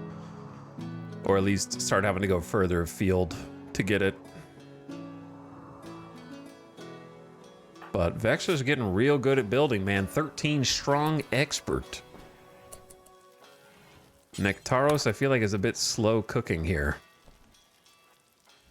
We're still using this damn campfire. And then Luge is like a level 11, very skilled, just dinged, actually. Freshly level 11, and then Nectaros is a level 9 cook. Let's go. Let's go. Kendet still healing from the monitor lizard, but almost back to normal. Todd's got 2 days of paralytic abasia left. What's up, traders? Watch out for the lava over here. Oh yeah, we do have a parka someone can wear instead of a flak jacket. I picked up a bandolier. A heavy shoulder belt for keeping spare munitions close at hand allows quick access to bullets, grenades, arrows, or whatever you need, reducing ranged cooldown. Due to its bulk, it cannot be worn under other clothing. It doesn't cover the body, so it can be worn by nudists and Edakin. Minus 20% ranged cooldown multiplier. Pretty cool.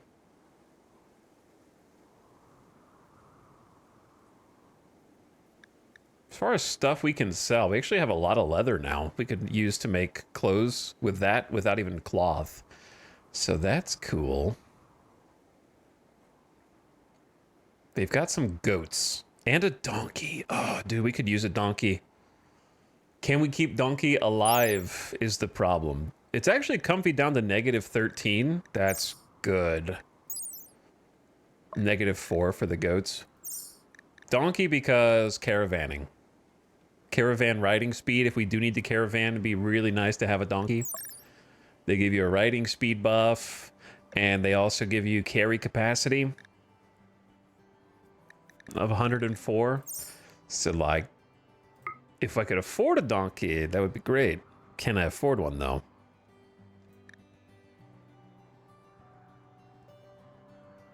You could argue sell the book now that you've read it, but it is still something they read for fun, and it will help build up the bookshelves. I think, obviously, making clothes out of Panthera fur and then selling the clothes is more valuable, I think, than just selling the fur straight up. But I am tempted just to sell the panther fur, because it's valuable.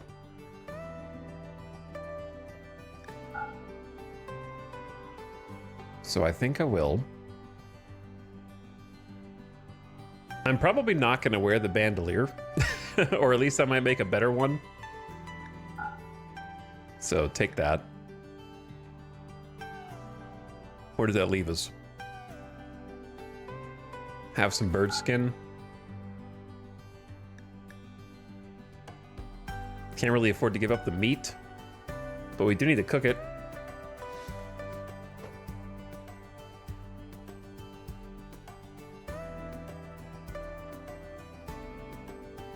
I need to sell 31 silver worth of stuff. Could use the inspired taming on a donkey. Sure, let me pull a donkey out of my ass. Oh, that was a donkey joke. Question marks in chat. We should know better. We should know better.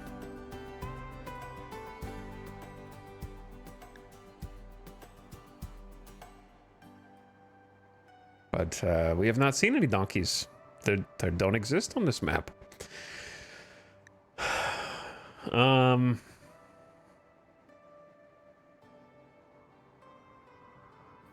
Meat? I really don't want to sell components anymore. Those are going to start to get precious. Cloth.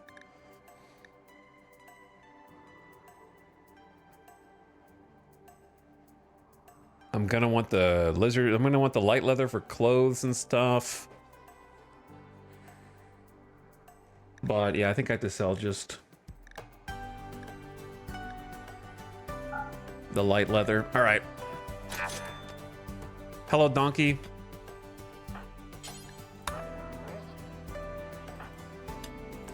Welcome to the barren field where we have no food for you.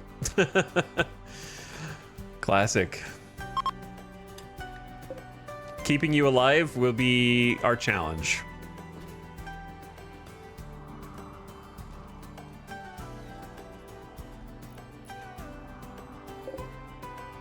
I don't really know how we're going to do it exactly, but I guess we'll find out soon.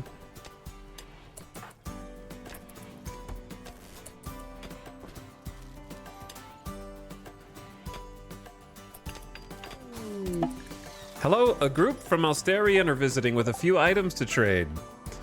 Now that we have... Oh, the other guy's leaving because it's cold. Yeah, I think the other guy's just left. Goodbye!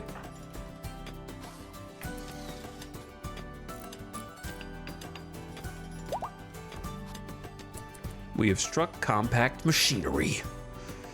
More freaking components. Chat, there are literally donkeys on the map right now. For the first time in the entire campaign. But now I can have 2 donkeys. Wait, did you guys know there were donkeys because there were, it was on the ambulance cam?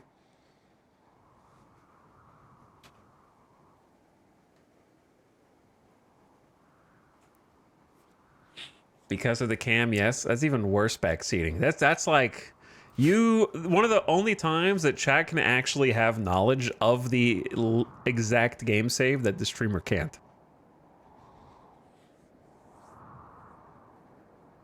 So that's even worse. Anyway. 2 donkeys are better than 1, but can I keep 2 donkeys alive? Let's see how much they eat.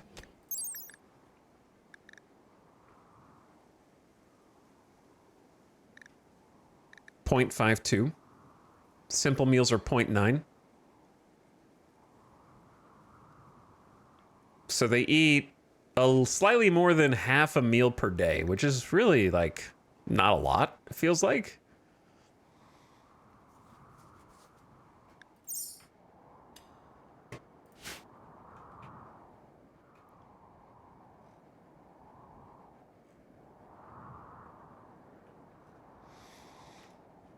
I could harvest a bunch of agave.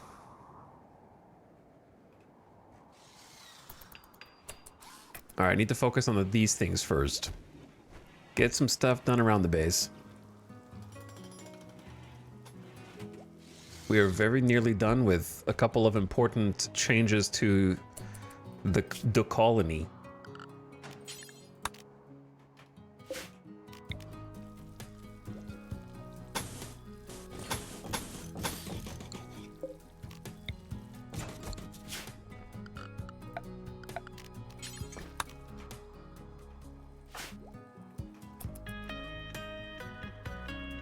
I like the Vexa's getting it done.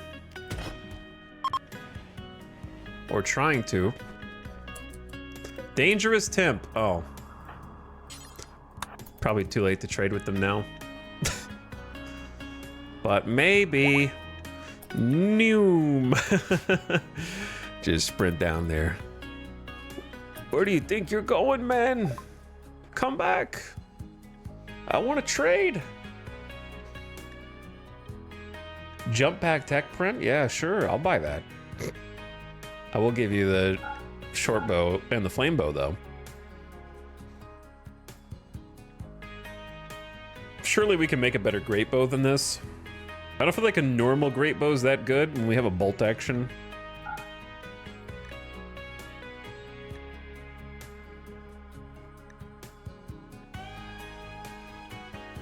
Still got a decent amount of meds. All right. 13 silver. Thank you, sir.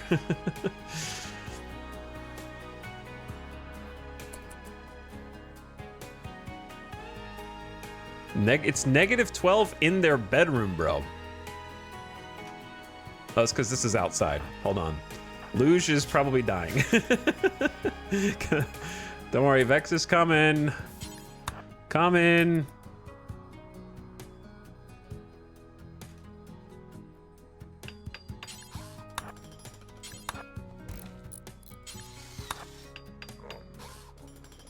I'm working on things right now. I know the hallway is literally outside.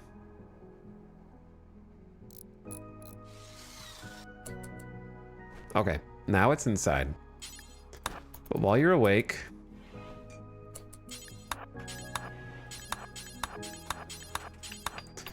if you could just finish this little detail for me, that would be wonderful.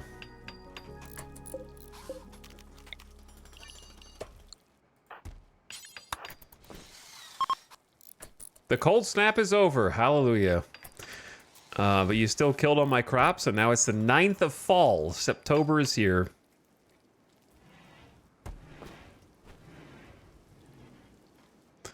Okay. At last, I have the butcher room. It's going to be really cramped.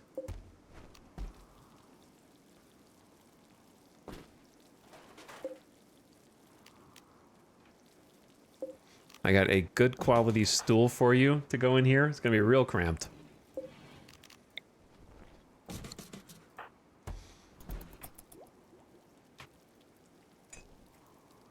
It's taking forever. All right, she is Eepy. Luge is awake and researching. Nectaros has been cooking and is now just hanging out, chilling. And Kindid is almost finally healed. Todd! Okay, I'm glad I'm not growing crops. One of the moons of this planet has orbited in front of the sun, and eclipse has begun.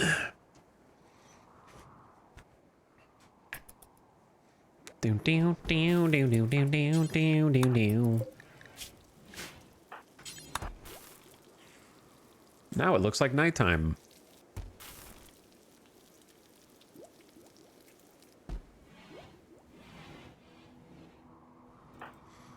I'm really trying to get things accomplished. It's just... Randy is making it as difficult as possible.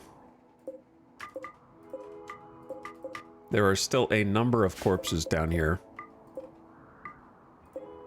Which we don't have to bury, but may as well.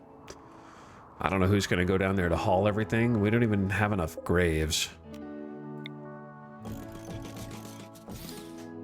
Add it to the list. I need a second builder. Donkey, are you okay? Probably hungry. I don't know if there's anything to eat out here. we don't have like a proper place for the animals. Which does beg the question. This is probably where the animals are gonna go. This little knuckle. They could go in here if we didn't have toxic waste. But alas, we do. I'm just gonna convert Nectaros. There's only 3% though. How much does he rebuild per day? Plus 1.9. So yeah, he's gonna rebuild 3% in two days, 1.5 days. It's not even worth. He's never gonna convert. It's gonna be Archaeoarchism. At least it's kind of agreeable. It's not the worst. It's just loyalist collectivist. So it's not crazy. So he gets a bit of a pass. Very stubborn, that one. What about the meat? Kind of cooked all the meat. We already cooked all the meat. There's only one donkey left on the map. Where's the taming guy? Who's got the inspiration? Luge? Go tame that donkey.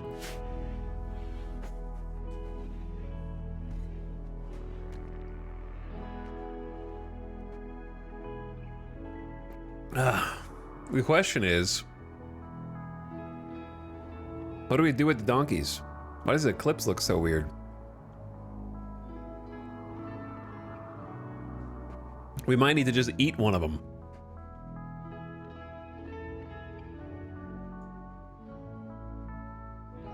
Which means we just paid a lot of money for no reason, maybe. But hey, tamed a donkey. Looks like toxic fallout. Kind of does. No longer inspire taming. 2 donkeys honestly would be great if we could just keep them alive. And they won't be having babies. Etal. Man, it's gonna be difficult to feed all these people. Also, let's get 2 donkeys. Yeah, I mean, why play RimWorld if you're not ambitious? Right? Gotta be a little ambitious.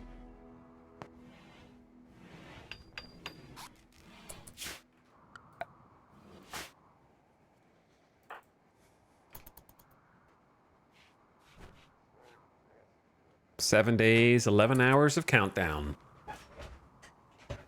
Oh.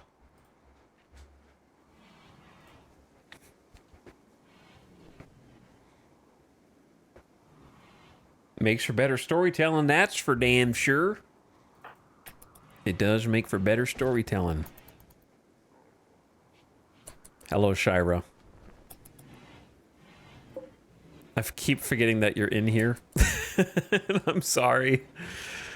Are we out of wood again? No, we have 35. Imagine having actual, like, full-time power or batteries.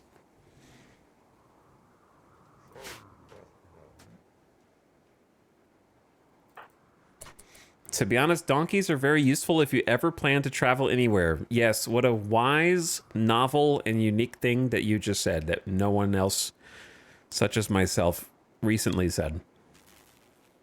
That was a great original thought. Thank you for sharing it.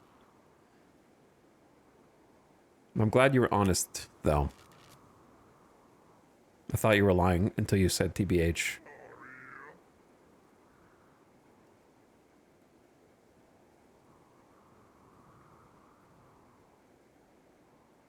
Chat, can you be useful?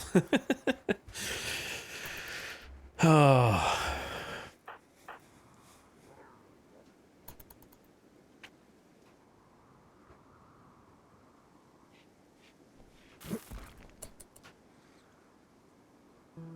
I am a donkey. Me too.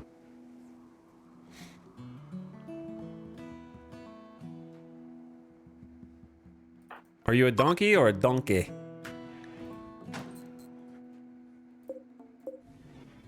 Goodbye, butcher table. No power, no electricity. I'm working on it. There's kind of a lot going on here.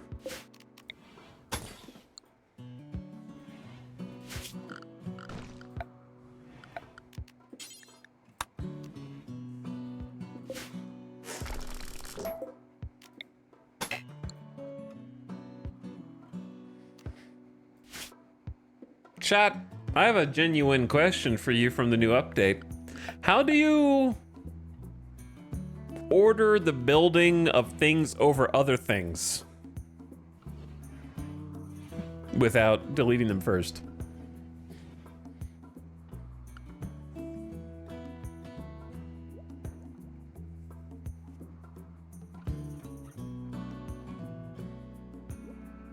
It depends on the thing. Didn't they add,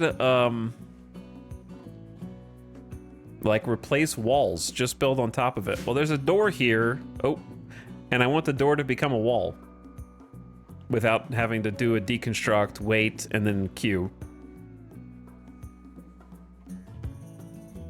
It's far more limited than the mod. Oh, maybe that's the issue. Smith suits of plate armor from metal or wood. This heavy armor noticeably slows movement, but protects very effectively. Very, very, very good. Very good. And now the most important thing we can do right now is battery research. Even though we're Neolithic, we'll brute force it. We've learned the secrets of electricity, now how to harness it whenever we want for usage as we see fit. At any given time, instead of just only when the wind is pumping.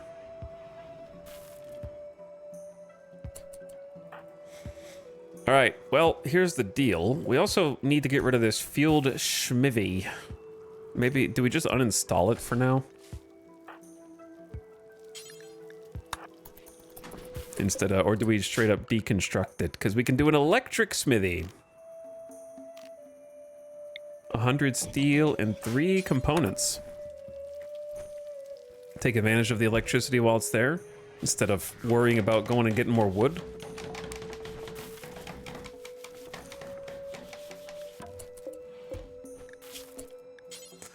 Beautiful, beautiful. 210 watts needed. Make plate armor, please, out of steel. Let's start there.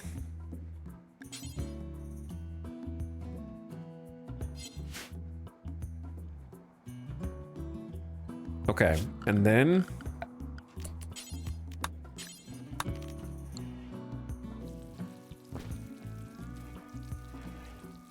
yeah, see, it like deleted my plans a little bit. I think I remember what they were. I think it was going to be an electric stove here, which means I want power all the way up here.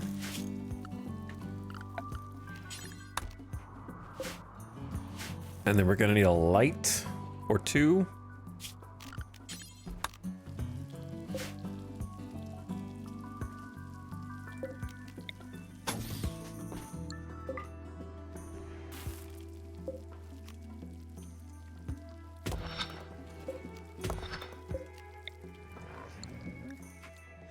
So much detail work to do, but the detail work is when it gets the most rewarding, in my opinion. When you start getting the detail work done and everything starts coming together nicely.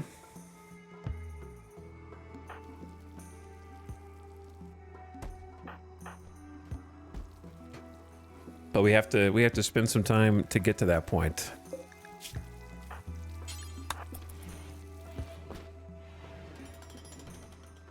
All right, electric stove time. 2 components, 80 steel later, a revolutionary cave dwelling technology made possible by harnessing the wind. Vex's mind is being blown right now.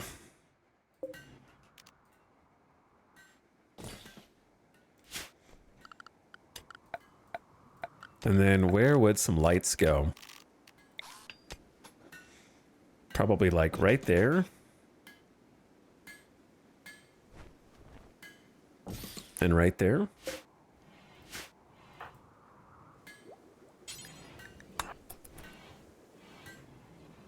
Okay, we only have 17 steel left. Oh, that went fast. That went real fast. Probably just mine... Well, I guess you could just say... mine the vein here.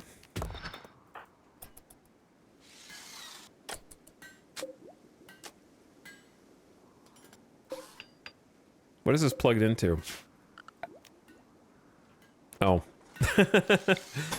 I see.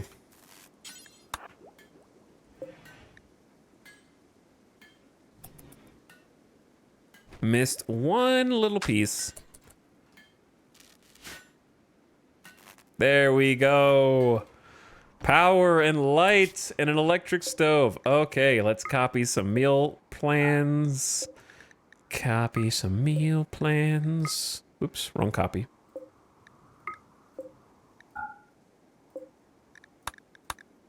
And then stop refilling this. But yeah, we need to get battery research done. Luge is gonna go mine. Vexa is gonna go plant? No. No.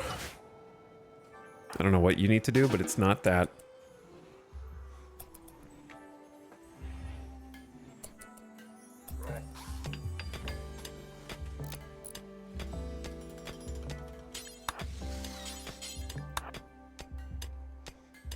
Tidy up the kitchen. Deconstruct the door, and then we obviously want to get some floor down in here, but just having the stove by itself goes insane.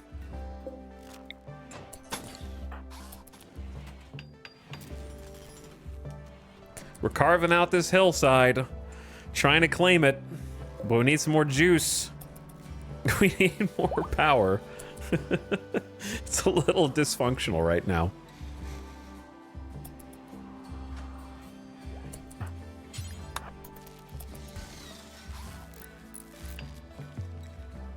So it kind of interrupts the steel plate armor when the power's too low.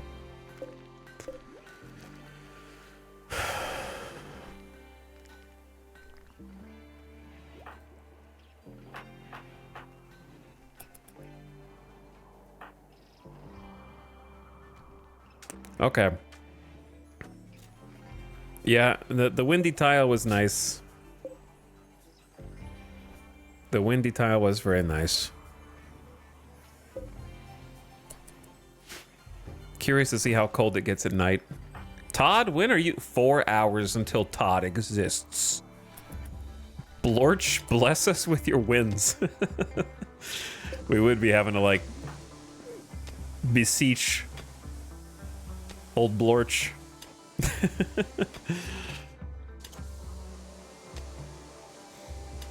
Todd's gonna have to help us take out these mechs. The thing is, since there's no builder here, isn't it in our interest to wait until they activate and let them come find us? Because if we approach these, we're just gonna get shot at by mini slug turrets. Like, we could start the fight on the left and it would be okay. We just have to fight them as they come out here. But we're gonna get swarmed by Cyclops, Scorchers, and the Centipede, whereas if we wait for them to come to us, then Spike Trap may take out one or two, and then we can kind of divide and conquer. So it probably is best to just wait and just be ready when they awaken.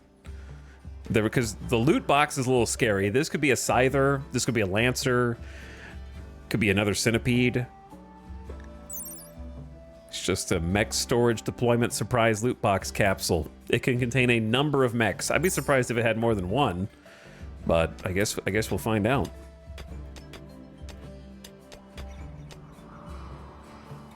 We're gonna need at least one airlock down the middle of the base because this is too much free roam to just barge through.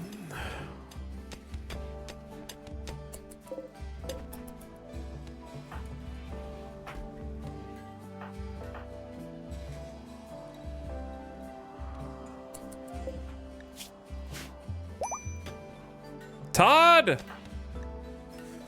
What up, Todd? Oh, okay. Some lizard meat rotted. That's fine. Todd is awake. The newest Sulfurstrider is here. Incapable of caring.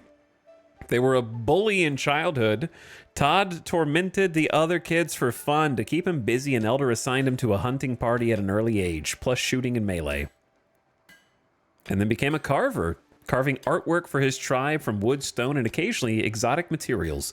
The work was sometimes sold and sometimes kept to beautify settlements and provide a focus for the rituals. So he was a tribes person as well. And is kind. Was a bully, now is kind. But is incapable of caring. All right, just because he's kind, he's kind as like a lawful good. He doesn't actually care. He just wants to make sure he follows the rules.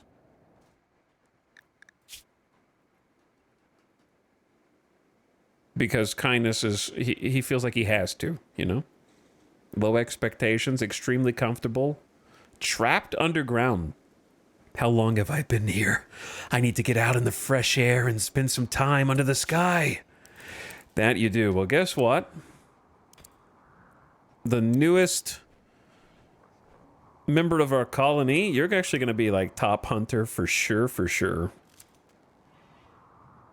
And then artist. And then you can do crafting. And then I'm going to say cleaning. Actually, yeah, we'll do... Animal handling is kind of optional. We have two others that are better. So I would say number 1, hunting. Number 2, art. Number 3, cleaning. Number 4, hauling. Number 5, craft. So welcome, Todd. On the avoid zone.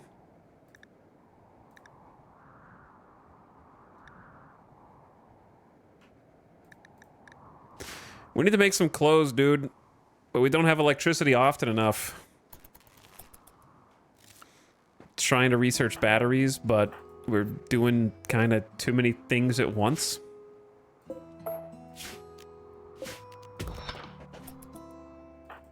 Todd's like, I've been cooped up in there for a month. I'm gonna go walk around outside. I might need to harvest these just because of the cold. They're dying. Ding, ding, ding, ding, ding. Batteries might take a little while to research. Luge has a 14 intellectual now as a master.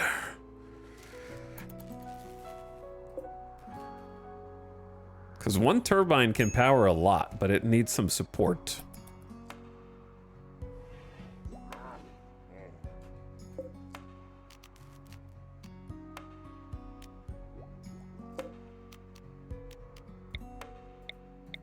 Why? It's only connecting to there? Okay, it's funny that we have like the cord strung along the outside snow.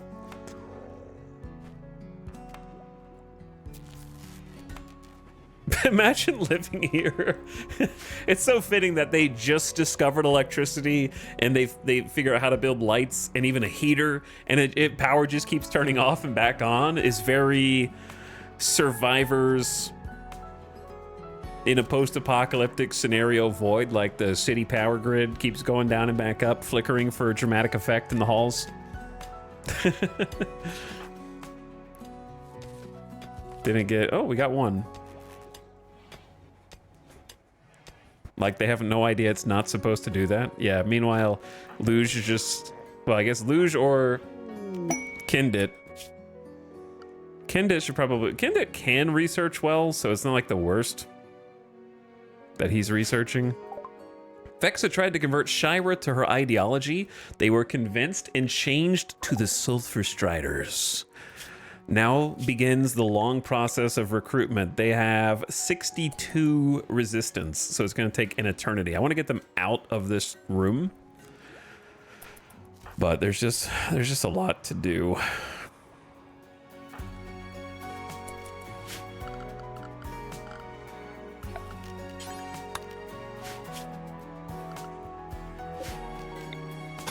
I gotta make sure the donkeys don't starve. And we need to do that.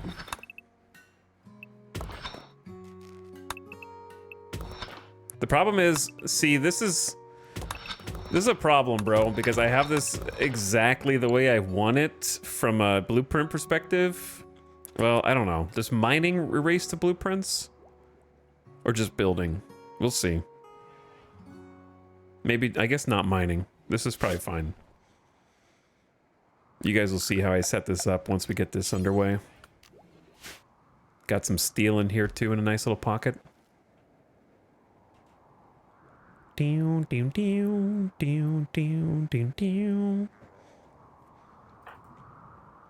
we're going down here to bury. Look at the piss snow. Polluted, cooled lava snow. That's weird.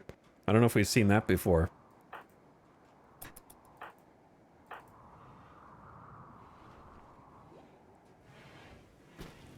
Oh my god, Nectaros is using the new electric stove. Look how fast it is. We can actually do 4 at a time now. So...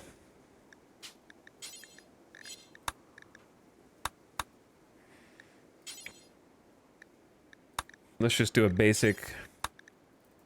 do until you have...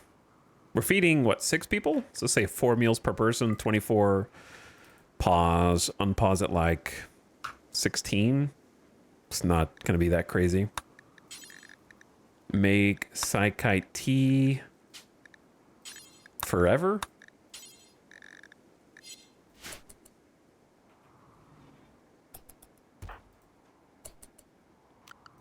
And then there is another cougar on the map. It's down there. That's a little spooky, actually. We need to go take care of that if we're walking down there to take away these bodies. Look at all this wealth.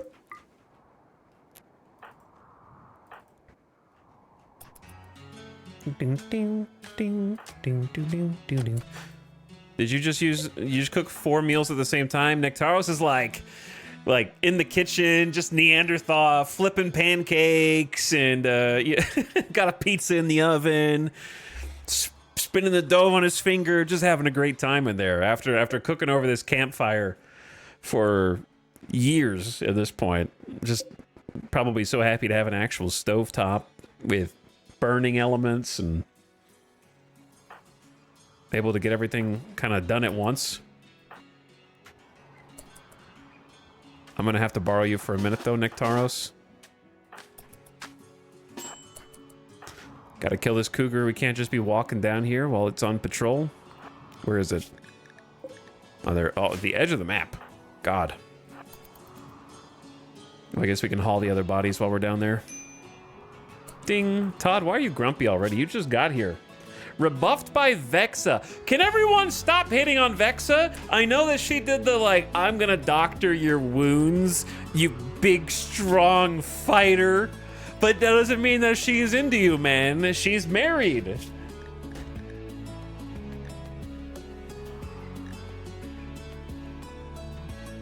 Deb and Kindit, they're both mutual friends. And one-sided friendship with Vexa.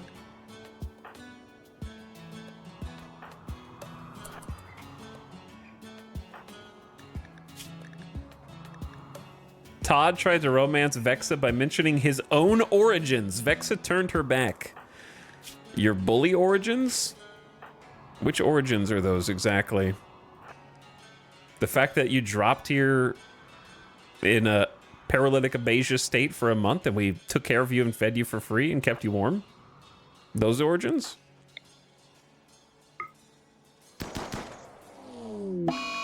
A cougar is attacking after being harmed. Good shot. Good shot, Vexa. Nice.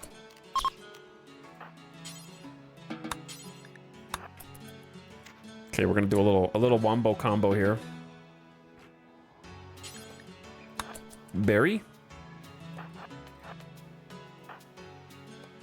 Hunt, but then stop hunting, and then you butcher.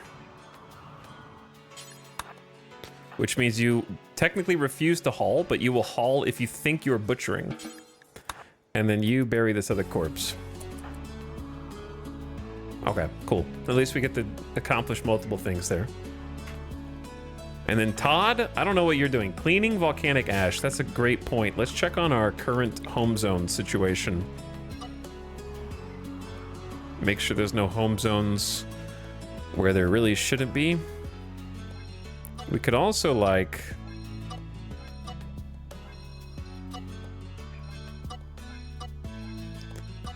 Do we really care if the outside of the base is dirty? The only thing I care about is maybe putting out the fires that could start on the traps.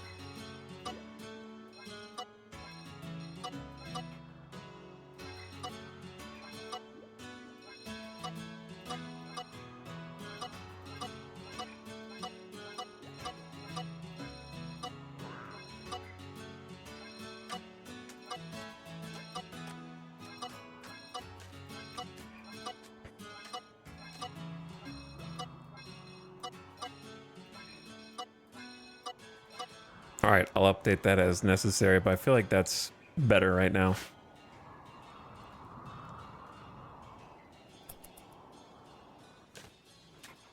Just for micromanagement purposes. Okay, so I got a wall for you to build. Donkeys, are you starving? I don't really know what you guys are eating, if anything. Not much. You're not eating anything.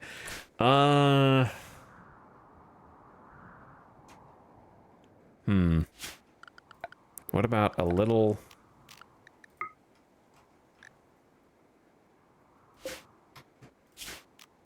stockpile?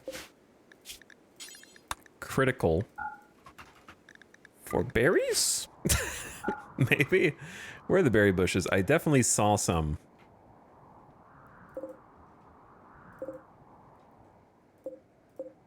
That's only like 16 berries, bro. 8 berry bushes. Harvest if you can. Let them eat some berries.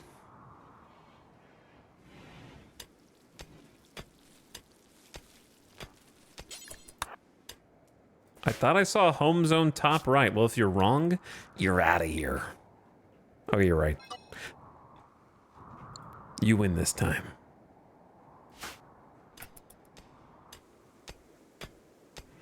Here you go, donkey. Sorry, I didn't mean to starve you guys. Did I see another? Todd tried to woo Vexa by joking about his childhood fears. Vexa rejected the advance.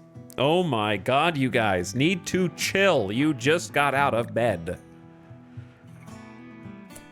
You have befriended Nectaros, which is great, but everyone stop hitting on Vexa. Challenge level impossible.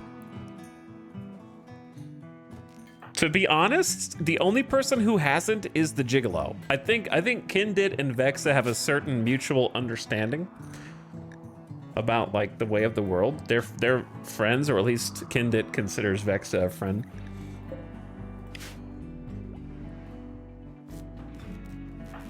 Luge and Todd having a chat about peas and oak trees, I guess.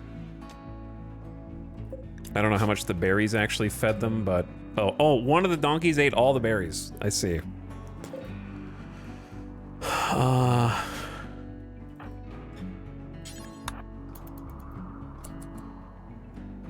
Actually, you harvest this.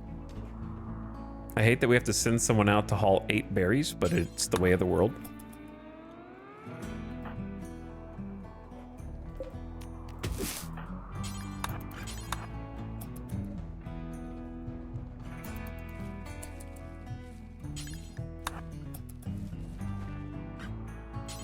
You know, you could carry all of them if you want.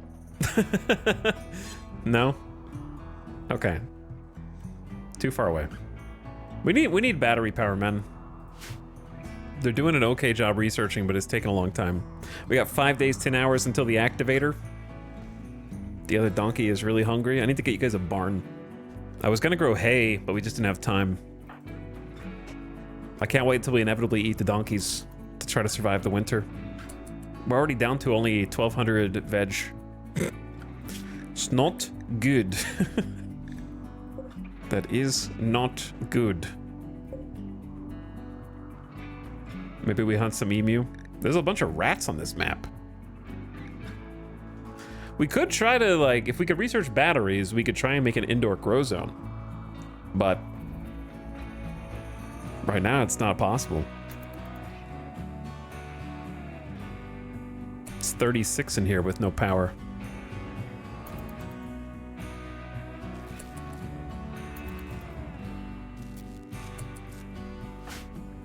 Make sure no one's got hypothermia. They're going to be unhappy about sleeping in the cold. Todd, rebuffed by Vexa, was the final straw and will now pig out on food. Todd, what did I just say about the food? What did I just say, Todd?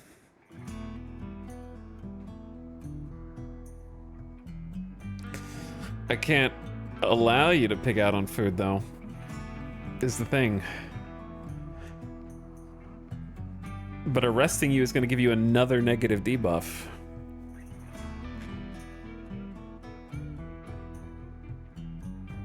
It feels a little, but the food is the food, right? The food is the food.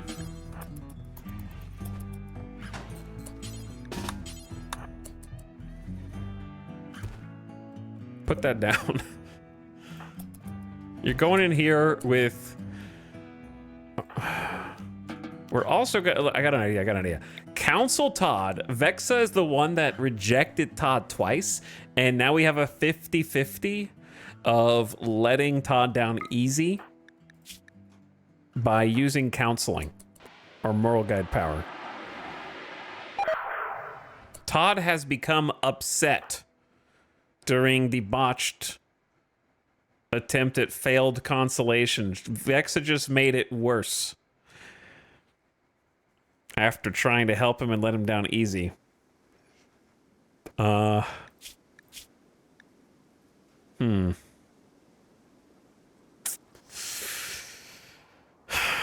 now I definitely can't let you out, because now you got was arrested, failed consolation for a day. But it's like, you're in here with Shira the cultist, who's starving, by the way. Oh dear. Let's deliver some food to Shira. I know she's inhumanized, but that shouldn't change anything here. Sorry about this. Really sorry.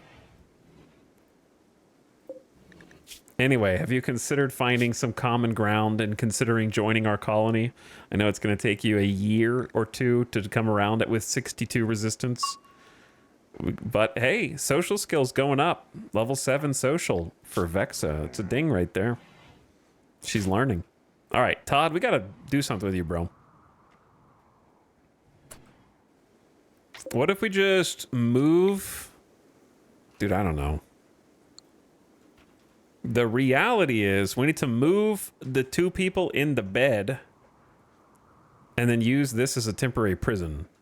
Alternatively, dude, there's just too many jobs. There's too many jobs for Todd to be doing Todd things, because we have to do with the countdown activator in 5 days.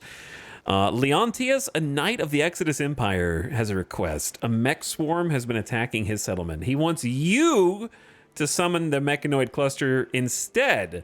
Yeah, I don't think so. I don't think so. Leontius. 1 Cyclops, 3 Militaurs, 1 Scorcher, 1 Auto Mortar, 1 Countdown Activator, a Mech Node, 2 Auto Inferno Turrets, an Auto Charge Turret, and Mini Slugger. I'll be honest, if you even have smoke grenades, this is really not a bad mech cluster. The Auto Mortar sucks, but you could hide from the turrets with some smoke. But we don't have smoke. We don't have much of anything.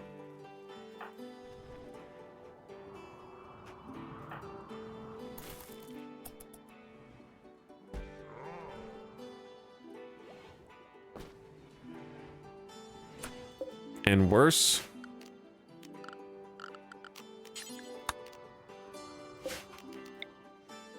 we are weak.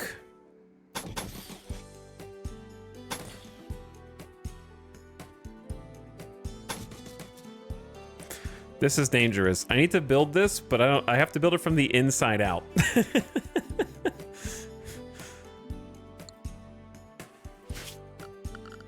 Or else they might walk into the lava pit. It's gonna be pushed right up against the lava.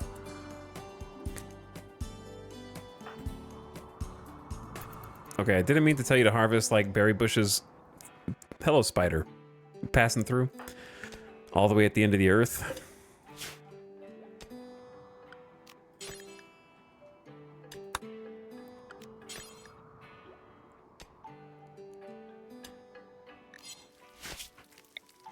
I want you to mine here as well when you get the opportunity.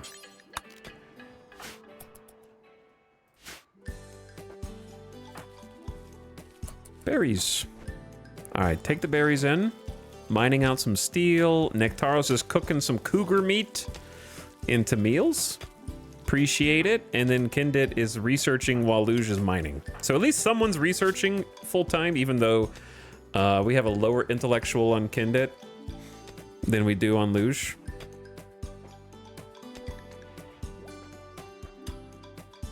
I have no idea what I am looking like. I don't know what you look like either, and I don't want to know. So keep that to yourself.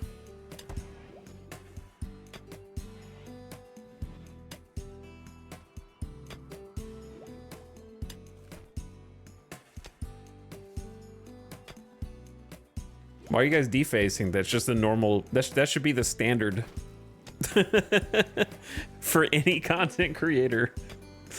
If you watch a content creator who says, I don't know what you look like and I want to know, run. And don't look back.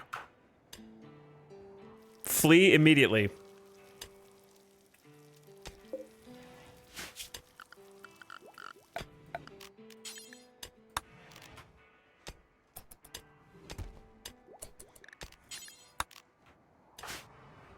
All right, I want to get Todd out of here. I'm just going to wait until the failed constellation is over, at least.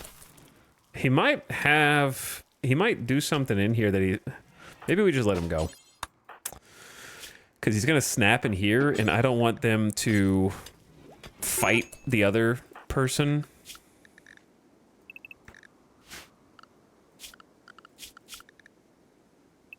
We probably need to increase the safe zone.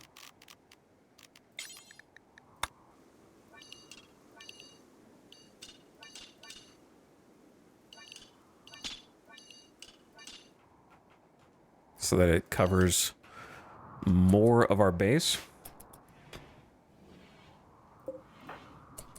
Todd, you could do whatever you want. You choose to clean trash. I want you to remember that when you snap next, because you're going to.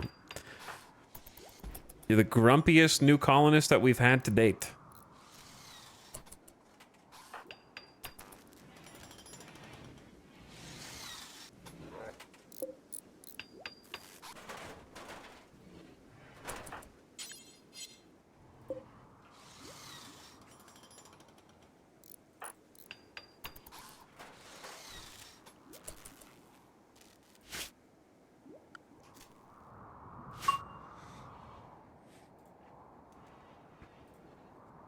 I love when a misspell is taken for something else. I love it when I can tell when someone has only been exposed to the internet for a very brief window of time and is still trying to figure out how it works.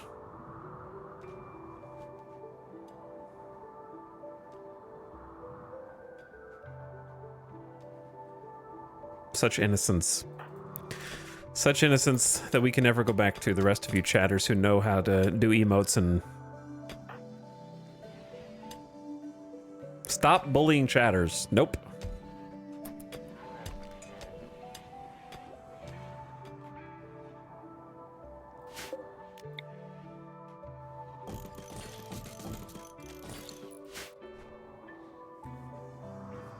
It's very easy to stop bullying chatters. Chatters just have to stop chatting. You know, you don't want bully, simply don't chat. It's easy.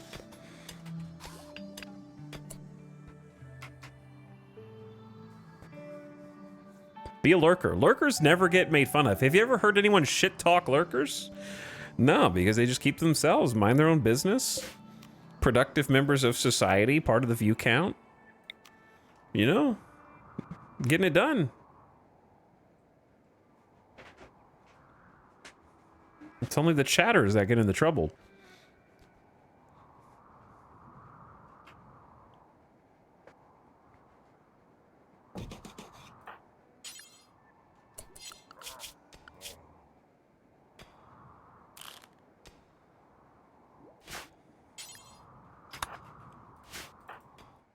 What are you doing? Oh, building graves. Okay, that's cool.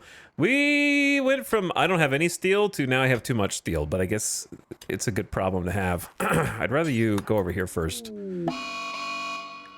Vexa is on a fire starting spree. She will wander around for a while, randomly starting fires. This is because she is a pyromaniac.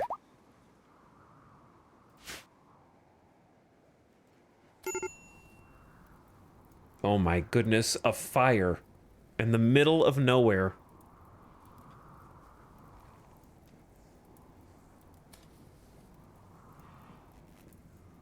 What will we do?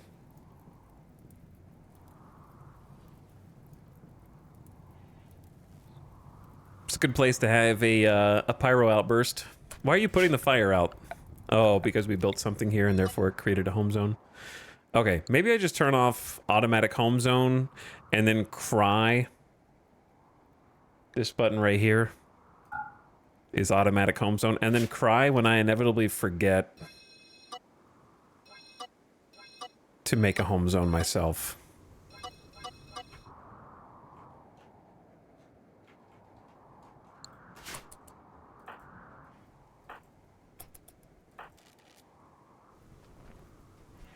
All right, ad starting soon. Turn your volume down, ad watchers. Starting right now. And I'm just going to keep it here and talk to the chatters about what they got going on. So chat, how was your Thursday? What did you do? What did you spend your time playing? What are you gaming on? Well, you have the, I mean, obviously you have the stream open on your primary monitor, which is the 60-inch TV, a few feet from your face, and then you're probably playing RuneScape, old school RuneScape, on your smaller secondary monitor. You probably have this stream open on one screen, and then a stream VOD from YouTube on a second screen, and then RuneScape on the third smallest screen, right?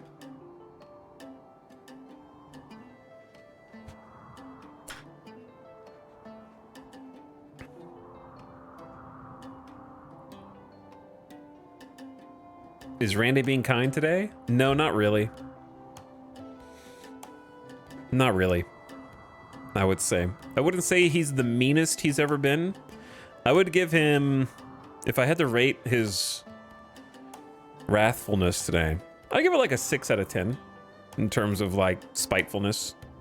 He's at like approaching a 7 between Cold Snap, Blight, Cold Snap, destroying my crops, 3 back-to-back raids. So, he's definitely trying. Death Stranding 1, because I don't have a PS5, that's fair. Peak, then RimWorld. See, I keep forgetting that that's a game, so when people just say, like, peak, I think that they're just being, like, based. You know what I mean? So when I see someone write peak, I think that they're just writing based. But, like, different. I'm reading the new Absolute Batman comics. Football Manager has addicted me once more. I wish I understood Football Manager.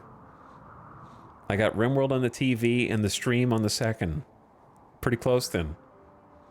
Cat sitting, you were on my iPad while play card games. Don't let the cat sit on the iPad, though.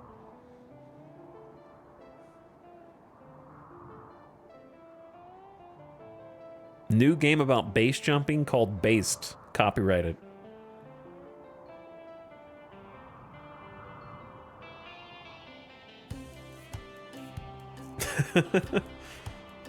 Two of my colonists got divorced after 8 years, and the same week 2 others had a shotgun wedding. Just to rub it in. Metal Gear Solid 5? Nice. I'll play that one day. Playing Satisfactory, Phase 2. It does get more complicated, and it only gets more complicated. Satisfactory was fun. I'll go back to it eventually.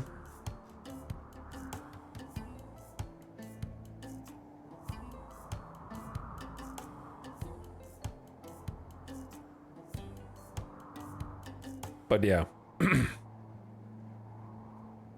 Oh yeah, I guess I need to change the VOD command from just specifically mentioning the desk training to VODs.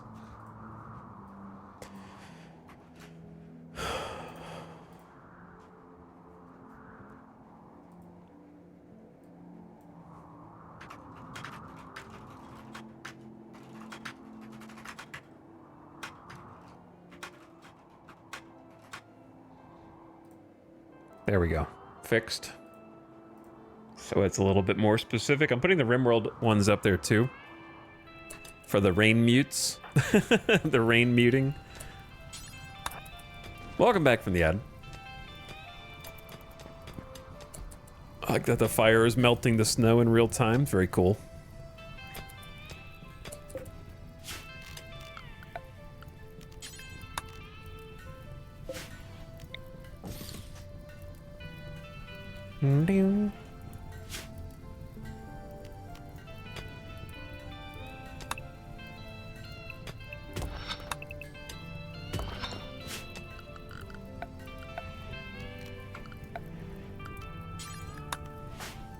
Okay, how we doing? Vexa is already in bed. Luge is going to bed. Nectaro's asleep. Kindit and Todd. Todd, just sleep it off, brother. You'll forget about being rebuffed by Vexa in less than 2 days. Just don't do it again. You'll think about being in prison for like 12 days, though, sadly. Donkeys, they're okay for now. But not for long. There's so much stuff to do, dude. But we need electricity to do it. Oh. At least Todd's keeping the base clean. But there is genuinely so much to do. We're making strides to kind of get the rock out of here and replace it with granite and...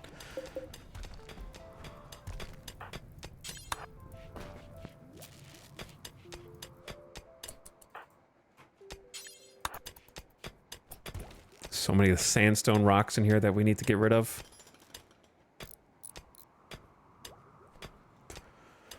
Okay, how are we doing on food? Only 1,000 food left. Would like to go... Oh, there's donkeys. See, suddenly the donkeys are just a force that is always here, apparently, and has always been here.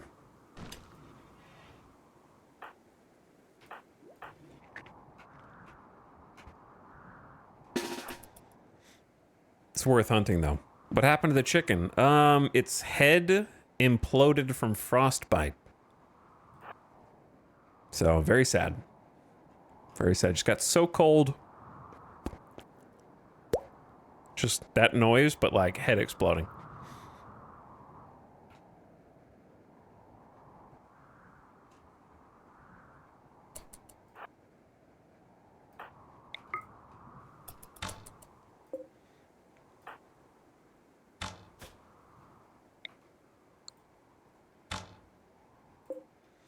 All right, donkey, you are strong. Why are you so strong? Cut in the neck. Oh my god, dead in 5 hours? All right, start shooting the other one. Actually, is it going to leave the map?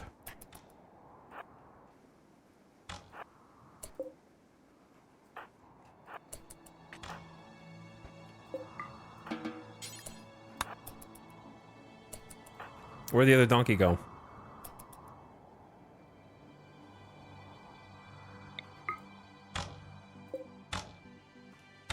Good shots. I don't know why donkeys must have large body type because they're just so much easier to hit. So, Nectaros, you can eat and then Bucha.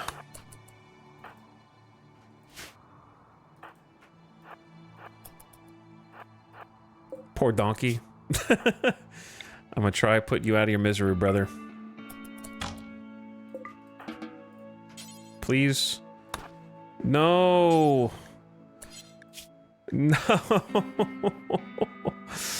Why do you do this? I can't haul them both. And you're not hungry, so we can't eat them. I guess haul the meal and let someone else come back and get the donkey. That's 10 food right there. I don't know.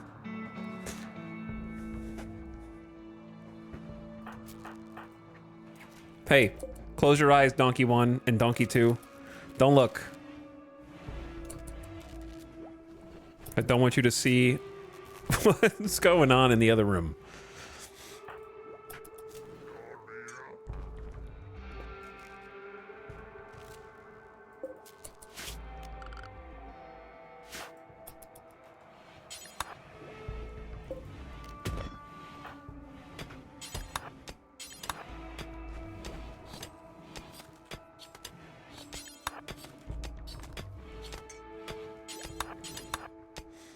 Okay, big butcher time. You play some if you want. That sounds cool and chill.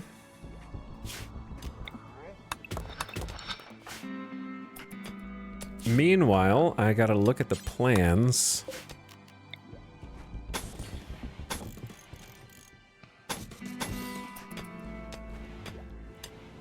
This is probably gonna be the prison for now. Seems like a better place than where it is currently at. All right, Vexa is slowly, emphasis on slowly, converting Shira away from her cult. She does already believe in the Sulfurstriders, but is not quite convinced, doesn't understand what being away from the cult means, you know what I mean? Like, she doesn't know how to be part of another colony at this point. So we have to convince her what that's like.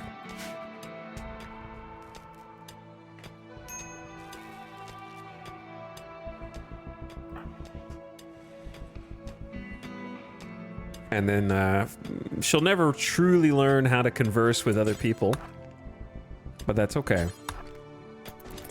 We just need her to understand which colonists are her new cult, if you will. Why are you going around? To do that from the corner.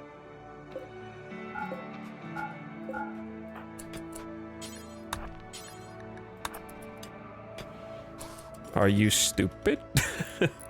Okay, good. Fixed. Is there a roof on this? Yeah.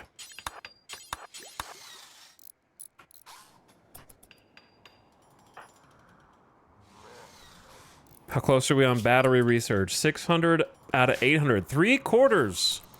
3/4 on battery research. Kindit, why are you upset now? Tired, pessimist, cabin fever. I've spent so long indoors, I feel like the roof is pressing in. I gotta get out here and see the sky. I like how the only thing you're wearing is this double strand sash, and it's actually causing you grief because if it's ratty apparel. HP too low, we can fix that by taking it off.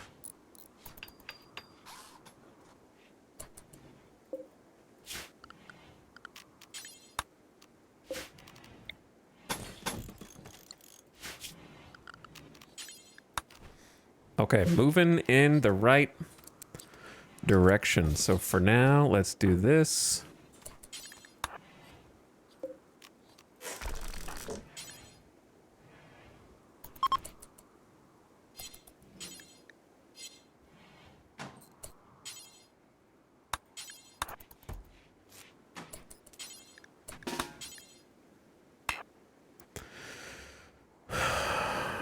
Hold up. There we go.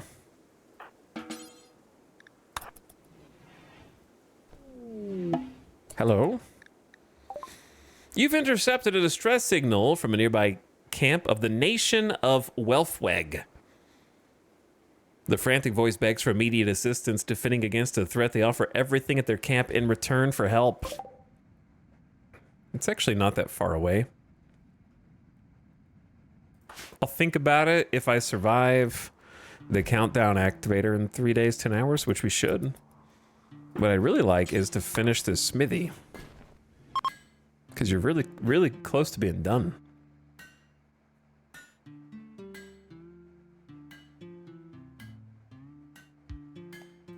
It's like 20 work left. Oh, I like that. Well, Vexa, why did you... I need to fix you guys' clothing bill is why. You're still wearing whatever you want. We have complex clothing, but we don't have consistent enough electricity to actually, like, do the crafting. Obviously, I would like to make an electric tailor bench, 125 steel, and 2 components.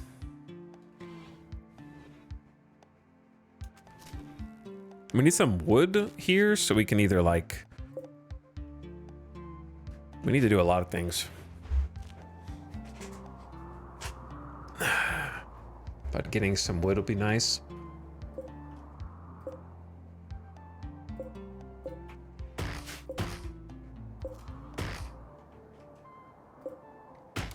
Trees grown outside the base. Okay, there's a few.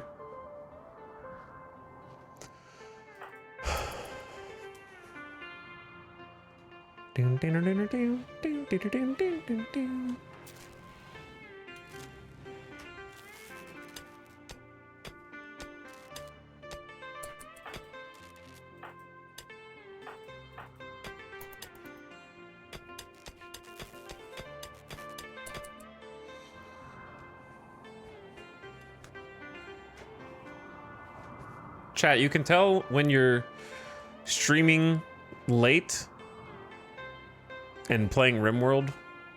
You can tell when the Europeans are starting to wake up because you start getting chat messages like chunk storage space full ? And isn't there still a dead donkey southeast of the base, or did I miss it being hauled to the base? You can tell when the Europeans start coming online.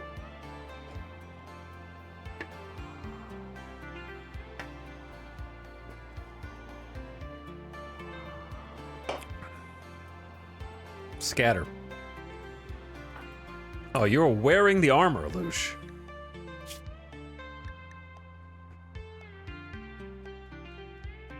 I don't want you to wear it. Okay, I do have to make a clothing bill then.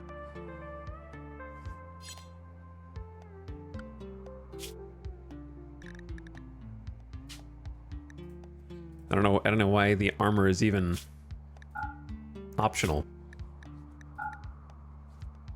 I don't mind you guys wearing a helmet all the time.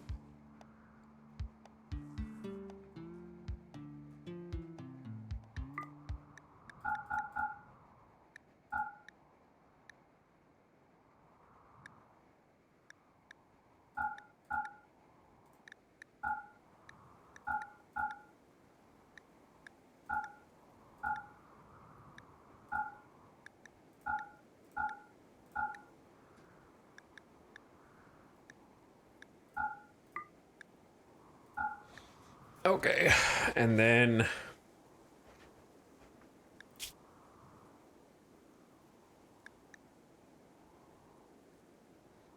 to be honest, I guess just wear the helmets because we don't have toques anyways, so just keep wearing the simple helmets for now.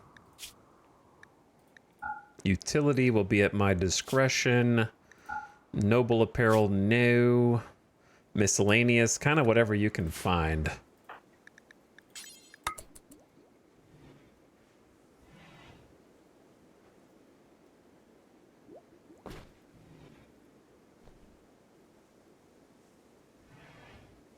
I was thinking about the donkey, but resisted asking about it. What?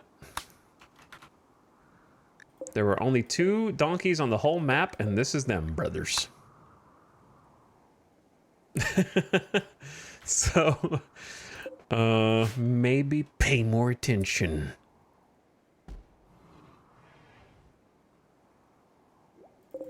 We have 300 donkey meat.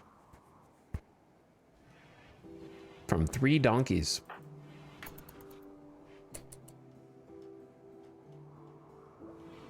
Donkey collective hallucinations.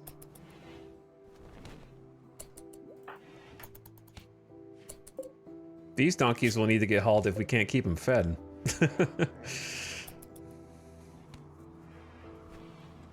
Good morning from Deutschland. Hello, good morning. Good morning, Europe. Good night, America. Need batteries. 4 tainted. Minor break. Need warm. 3 days. All right. We do have our first... I wish it was better than normal, but... Nectaros has to train the crafting skill up, so... Normal's better than awful. We got that at least. And I just want to make sure... Oh, this is refrigerated because it's just really cold in here. We also need to make a copy of this bill.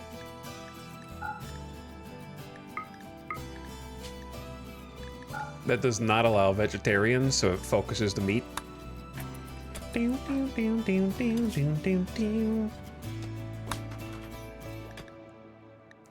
need to make Nectaros a parka. There's just so many things to do.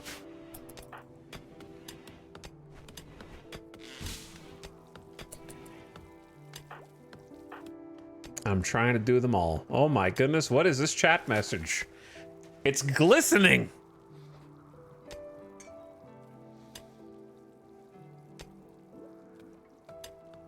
It's glowing! Good morning, how are you? What the hell are you talking about, Leafy Pew? I'm Dr. Worm. I'm interested in things. I'm not a real doctor. Is it, what meme is this? I don't know what this meme is, so I'm timing you out for 10 minutes.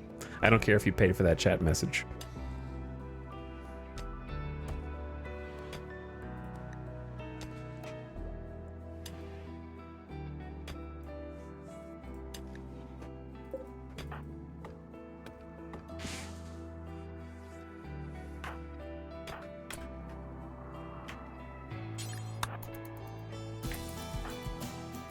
You guys are getting restless.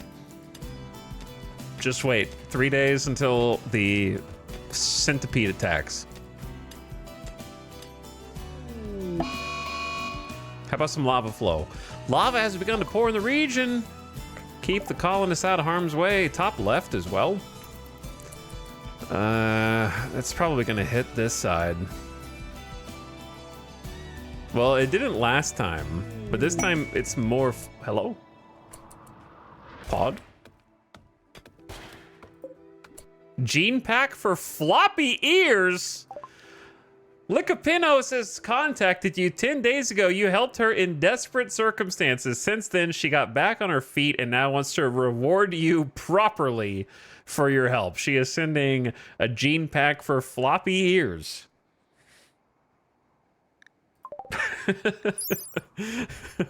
Okay.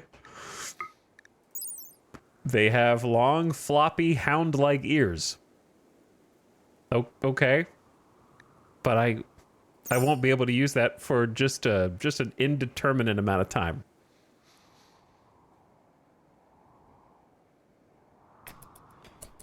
Just such a long time.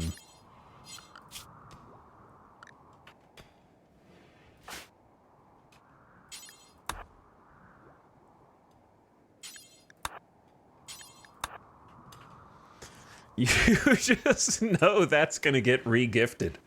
That would get re-gifted if I could. Yeah, I guess I could if a trader came.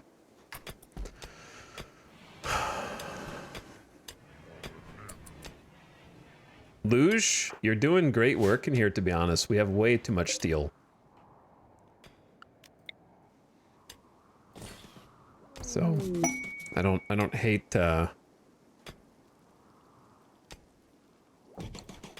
using some of it on some more spike traps for now, and then regretting building all these spike traps later. That's definitely what's going to happen. Todd keeping the base super clean while not having a snap. Kinded is threatening a snap. I don't know why. Pessimist with cabin fever. I don't know what to do other than just get you outside for a minute. Can't they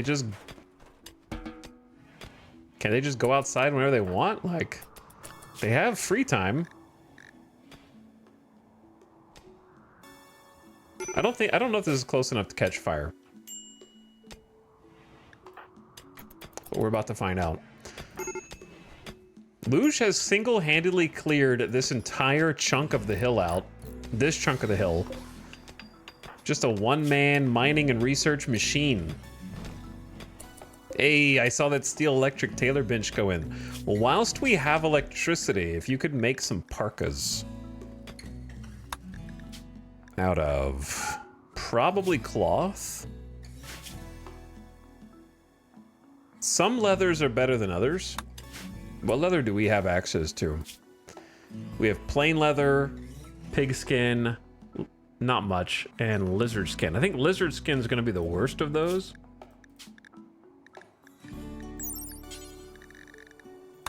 Lizard skin is 43-degree insulation versus 64. So you lose 20 degrees of cold, but you gain more armor.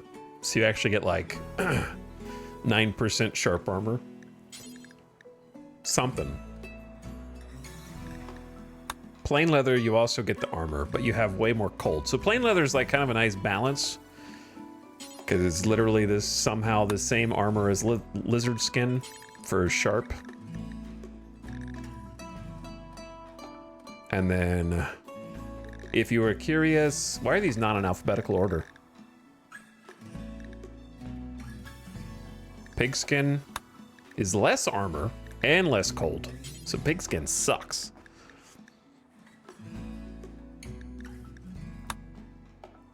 So cloth is just weak, but it insulates well.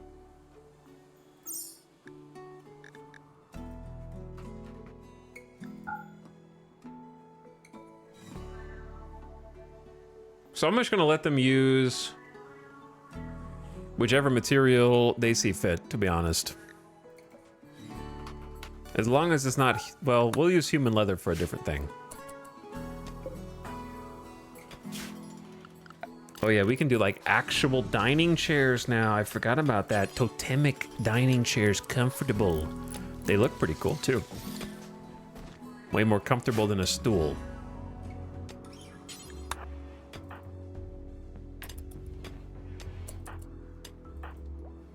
Who's gonna be that tailor? I guess it's gonna be Nectaro's.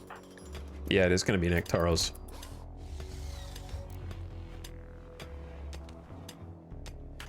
I can't believe you've got all this cleared out.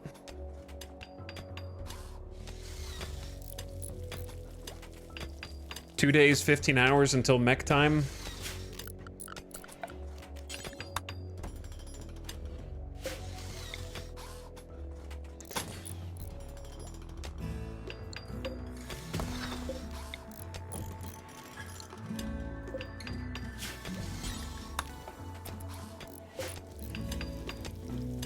Hey, nice, good quality chair. So a good quality chair is 0.78 comfort.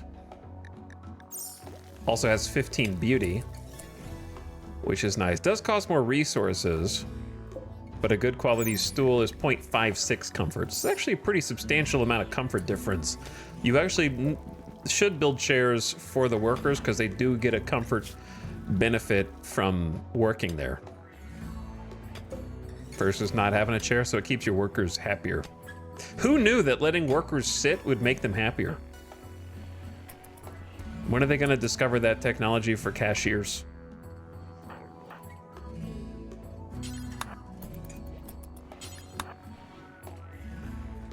Or like anyone else who's forced to stand all day for no reason?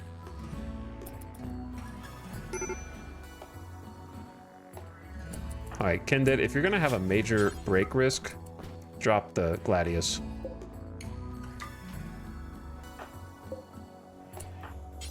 You may as well build this. Hopefully it doesn't catch fire, but that would be kind of funny. And they keep coming in here to like start a project, but then the power goes out. The old installation. You've learned of an ancient complex nearby, said to contain information about the smoke-wept tier. If you can break into the structure and hack the computers inside, you could collect the info, but watch out, there could be all manner of dangers, and the enemies around may be alerted to the activity.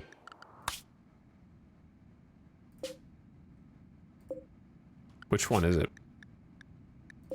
That one? It's on the road. It's pretty convenient.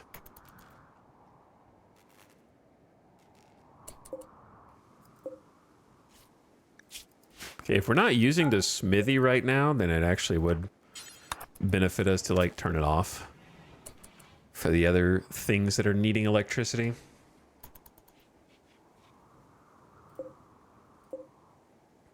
We got a grid excess of 1,000 when the wind is going. So we still got plenty of power, but the wind has to be going.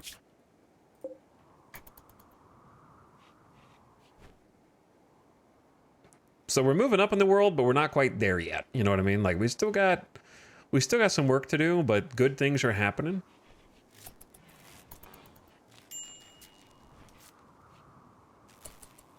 Clearing out a lot of usable, workable space.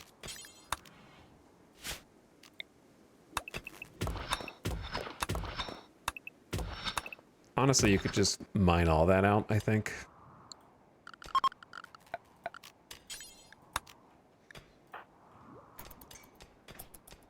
Okay.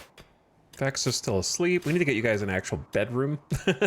We're just going to use this as a bedroom, I think, initially. It's going to be a little oversized, though. I want Luge to get back on research duty, but at least Kindit can do it. Just dinged level 10, close to level 11 intellectual. Todd's a little less grumpy now. Quite comfortable helps.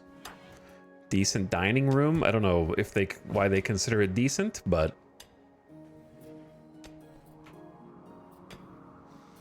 how can they sell more stuff if they sit down? I don't know. Profits need to go up. Corporate's not that far up the tech tree, sorry.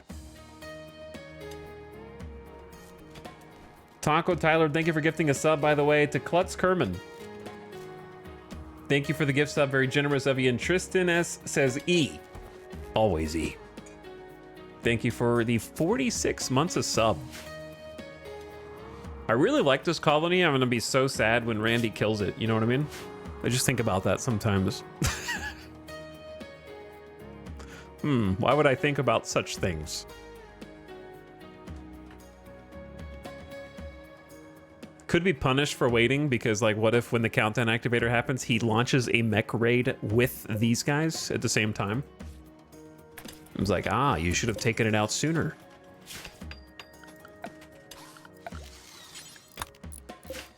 What were you thinking?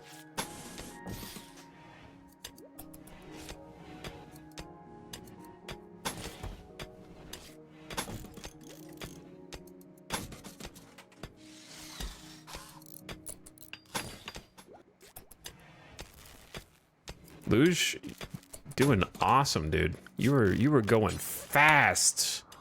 You have mined out this entire hill. Great job. We just have to pave it. Batteries! Store electricity. Hell yeah. Huge. All right, I have so many things I want. Air conditioning is obviously important, but we can get that after. We need machining, but we're so far away from microelectronics, to be perfectly honest, and I'm just gonna get long blades. Mechs are kind of our pain. I want long blades so I can actually like build a warhammer. That'd be useful. Okay, batteries.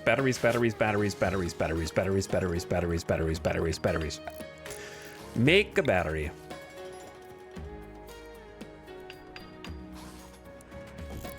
Make a 2 battery.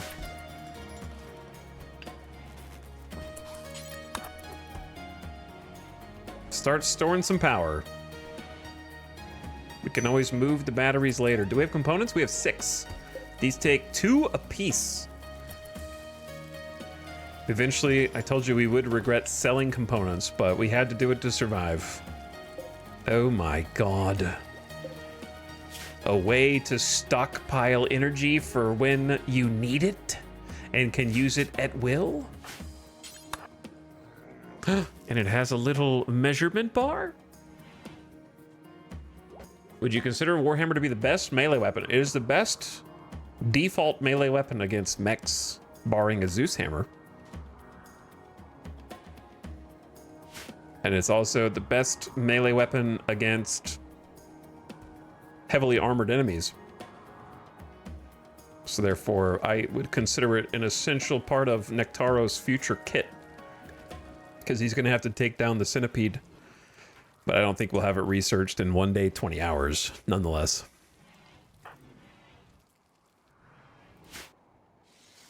Warhammer does big blunt damage, and all the heavy armor things don't have as much blunt armor as they have sharp armor.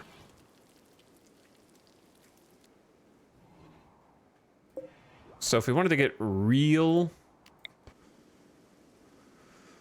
sort of, I don't know. 2 batteries will make a larger bzzzt explosion, obviously, but it's fine.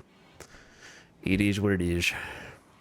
Eventually I'll have a grid, but for now we just need excess energy stored.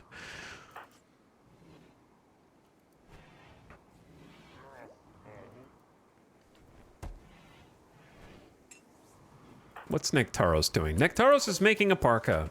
Very good. Actually, wonderful choice. Our first foray into complex clothing is an excellent cloth parka. Well done. Who's dying? Good night, sweet prince. Why the hell are you in the lava, brother? What were you trying to do? I keep my eyes off you. There's no home zone down here. All right, chat. Well,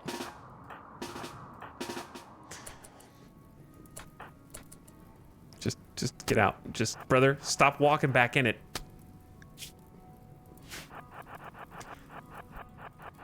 Holy shit. You can't take your eyes off them for a minute.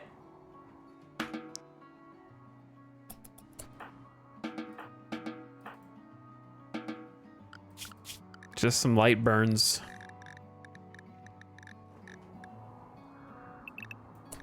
Everybody on safe zone for a minute.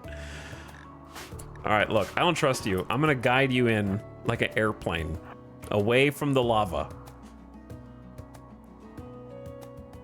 What was over there? There's no home zone. Like, was he just like wandering? I don't know. It said he was wandering. Maybe he was going to like haul some berries or something. I have no idea. Todd is on an insulting spree. Well, Todd, I think you've chosen a poor time to become like this.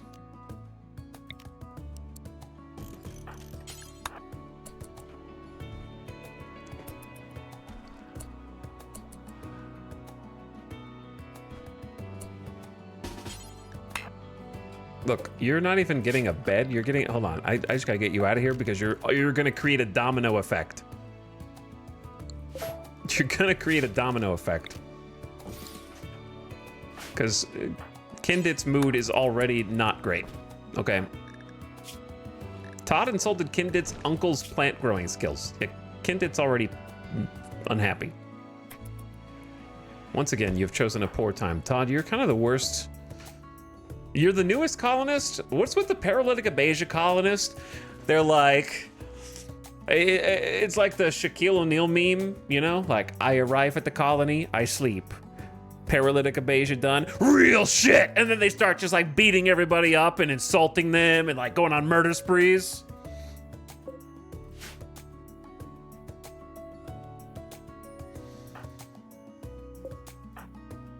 All my paralytic abasia colonists are like, hello, yes, I'm so happy, thank you. I'm just grateful to be alive. And then the second they snap out of it, I will kill everyone. I will bring you all to my level. Do you know the mechs are gonna attack tomorrow? Did you know that?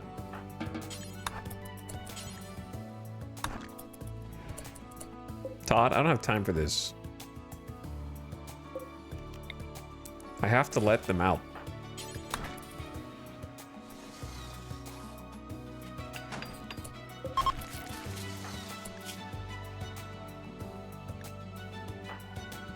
Okay, we also have a doctor situation. Luge, you need actual medicine here, brother. I know we don't have a light in here, but we're gonna make do. 47%. All right, you need to get well. Burns on the prosthetic leg, foot, arm, and torso. The robots are coming, yes. We're gonna try not converting. Counseling, maybe? Todd, you need to cheer up, brother. Don't flirt with me! Todd wooed Vexa by playfully making fun of her emotional stability. Vexa did not respond. No one's gonna like you at this rate, Todd. You're about to become the most hated colonist. Rebuffed by Vexa. Botched attempt to counsel Todd. That was a 260%. Todd has become upset. And that will pass in about that. I need you to help defeat the mechs. And you are just gonna screw it all up, man.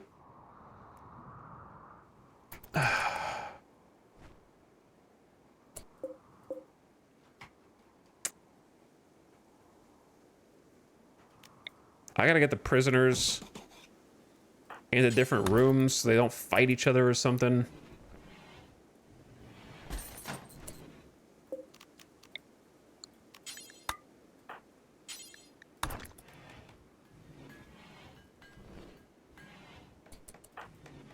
I need that 5th pawn, man.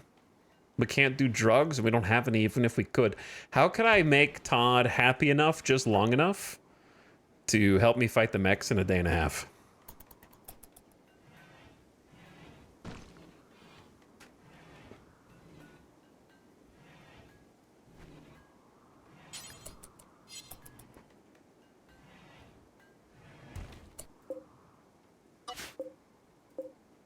Donkeys, are you guys dying?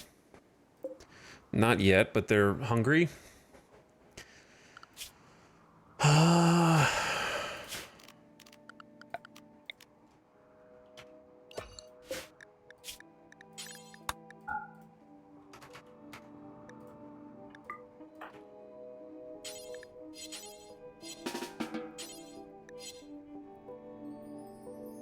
do I give you rice? Wait, where are you gonna haul the potatoes? Haul the rice, there we go. I don't think this is worth it necessarily, but worst case scenario, if we need the caravan to try to get food on a different map tile, they can at least help us do that. So it's possible they can help us kind of get our value back.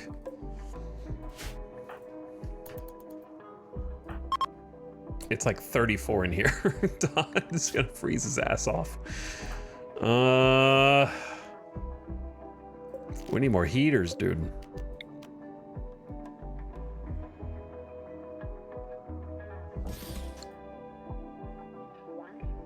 This is supposed to be a freezer, so I don't even want it. I don't even want you to be in here. I could just put you in here temporarily.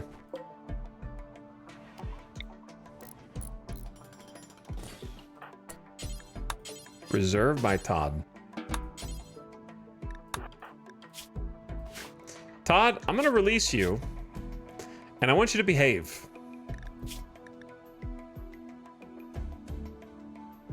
Okay? Because this is too much work.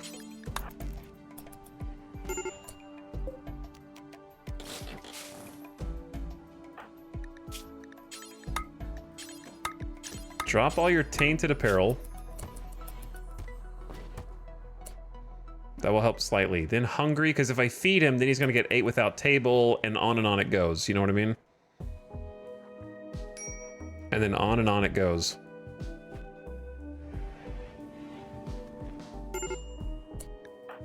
Now Kinded is threatening. With ravenously hungry. Oh my god, major break risk, major break risk, major break risk.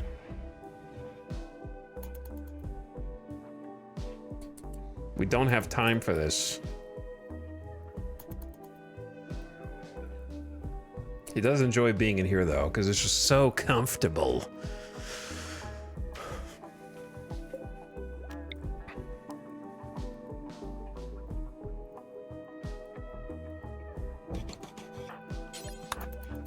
Let that heater kind of help bleed some heat over into the rest of this area via the vent.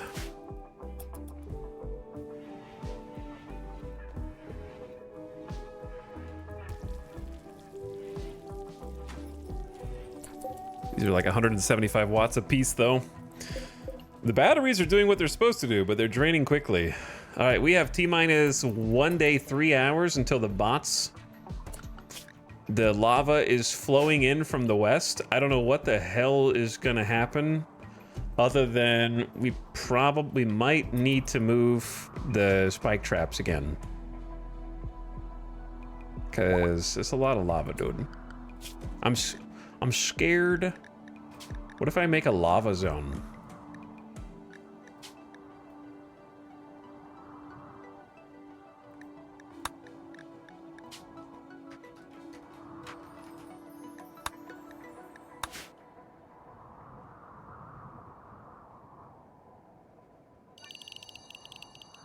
They're not going to go in this lava. They're not that stupid.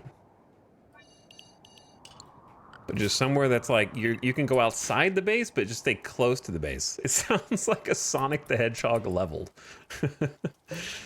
Dude, they ate half a stack of rice all by themselves and it's deteriorating? They'll eat it before it deteriorates, I think. Oh, we just have too much to get done. And not enough time to do it.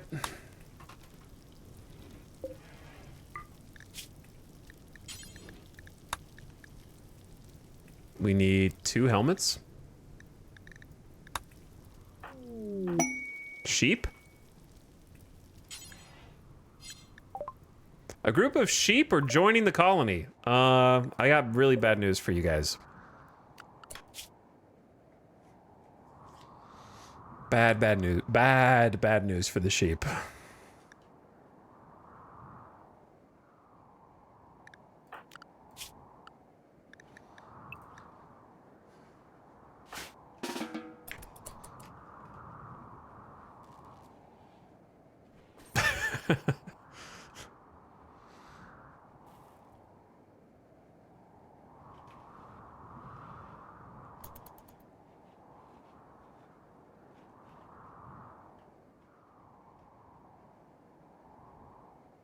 One, 2. Come on in.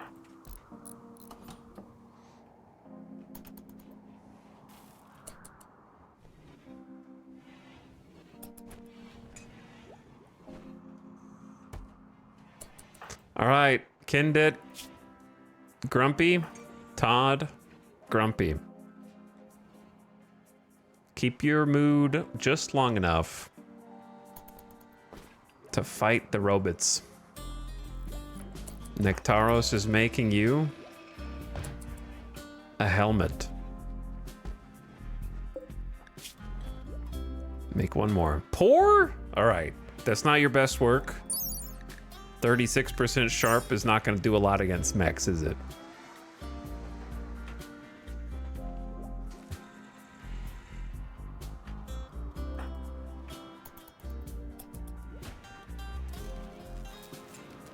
All right, we need some more battery power.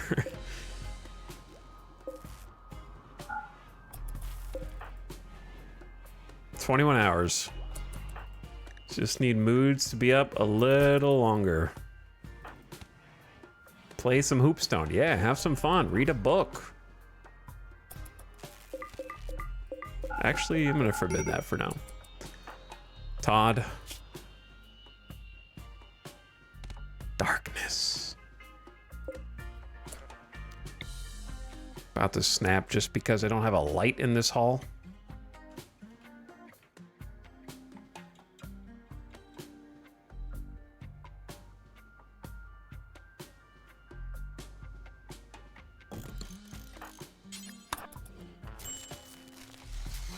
That being said, the power is on the blink right now, so we're gonna need a second wind turbine soon. Like, probably now, actually. If we get a nice period of strong wind, they'll be okay.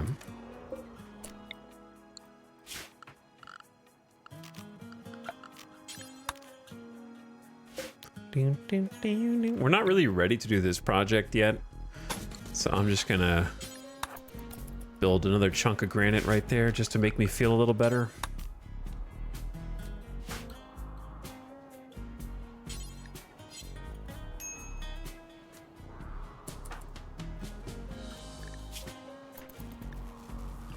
Come on, wind. I can hear the wind. All right, sheep, you gotta go. You gotta go.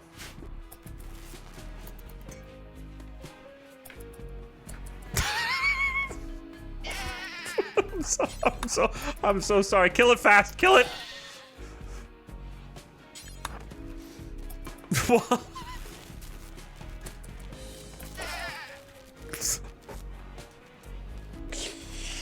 Timing. Listen, that's the last thing they got to. They died in a state of euphoria. So that was actually evil. Was it? We need to eat, bro.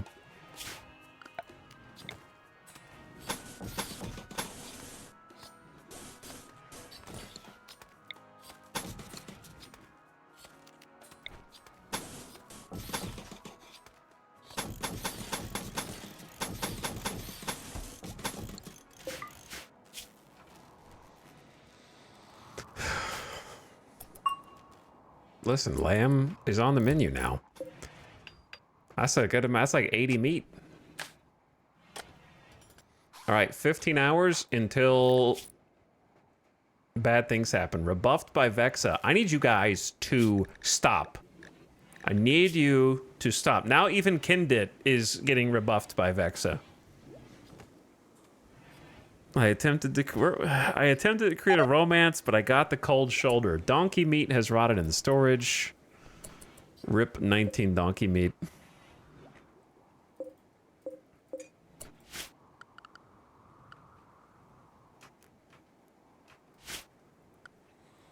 I don't really feel like building a bunch of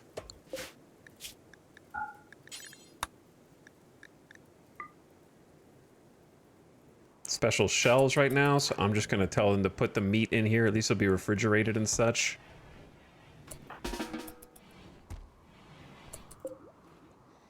And take longer to spoil, especially when it gets cold at night.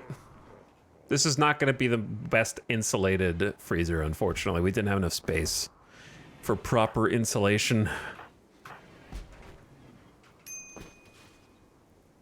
All right, T-minus 13 hours. Moods are sort of stabilizing. Kinda. Build complete to make a helmet. All right, everybody get a helmet. Vexa, you need a better helmet.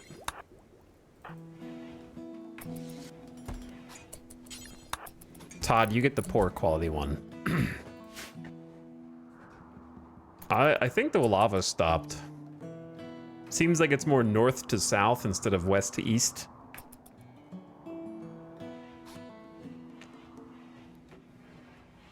So that means I don't have to go move all the spike traps. I'm hoping that everybody's in a good mood. We wait for the bots to come to us, fight them one at a time, and then cry when somebody tragically dies. Because God knows what's in this mech capsule. 10 hours. Get a good night's rest. You guys are gonna need it.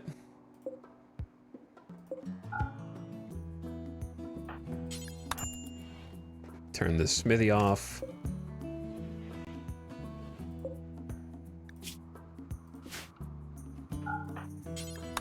Turn the stove off. Make sure the heaters stay on.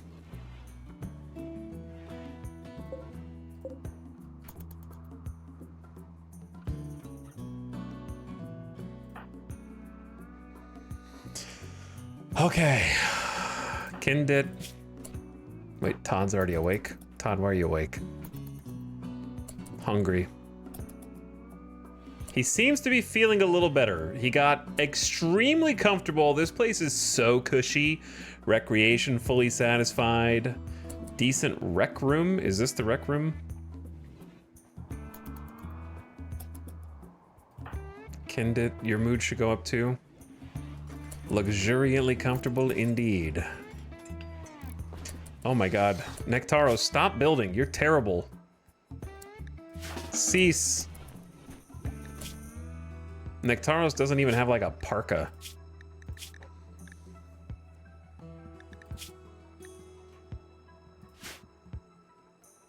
We're like, okay, you get the... Nectaros is gonna just go in the full plate armor. So let's go ahead and get that on.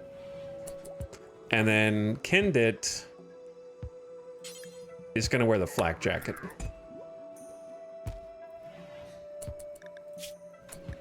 Okay. I need some pants for you, dude. I know these are tainted.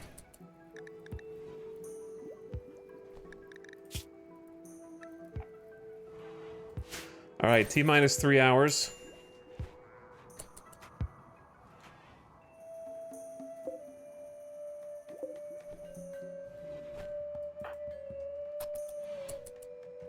Hauling to power conduit.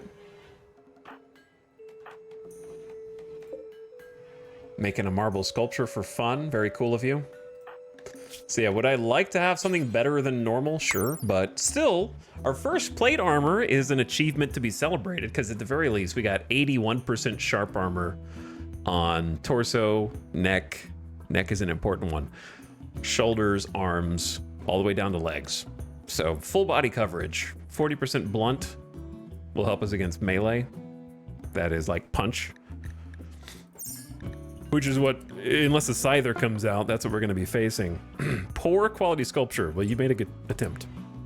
So compare that like 80-something% to like the flak jacket's like 55 with only 8% blunt armor. Flak jacket is barely anything for blunt armor.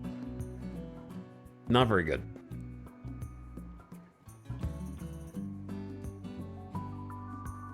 So huge advantages for the full plate armor in my opinion. What were the buffs that they just did in the free update? We read them, but I forgot. What were the armor buffs in this most recent patch? I was using them before they were buffed, but it's cool that they got buffed anyway.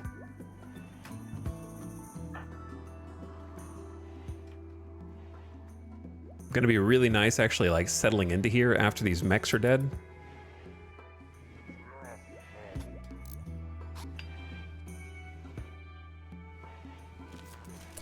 Man, power is going to be an issue.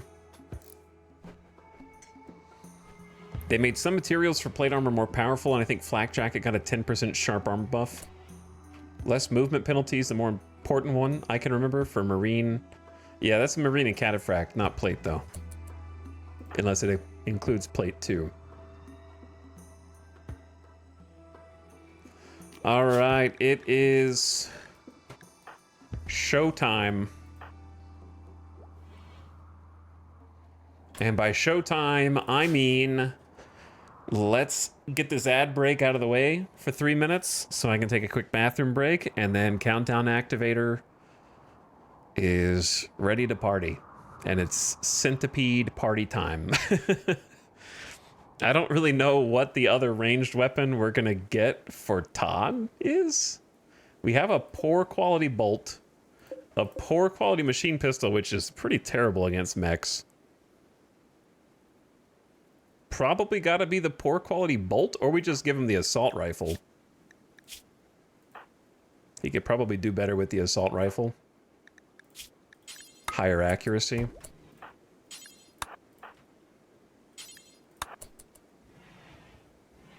And then the excellent great bow, and then Kindit. We don't have any good blunt weapons. We do have a good steel mace, but it's way down there. And I am not going to go get it, so I guess Gladius is it. And then it's go time. The mechs have woken up. They stir! All right, and we will tackle them when we get back. BRB, thanks for watching. Quick bathroom break while running the ads. And listen to this.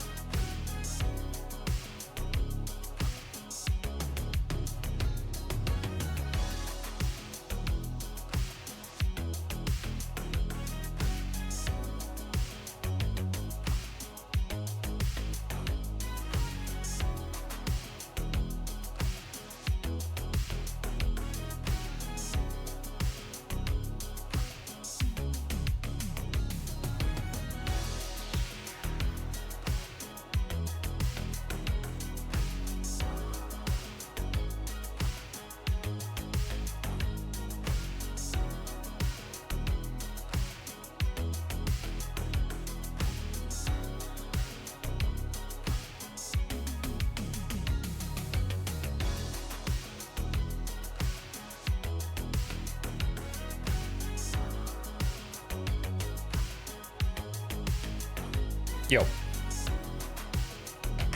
And we're back. Game time.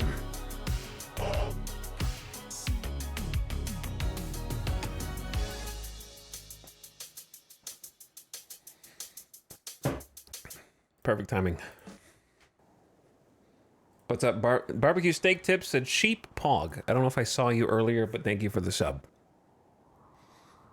The sheep are now dead. I don't know if that's what you intended. Okay, what's in my loot box? Damn.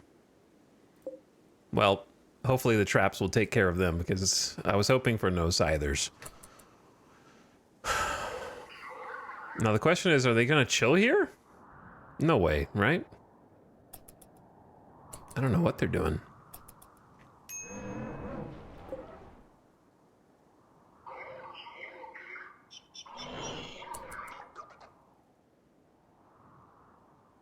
I'm surprised that they're just chilling here. Free base defense as long as you don't ever go outside your base.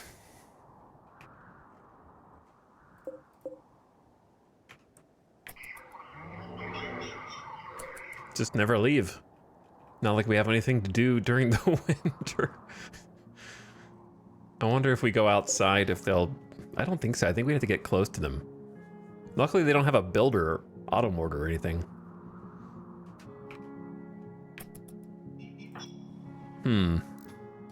Obviously I'd rather just like take them out.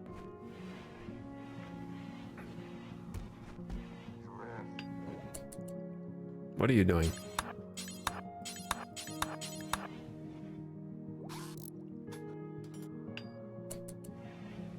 We need power.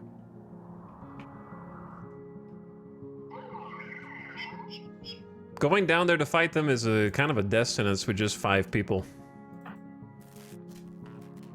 Brother, I need some wind.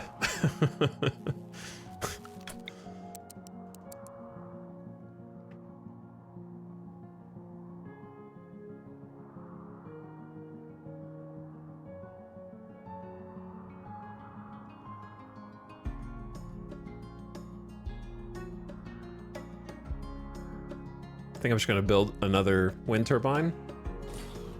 Like right here.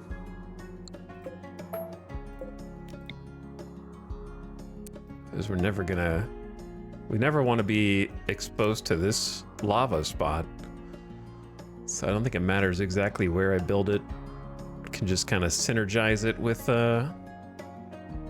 overlapping the other one.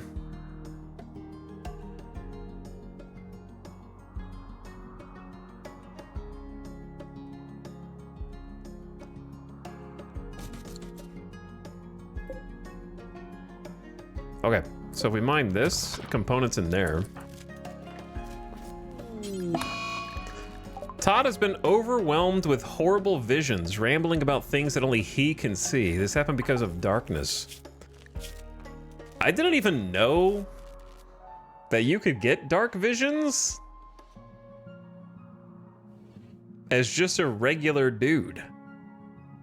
I thought it had to be one of the anomaly colonists to join.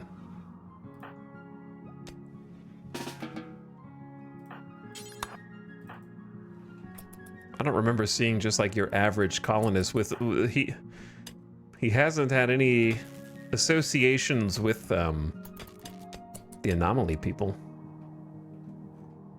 These guys are just patrolling. They're just hanging out.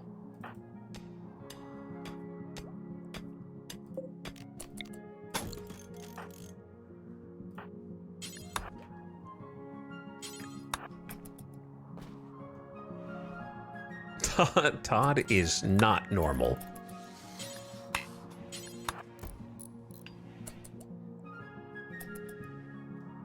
Okay, so we got a couple components. Nectaros charmed Vexa by describing her as a breathtaking sun. Vexa ignored the advance. Chat, I think the Vexa-Luge relationship is being challenged at every turn. I have never seen so many flirt advances before in such a from so many different colonists. It's everyone. Luge, Nectaros, Kindit, and Todd. I've never even seen such a high quantity.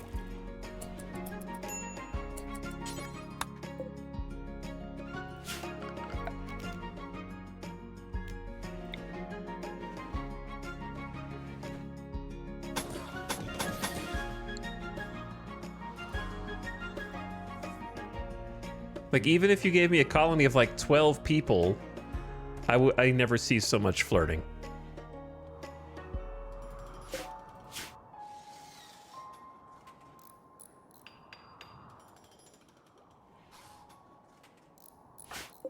This is like a all-time high.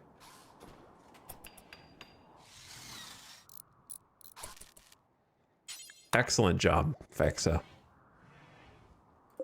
See, when the wind is going, then it's smooth sailing. I think that's a good use of our resources.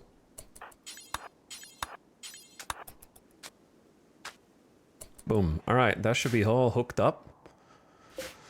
We just doubled our total power bandwidth. Should be good to just turn the work tables on and get some jobs done. I think we only have 400 steel. I just used a bunch, huh?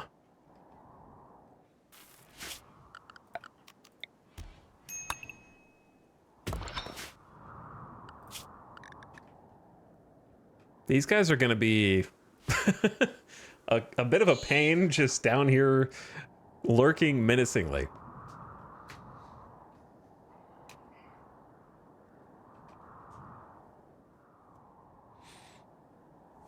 Worst case scenario, I turn on a slightly looser schedule and then they go outside and then get attacked while I'm not paying attention.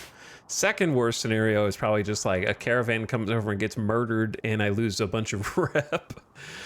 Best case scenario, humanoid raiders come in from this side of the map and attack them. But the problem is they have to come in from this side. So it's like, if they come in from over here, over here, over here, it's not really gonna matter. So it's sort of just boxing me in.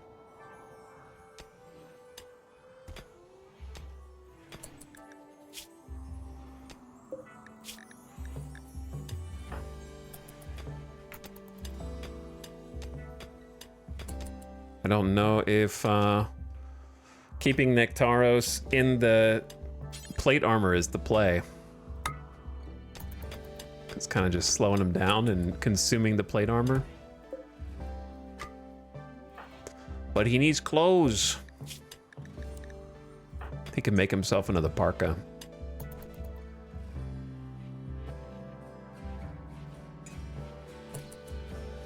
New to this game, are you able to, I guess, tame a wild man? Yeah. You're able to. Exactly that.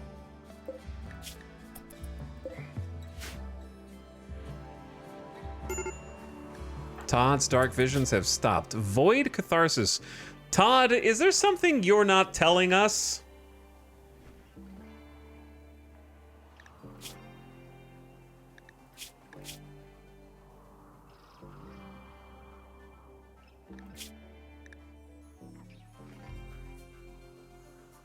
Is there something you want to share with the class, Todd?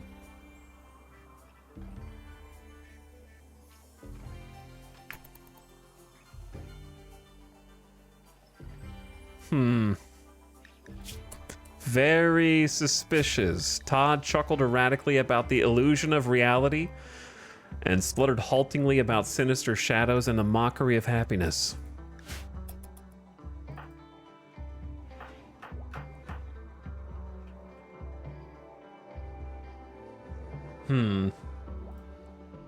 Extremely suspicious.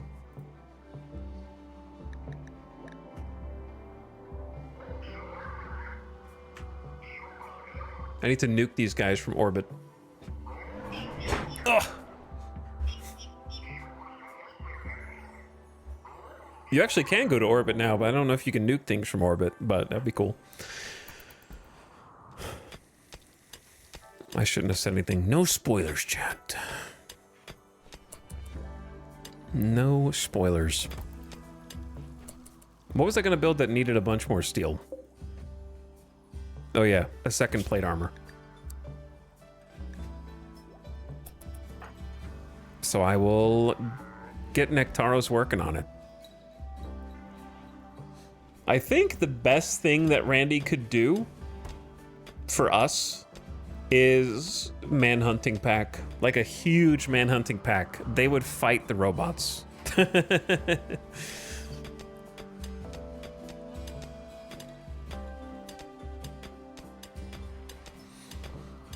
Isn't there an orbital laser weapon? Yeah, there are. There are. Extremely bad against mechs, though. Since the majority of their damage is like burning damage.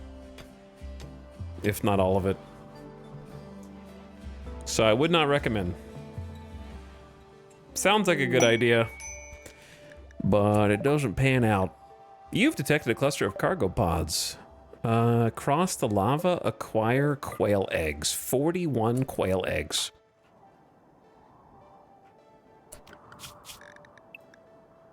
All right, if I babysit Vexa, should be fine.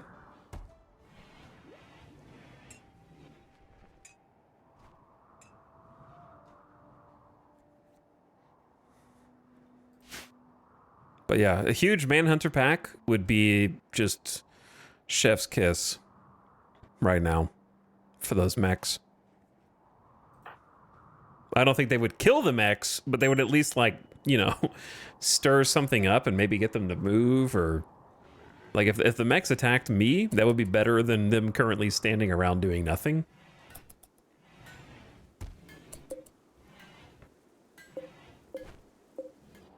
Them standing there is actually the most menacing thing they could do, because I can't attack. Because they're supported by mini slug turrets. They have the range of the lancers. The centipede would just be bearing down on us. They outrange us. If we can't even poke them from afar and try to get them to come attack easily. And we'd be out here in the snow in 19 degree. So we just get wrecked. We try to fight them out here in the open. With no EMPs even. Yo, the double wind turbine's looking sharp with the 2 batteries. Happy about that. Okay, Todd. You get a work schedule now, though. I don't know if you have much to do besides clean volcanic ash. Vexa might have some base repairs. I don't know. Stop it, Todd. Todd charmed Vexa by complimenting her judgment. Vexa did not respond. Wow. RimWorld as a simulation is just so realistic. So realistic. This is what it's like being a woman. Probably. I wouldn't know. But you just get like... You know? Can't they just be... She's already married. She just wants to be friends with the rest of you. Stop objectifying the main character, please.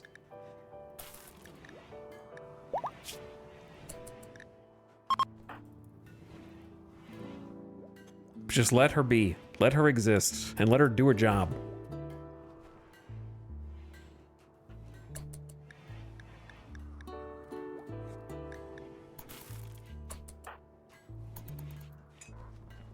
Okay. So here's what you can do, Vexa.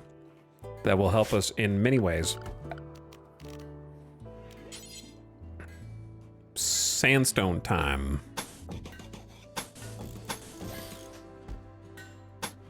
I'm thinking about marbling the base, but we just have so much sandstone.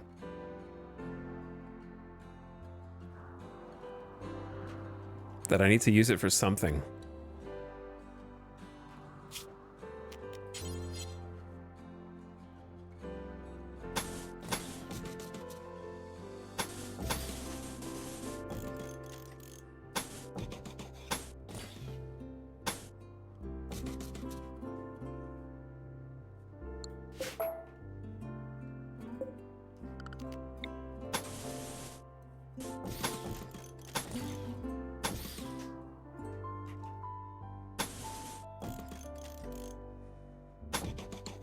Okay, so let's use some of it.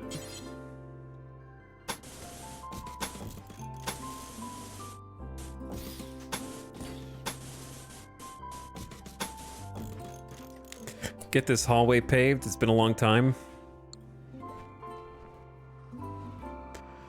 That'll give you something to do. Longblade research complete. You can now make long swords and spears.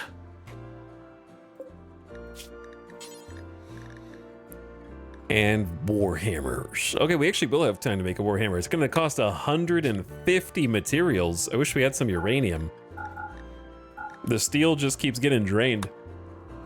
We've almost used all the steel that's available at this hill, which is kind of mind-boggling. There's like just a couple pockets left. So you can finish the plate armor, since you're already working on it. And then start working on a warhammer. And then we can also do long swords now. Chet, does anyone like spears? Anyone want to sell me on the spear?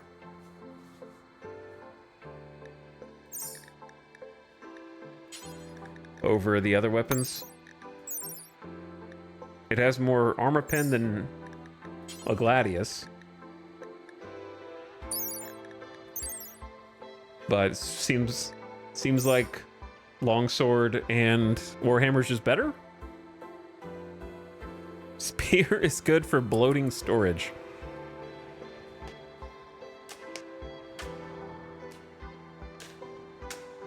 Why would you craft a spear over the other weapons? Just material usage? 75 materials? If you had like... We don't have any obsidian yet. We have obsidian all over the map, but we haven't mined it yet. At least, yeah. So we need to make some obsidian weapons, dude.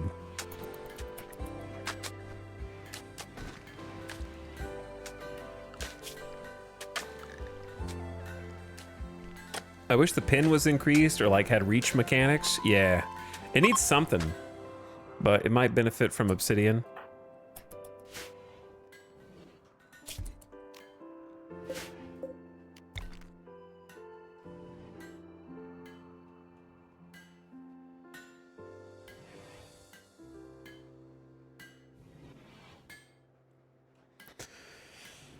I know it's a funky place for a light, but that's where it's gonna go.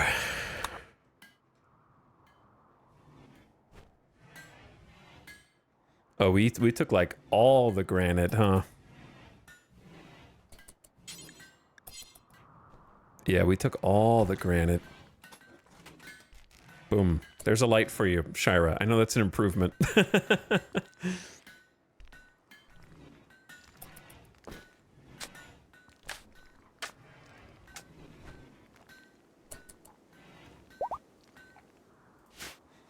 Rule Storage, how you been, dude? How's your RimWorld going? Tack Dragon Rider, you either have a very lucid imagination or you've been playing mods so long you don't remember what's not a mod.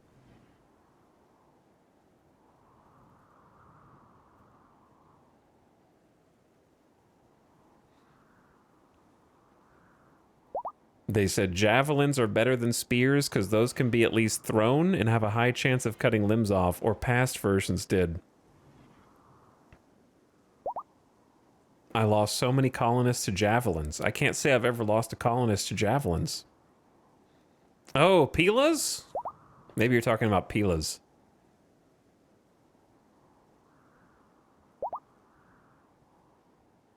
That would make sense. Because, yeah, Pilas just got buffed, didn't they?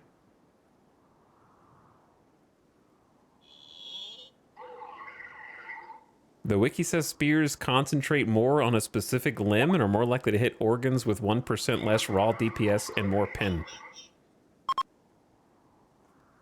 Interesting.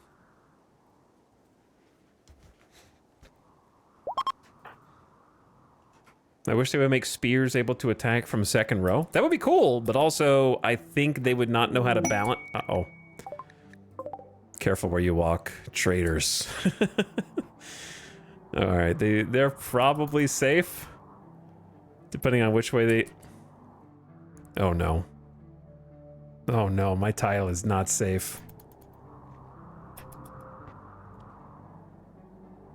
I don't think they'd be able to balance the AI not knowing how to use formations and spears is probably the issue. Run, you fools! Oop. Look at that. Look at that long-range shot from the mini slugger, and they just paused to start healing in the middle of nowhere land. You guys better go, dude. Paula, run! Run, Paula! You guys gotta get out of here. But yeah, basically letting spears hit from the second row would be awesome. But then they'd have to make it where the AI, like, can do it against you. Which I feel like would be tough to program.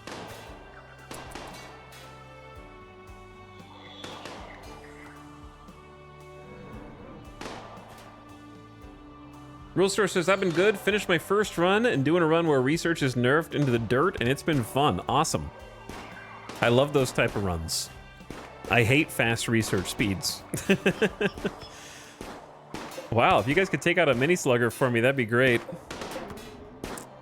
The funny thing is the other mechs haven't even engaged. It's just the 2 mini slugger turrets. And they're just fighting it out. I can't believe the other mechs haven't fought. That's the craziest part.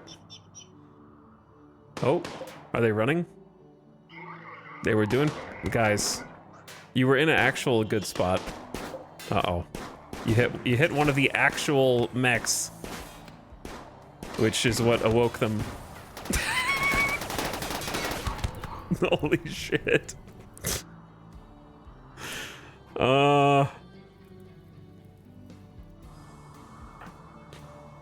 Meanwhile, in bed, Vexa and Luge currently getting it on a little bit at 5 a.m.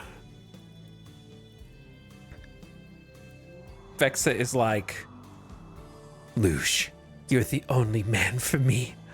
All the other colonists are trying to flirt with me, but they've got nothing on you, Luge. Todd keeps saying some dumb shit every single day. Like, complimenting my judgment. Huh. He doesn't know me like you do.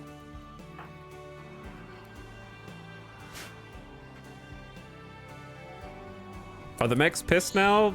Let's see. Make sure we're staying on safe zone. Maybe, I wouldn't mind if that woke up the mechs, but I feel like they're just gonna turn around and go back. But maybe not. This is grim. Kindit has the animal war call.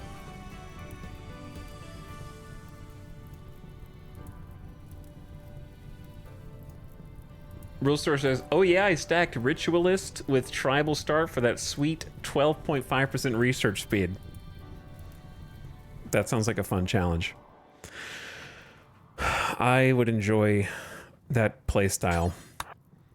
All right, gamers. Game on, brothers. We are not going to finish that armor, so gear up and get ready for combat. Here goes nothing. We knew this day was coming.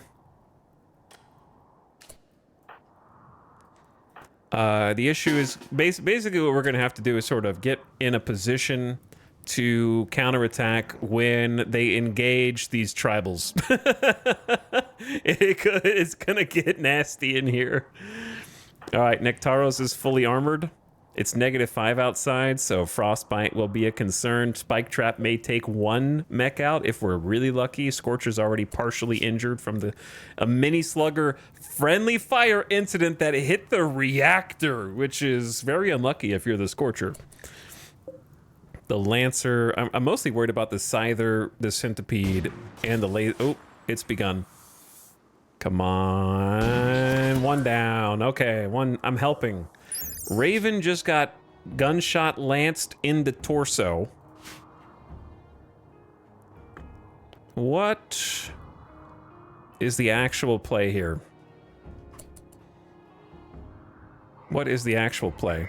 Let the tribe do something first, because they know. Oh. They can definitely take out the Scorcher. Uh-oh.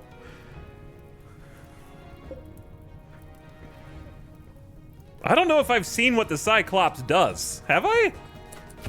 I'm thinking of a Tesseron. This is not a Tesseron. Holy...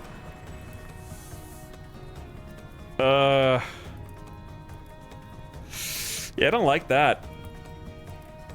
Okay, how do I engage? How do I get in on this? Centipede's slow, so if we could kill the other dudes. The Scyther is the scary part, right?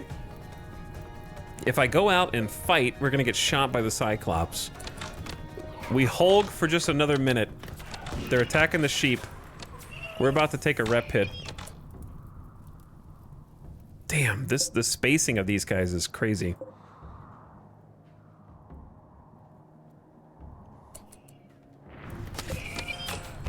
They might be able to take the Scyther down. I saw a Pila hit.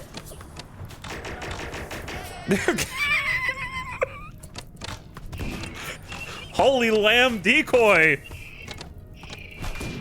Lamb decoy, brother. Who killed the Militor?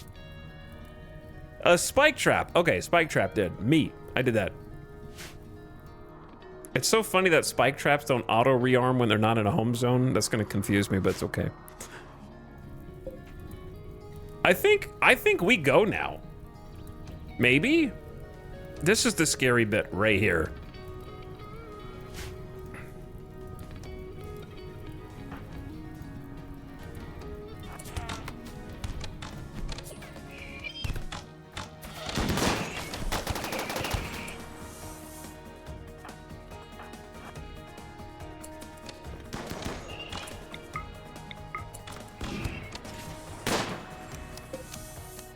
I'm in danger. Tactical retreat.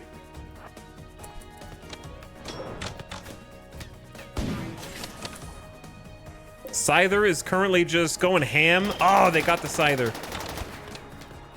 Cyclops is really confused. We need the Centipede to get closer.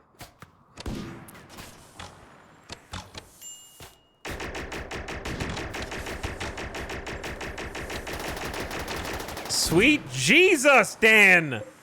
Holy! That could be us, man. That could be us. They did take down the Cyclops. I feel so bad for these traders. Is our relationship going down? This is a different tribe. That's a pig union. These are the friendlies. I think it's actually like, this is just bad luck. I wasn't even trying to gamify it to try to get their free stuff. How do I get to this Lancer without him headshotting my colony? Without going all the way back through and down the other way? Because, like, we're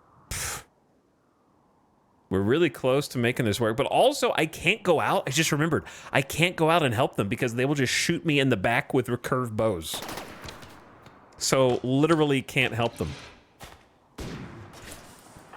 We're gonna pivot over here, though.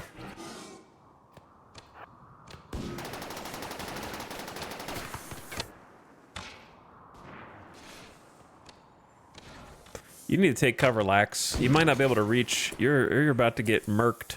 We're gonna sneak around and try to take out the Lancer.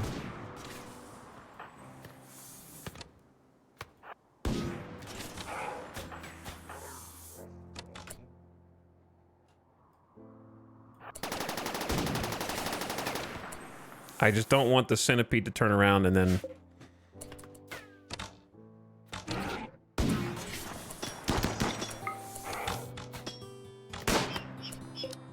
Okay, I screwed up, chat. I screwed up.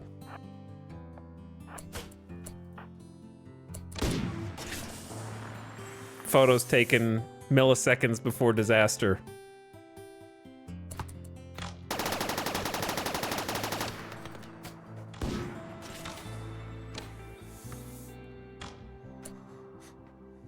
Because if I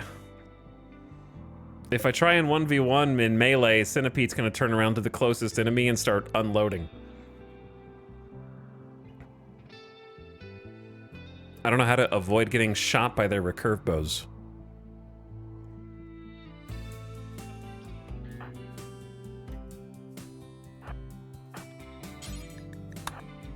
It's time to be brave.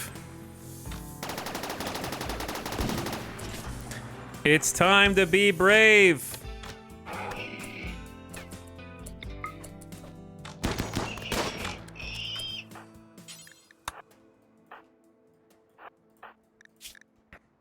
Who gets the kill credit? The Lancer's thorax was shattered by Vex's great bow arrow. Vex claims the kill. All right, Nectaros going in to help.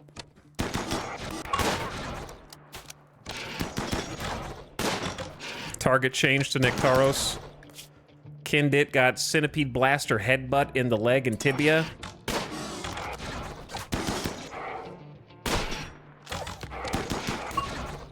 Nectaros currently face tanking. Holy. Luge bolt action rifle bullet pierces Centipede Blaster's second body ring. And rip to the brave ones over here. We might be able to save Dan. Hold on. They deserve at least a heal route, I think. Are there any more mechs on the map before we celebrate? There can't be, right? Like other than what's down there. We're gonna have to take this out separately.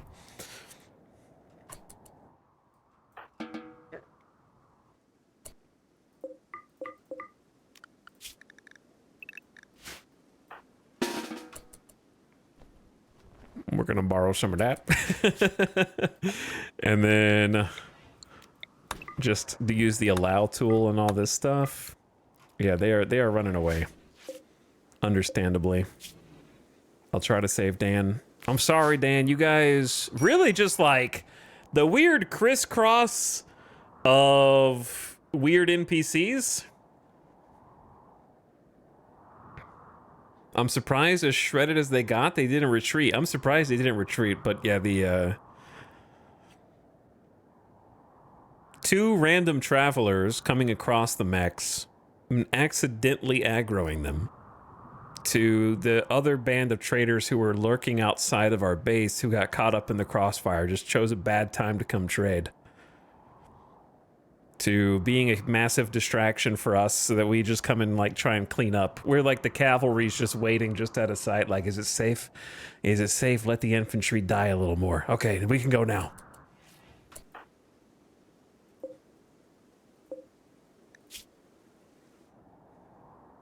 Are the two travelers dead? Yeah, I mean, they're pretty dead. They are pretty dead. I don't know what happened to the other one. Their body might have burned up.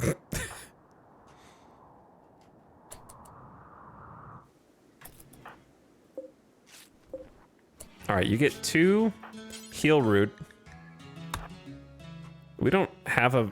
This is the hospital now? This is now the hospital.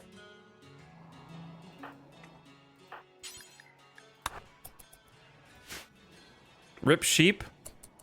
That one got a field cremation. Wait, what happened? A traitor stood in the lava for cover? Oh. Classic. That's some good old-fashioned RimWorld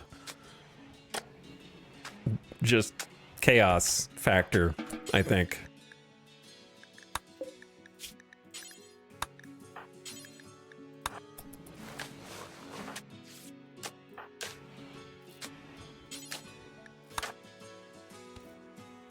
Some good chaos factor. Mechs at the corner. Other NPCs get into a war.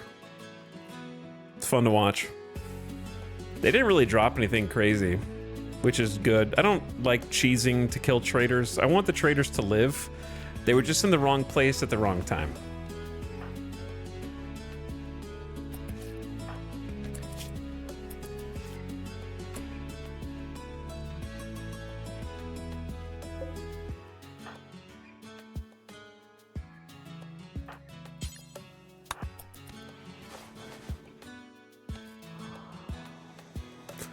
Okay. Well, we lived. There is no lava zone, so I can't unrestrict them yet. We need to figure out how to take out the turrets, because that's just going to cause additional problems. But we don't need melee to be able to do that. Kendit, I'm going to have you drop a couple things as a precautionary measure.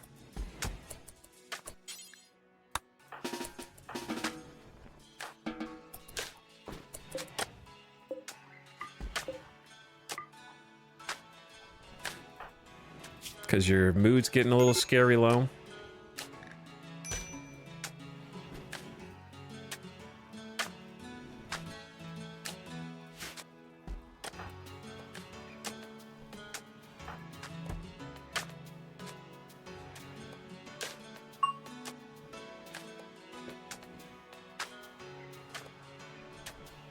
Yeah, the no rep loss is really nice.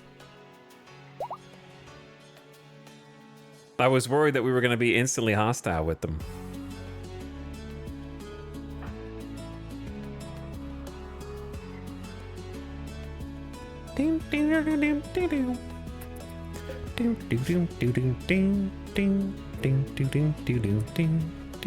Is that a change? It just depends on the situation. Somehow the game determines whether it thinks you're responsible or not. Like, if an animal hunts them on your map, you can get rep loss, which happened to us. I'm not really sure what constitutes your fault or not. The happy song after all the chaos is so RimWorld. Yes, it is.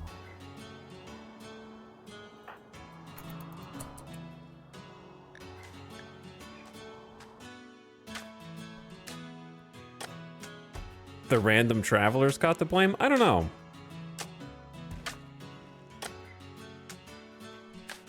I'm not sure when one does or the other. Okay, so there's not really an easy way to do this.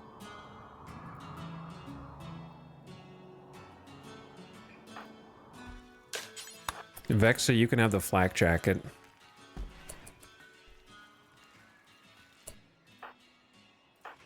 But we have to do it nonetheless.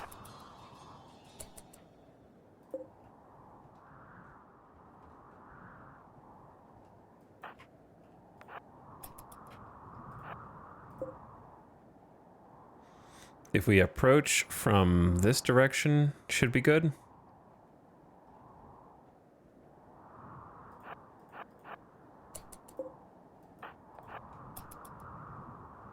Kind of like in the blind spot.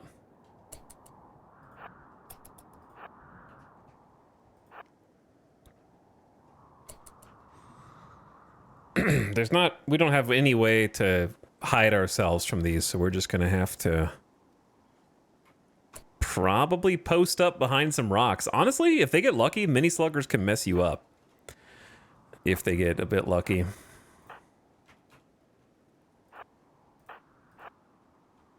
Actually, let's just do... I don't know what I want to do, actually.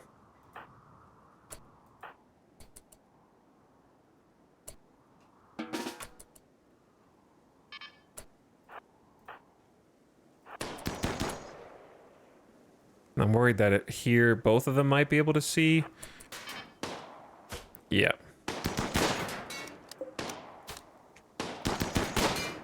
Use the rocks for a little cover. One dead.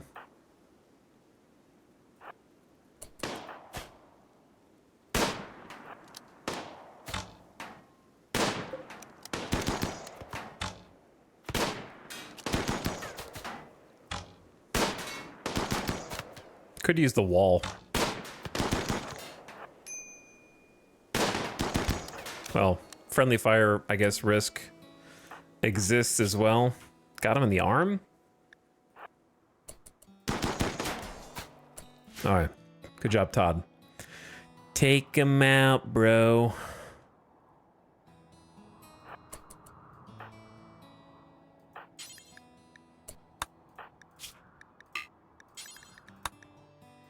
Have Vexa do a little field tending while Todd tries to take out the last one.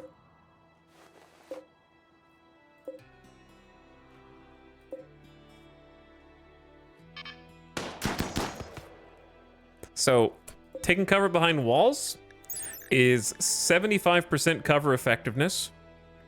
Higher percentage blocks more shots, of course. Rocks, I think, are 50. And then trees are 25. So that's sort of your priority list. Wall, rock, tree, depending on how desperate you are. However, there's a catch. The angle matters. So this is close to a perfect angle. So 75%. So the, like, if pretend the mini slugger was over here, it's not 75% because the angle. Todd's more exposed. From this side, right, I don't know where it stops being is any cover, but the point is that draw an imaginary line between the two things and imagine the cover being used against it. The further the angle goes, the less cover you actually have.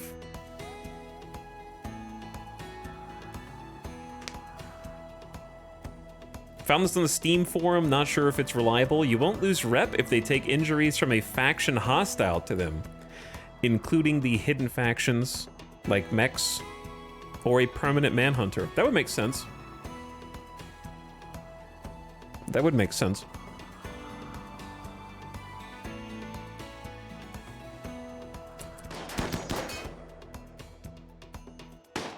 So flanking is beneficial is what I'm saying.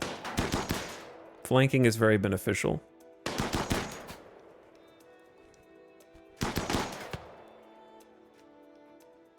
I'm gonna let you guys go home. I assume Todd can clean this up.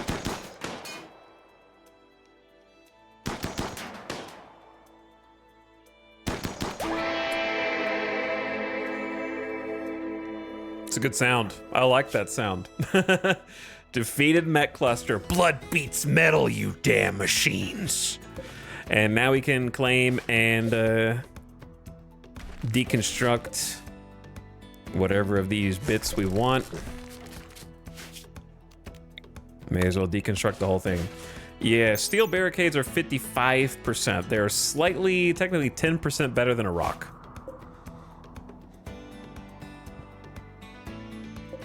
Sorry, Rosarit the medic. Gotta pass your bloody corpse on the way home. It's very sad.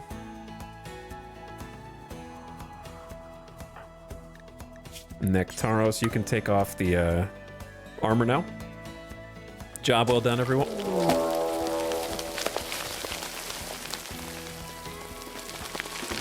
Let's keep the armor on. Let's keep the armor on.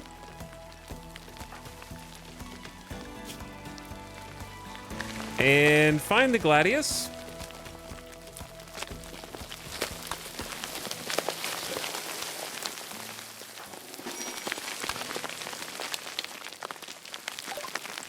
Giant insects are tunneling toward you. They will break through in a few seconds and plant hives, which will make more hives. All right, we need everyone to get home right now, dude. Oh my! Wait. Oh, they're just in this room. Oh shit. Go here, then there.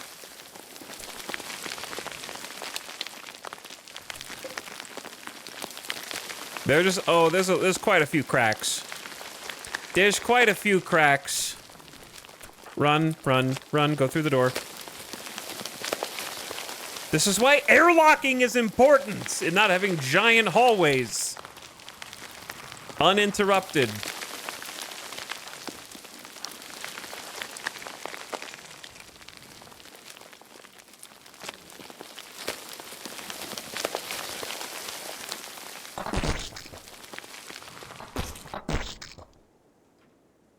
Okay, so you planted yourself in the door, which is cheating.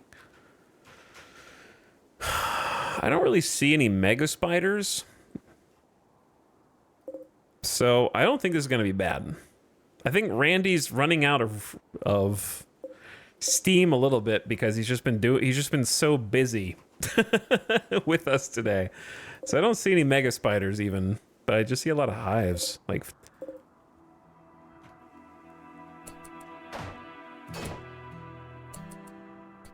what was it? Oh, dude, don't. That's my kitchen, man.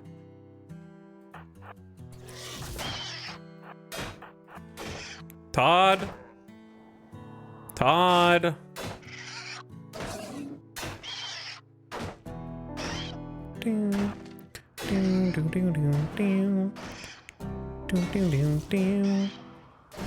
Come on, Todd.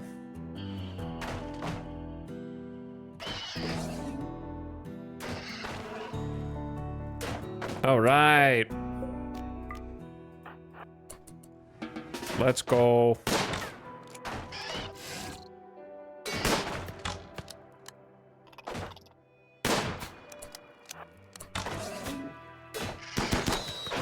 Oh, now they're angry.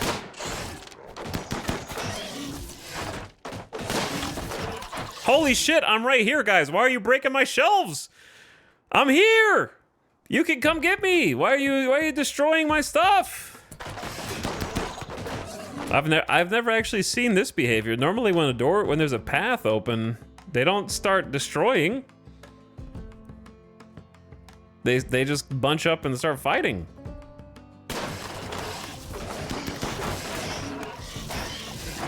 Dude, imagine Dan is starving.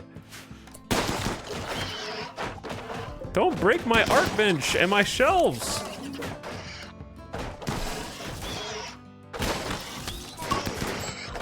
And my vents. Weak spots for the bugs.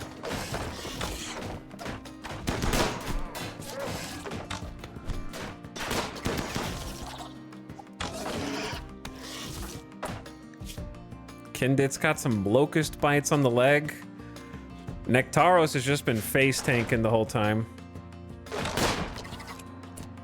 They're destroying the chicken box. Well, the chicken's dead, so that's fine. All right, we're gonna just move in and take care of the rest, I think.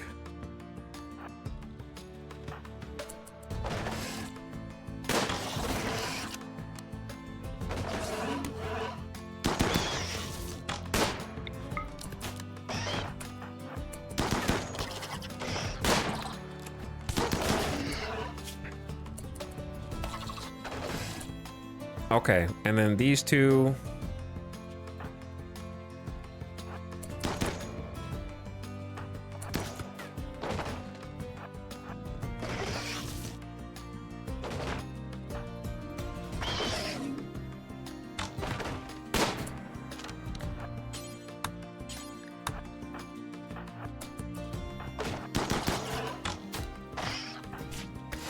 Oh shit, we shut the door.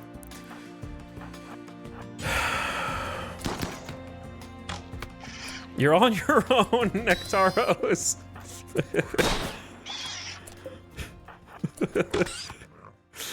Okay. Shira, are you okay?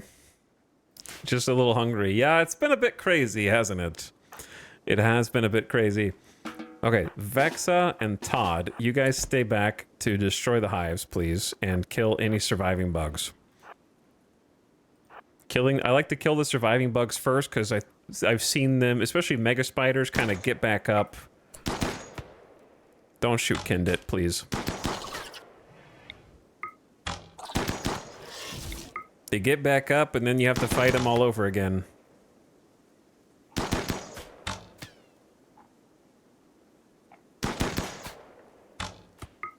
Bro.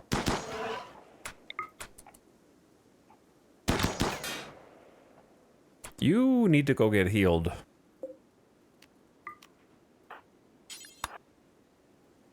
You're the doctor. Oh yeah, so we're gonna have to have somebody else handle this.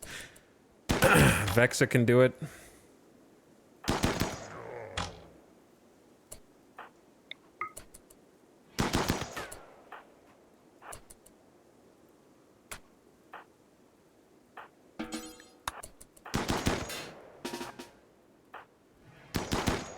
Okay, let's tidy that up first.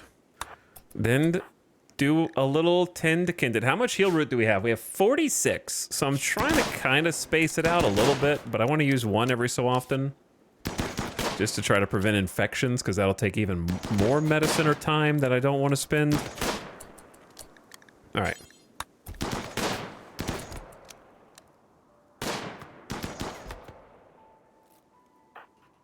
Good job. There's one more hive. The one in the door. Wait, one of the bugs is still alive.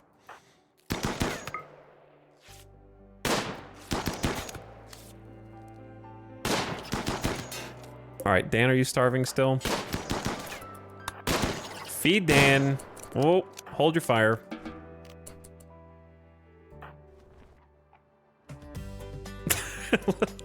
Just a little break.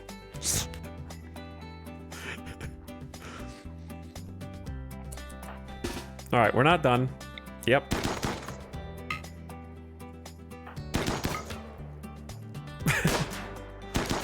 Sorry about that, Dan. I'm so sorry.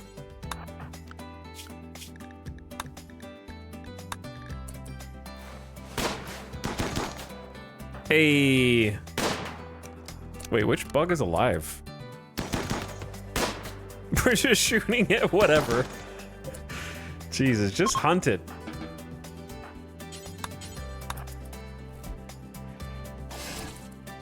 Okay. Woo!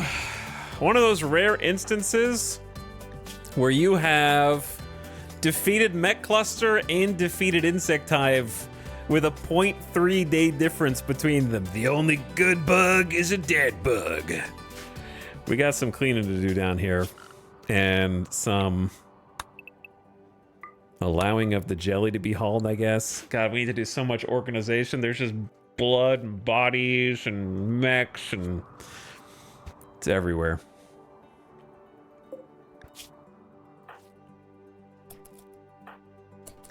Nectaros just got bruised up a little bit. Armor did his job.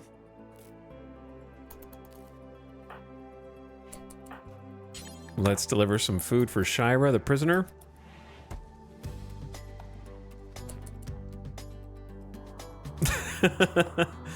So, donkeys, are you starving yet?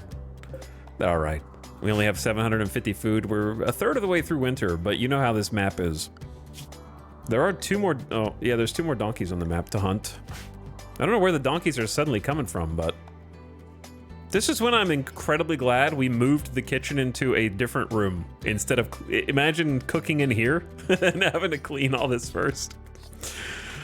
Oh my god. I need shelves in here.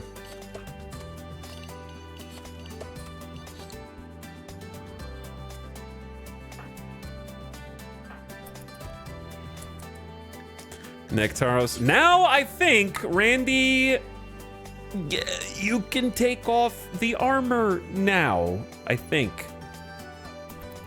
Okay, there we go. I was wrong last time.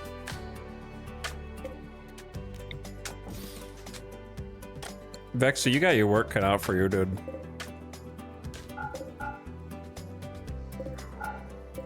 I think we just pause a lot of the building to focus on repairs first.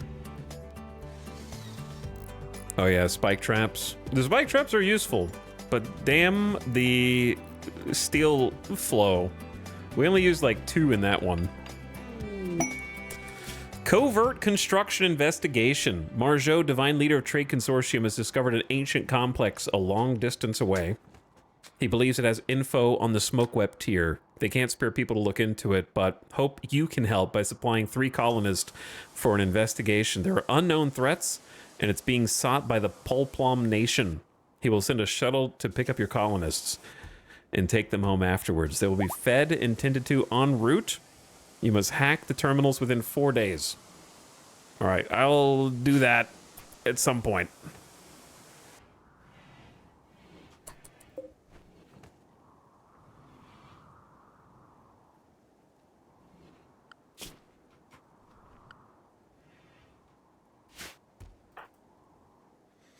Why do they care about our relic? My interpretation is that they're looking for the relic and they're trying to use us to find it, but you're only getting one piece of the puzzle and you need all the pieces. So it's kind of like a Uncharted situation where they're just trying to get info via you and then you're sort of using them to get info also.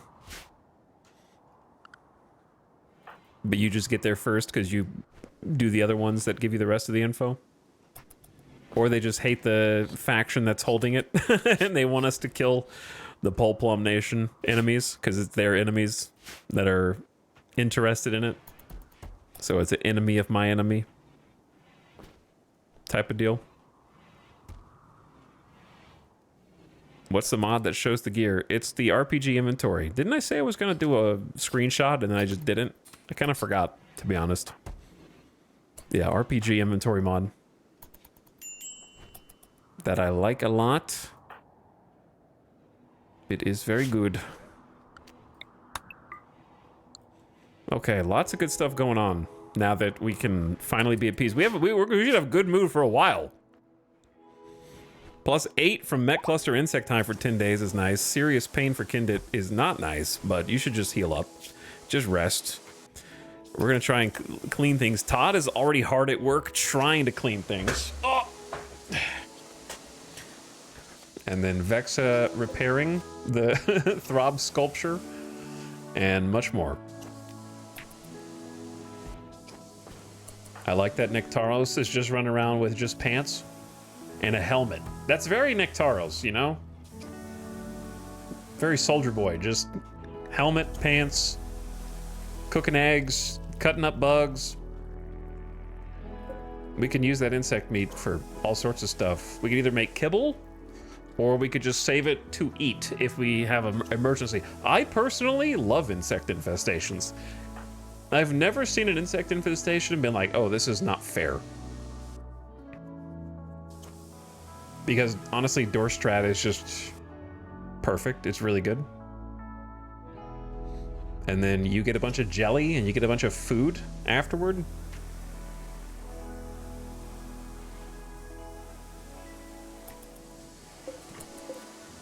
This door had 1 HP. Literally 1 HP. What about that Reddit post where the insects destroyed the dude's graph core? Two things. I have no idea what post you're talking about. It's because I'm not a serial Redditor. And number two, the devs have already patched the game, so the graph core does not have HP and cannot be destroyed now. So what about that?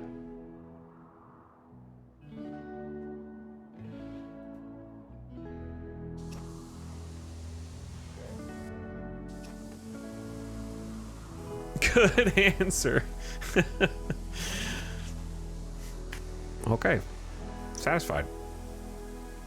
Infestations feel like a check if you built your base correctly. Kinda.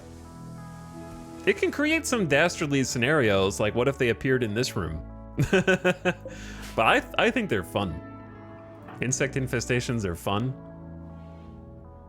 To be honest, insect infestations should be even more dangerous because building in a mountain is still, I think, the most powerful way to play RimWorld.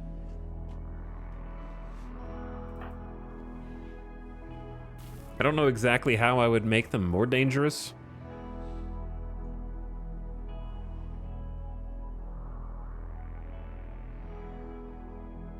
Because I'm not the developer. Only to say that, I think Mountain RimWorld is still the safest way to play. Insect infestations are not half as dangerous as any mech. Anything mech. There needs to be a centipede mech size bug. Well, here's the thing, right? There has to be balance because it can't just be a mirror. Because the thing about infestations is they're literally in your base. And the majority of the time, 90% of the time, mechs are not in your base. They try, they go through breachers, right? But the fact that they start in your base means they have to be a bit weaker. Otherwise, you stand no chance. Because anything you do to buff the insects, you have to buff the player to counter somehow. Because when you're fighting inside your own base, you don't really have a lot of strategic options anyway, except door strats. So if you power them up, you do need more strategic options. Like, mechs have an EMP. You would need a weapon similar to that to use. You could power up bugs, but then you need to have a new weapon to use against bugs. That, like, stuns them or makes them less accurate, you know, something to like interrupt them. Not like a bug EMP. I'm just saying if you make them more powerful, you need a new counter.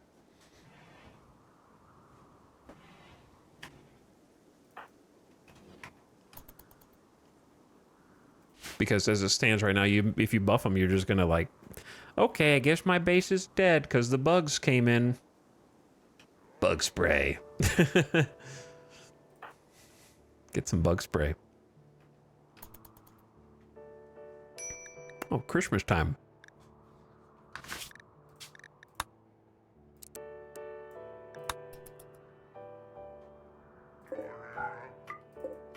Gonna allow this to all get built.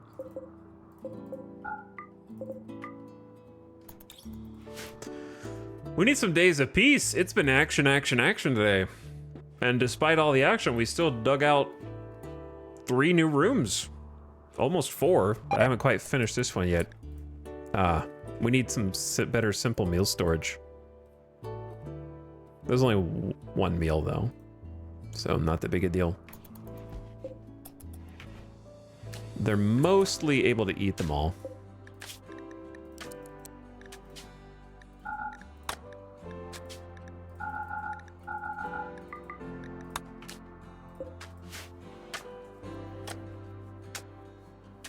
But anyway, Brutal Offender, thank you for the 21 months.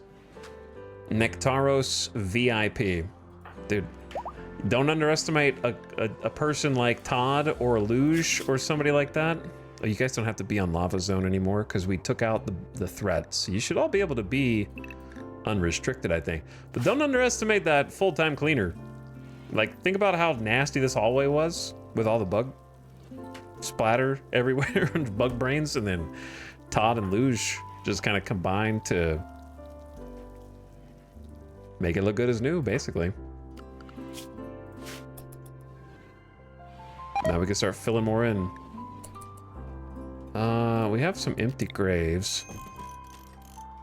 Luge is hard at work here. I need to make an incinerator.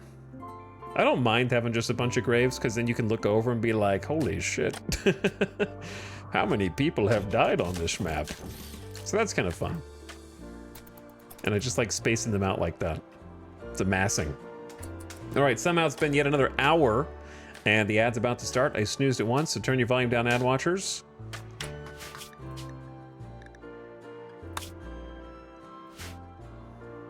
And I am hungry, and I'm gonna take 2 minutes to go get a snack so that I can keep streaming. And then while I'm doing that, I'm gonna leave it on 1x speed on camera mode. Which camera mode is the one that only follows, what is Attenborough? That like animals? What is flog it? What does that mean? We're following steel plate armor.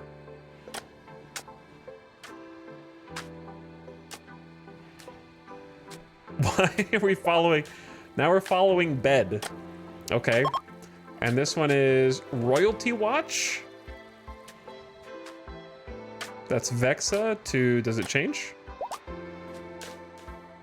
Okay, maybe that just follows people so you guys can watch them. It's British for sell it.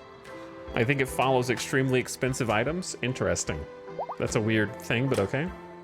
All right, chat. If anybody dies while I'm gone, I'm gonna reload the save, but hopefully they don't die and nothing crazy happens. All right, beep.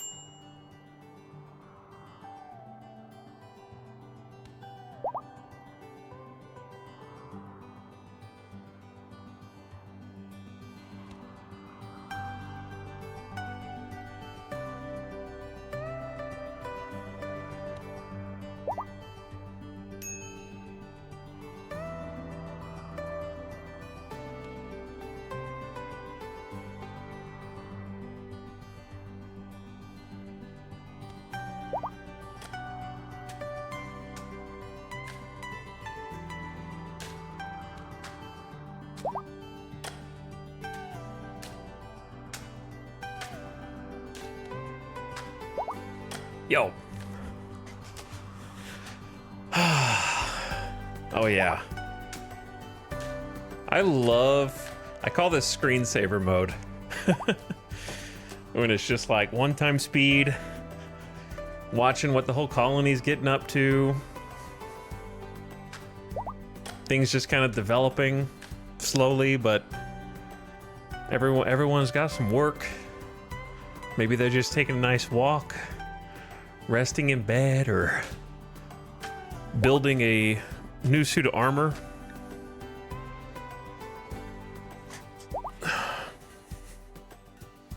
But I like there's a camera plus and also a follow me mod. Camera plus is for zooming in. Follow me is for follow. I like camera plus because I can go vroom. Or anywhere in between.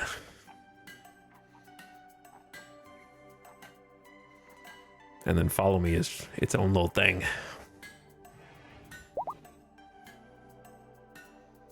I like being able to zoom really far in.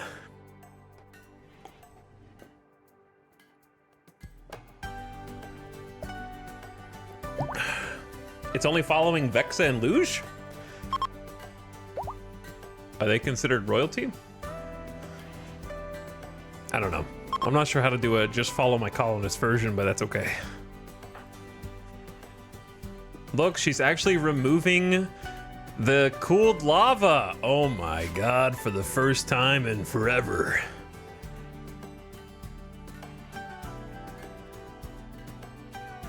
Here's the thing. I actually could have just done some smooth sandstone in different places.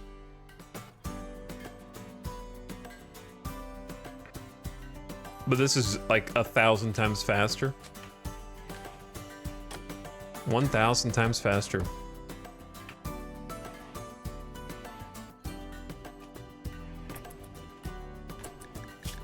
Bloodshed for profit. Justina Mavronis, a dominus of the Exodus Empire, oh dear, is making a request of you. 2 groups of Edakin from Kovoi Kinroar have been harassing our caravans in the area. Justina asks that you send them a challenge message, getting them to attack you, and then eliminate the threat yourself. There will be 2 groups around this size. 1 boss, 2 drifters, 6 elite mercs, 1 heavy mercenary, 4 merc gunners, 1 merc slasher, 3 pirate gunners, 3 scavenger gunners, and a scavenger thrasher. It's weird getting quests from the Empire. Well, I mean, they're giving us goodwill, so they're just giving us an opportunity to earn peace back. So we're not getting like other rewards, but obviously I'm not going to do it. So chat, what did they get done while I was gone other than smoothing out a lot of this floor? These glow pods are unironically useful right now because they're in areas where I don't otherwise have light at the moment, so that's cool. And then what's up with the egg sack? We're just keeping this for it's our friend. This is just our new friend.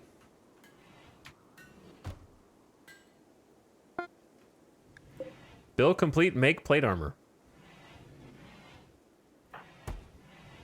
Normal. All right, well, you can't have everything. Normal. Again, I have to remind myself, it could be worse, it could be awful or poor. You should be happy with normal, but it just took so many resources, man. We're losing steel.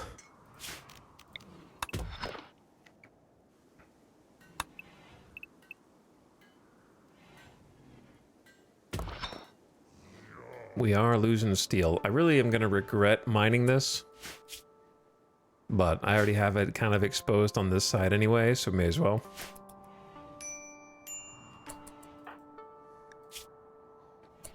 Kendit is suffering malnutrition. Whoops. To be fair, you could just get up and feed yourself, so. Whereas Dan can't.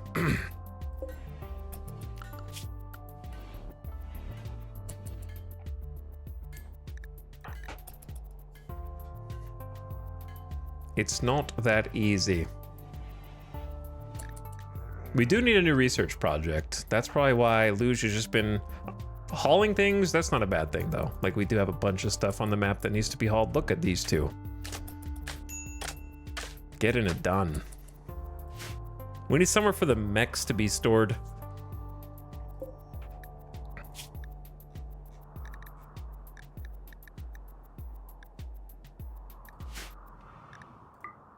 I'm just gonna allow it in that room for now since we're not using this for anything at the moment. That way they can bring the bodies in, we can shred them later.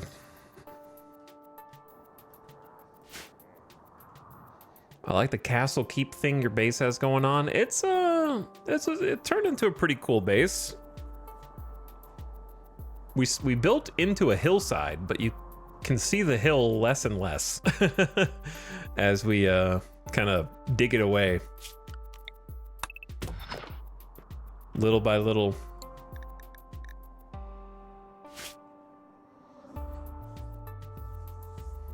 What's our worth? That's a question that everyone has to kind of like find out for themselves, I think. But determining your self-worth and then being proud of that, hopefully, is something that you will eventually come to. Learning to accept yourself and love yourself. And that's where you'll find your worth. But then it's also increased by your family and your friends.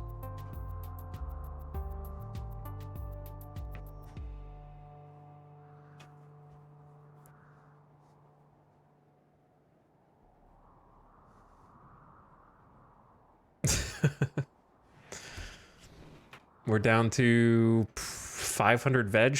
We have a lot of meat now. Still got sheep meat. Oh, is that from the sheep outside that got killed by the mechs and we are going to eat them now? Classic.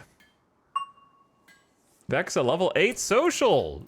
Shira is going to be nothing if not just a social training vehicle for Vexa with her 48 resistance now. But honestly, that's good for the moral guide, a future leader. We could have a moral guide and a leader right now. Perhaps it should be Kindit.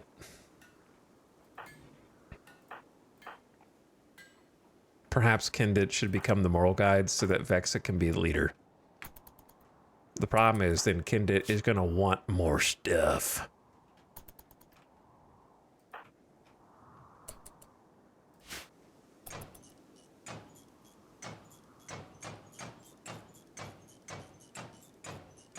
Satisfying. All right, Nectaros is cooking. Dude, we got 2 wind turbines and we still can't even keep the batteries charged. It's crazy.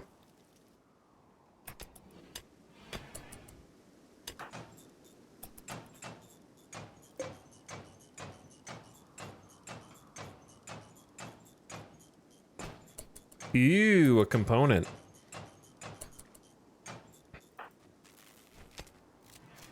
Okay. Nectaros is cooking when the electricity permits. Todd is kind of just cleaning up stuff and hauling stuff. Vex is taking care of all the tertiary construction jobs.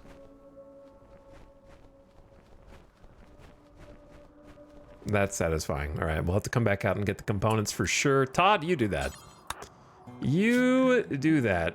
Let's go hunt the donkey. Get a little extra meat. We need to do this as well immediately before they see it as a weakness.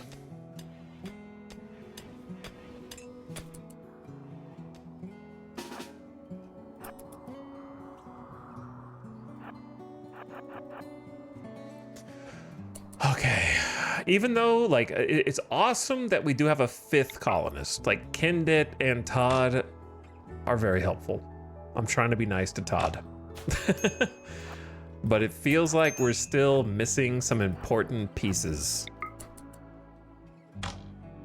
And I think those pieces are overlapping construction, overlapping planting. We need a second planter, second builder.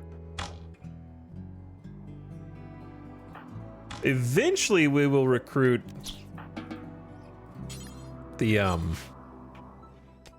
prisoner, and she has the ability to cook and build, which are good, and fight really well. But someone else who can plant.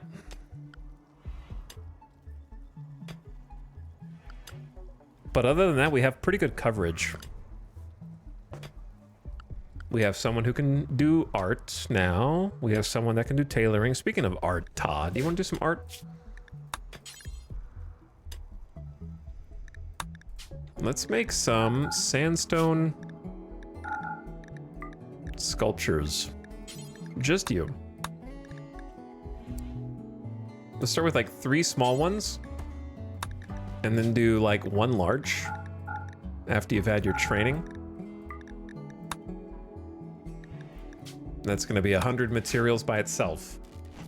Wait, did we use all the sandstone? Oh. We used all the sandstone. Nectaros needs to get some more, but he's been busy. He's like, I'm making a warhammer, man. I don't have time for that.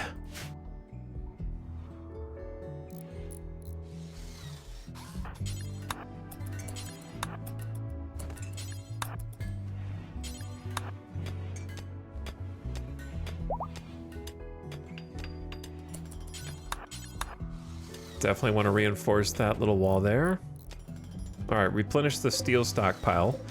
Maybe make 1 more spike trap. I'm starting to fade on spike traps just because we're actually almost gonna have to start going somewhere else for steel. Which feels weird.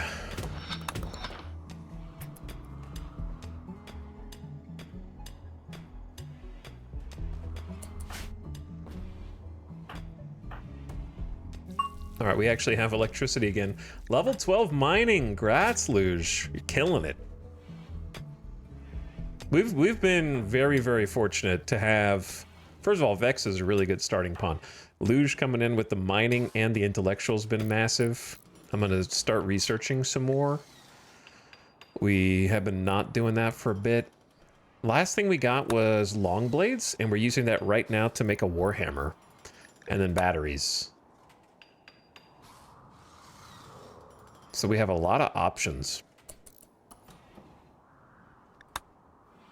Machining, of course, is extremely useful. A bit early for auto doors.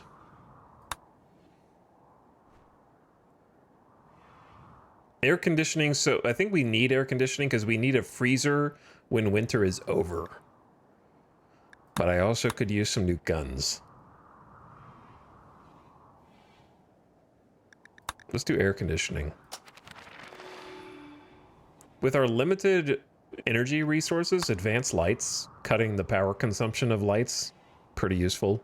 But yeah, air conditioning so we can actually make a fridge.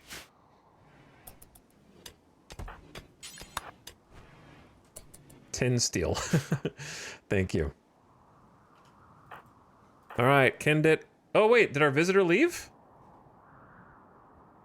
Did we get like rep or anything? Dan is fully healed. Dan, where did Dan go? Dan?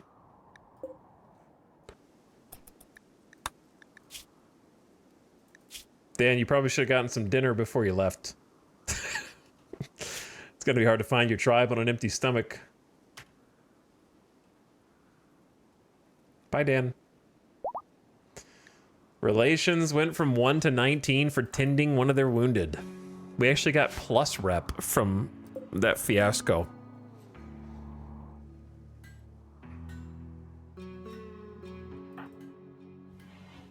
This is why I like having... Who? Todd, dude. Todd tried to flirt with Vexa by comparing her to a loyal star. Vexa rejected the advance and continued reading her book with her husband. There should be a game feature where if you flirt with a married person in front of their spouse has a chance to fight you. Like, that'd be a good excuse for a social fight. I'm just duke it out in the middle of the hall.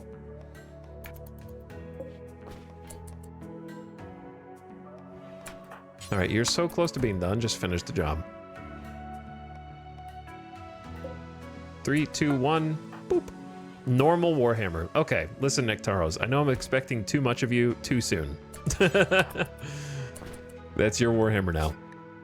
I'll just be happy with the normal. 10.3 and 40% armor pen versus 8.6 and 33. Warhammer will destroy some body parts. Smash people's brains in.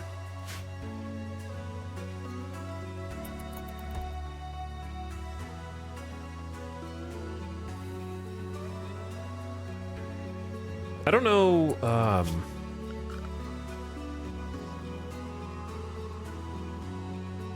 this can't be their bedroom. It's too much space. This might be able to be a bedroom, but I don't know where to put a prison cell. Like, I just need a lot of room. We might end up putting the prison cell down here when we make the expansion. I'm starting to think we're gonna need a larger expansion than what we've got. But I guess just rock it a little bit at a time. This is gonna be an all natural base, purely organic.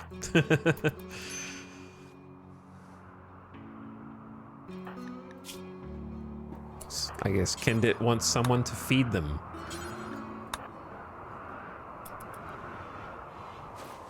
Wait, you need to be healed? Did we never finish patching you up from the Spelopede? Oh, that's why it's taking you so long to heal. Whoops.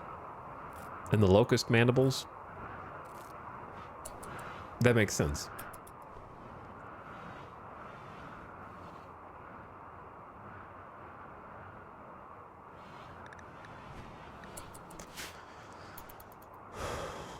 Hello, Todd. Today, Nectaro should get back to stone cutting so we can finish this, because we actually used all of the sandstone. He's a little behind on his work. It's probably not a great time to do art, actually. Todd can just do some hauling and cleaning.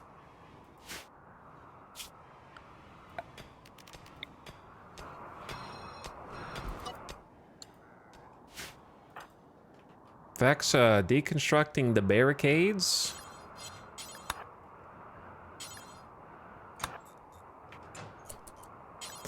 And grab some steel. We got a little plasteel down here too from the, oh, I didn't see this.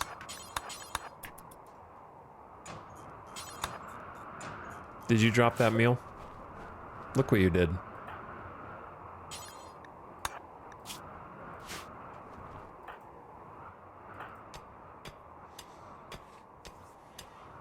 Okay. Make parka bill complete. Poor. There it is. The poor quality parka. It'll get the job done though. You can wear it if you want. Still got 51.8 degrees Fahrenheit of cold insulation, tiny bit of armor, some coverage, which you do need.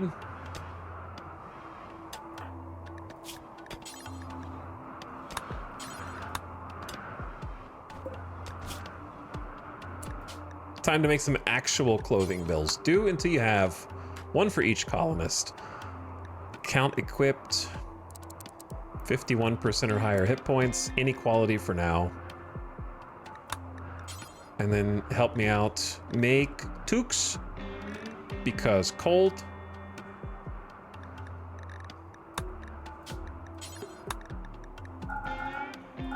So you have 51%.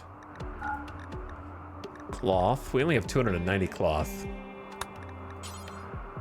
We'd have a lot more if a certain cold snap.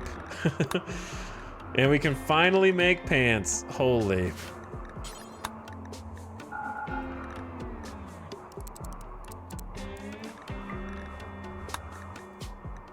Count equipped. Kind of forgot to click that. Finally make pants.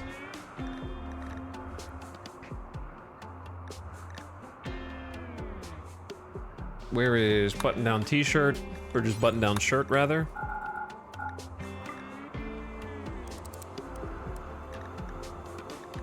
Pretty much just use whatever we got left is fine.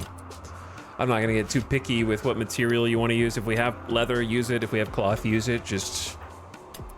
yeah, there's a parka for you. Made by your own hands. Finally, get some clothing in. I want to get rid of this block.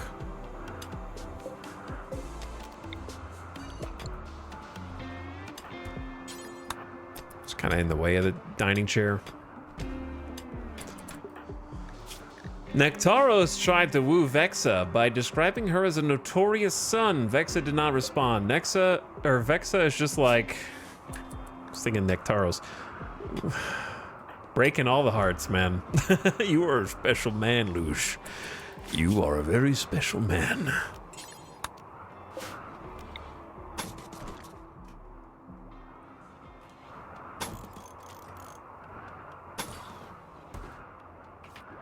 They are kind of relentless, yeah.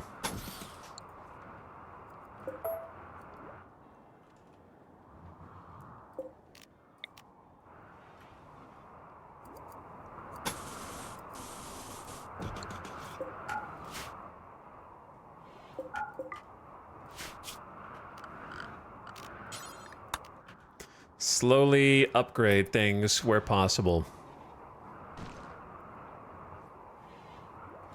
What you working on? We got another plain leather parka coming out. Nectaro's about to become a crafting god. Just ding level 8, employable professional, and is on the training arc right now. Very excited about that, though we don't have a perma rock cutter. We could have a perma rock cutter because I could get Todd to do it. I love when the pawns are carrying a centipede around. They look so silly.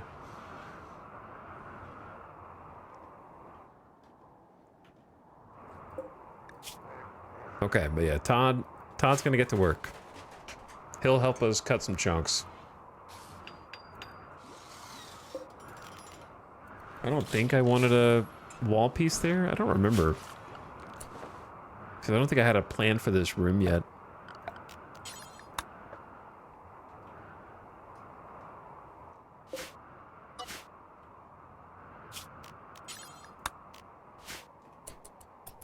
Might turn it into a prison cell, possibly, for now. Just move the bedroom up here. It doesn't really fit. It could be a bedroom, it's just a bit extravagant, considering how little space we have.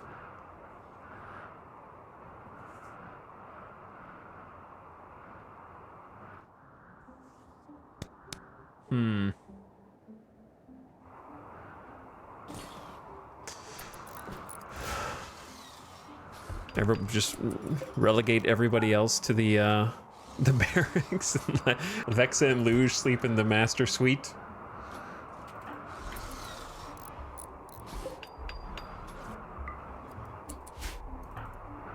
I mean, you can.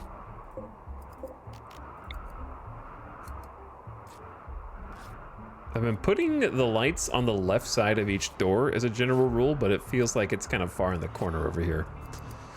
I guess it's fine.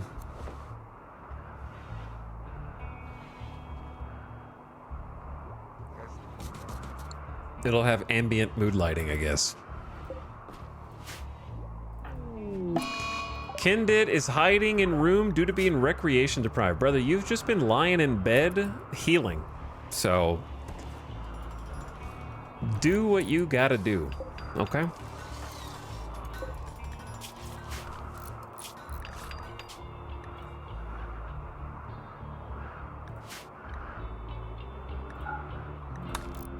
Change the clothing bill so they take off their helmets and start wearing toques, because Nectaros is actually making them.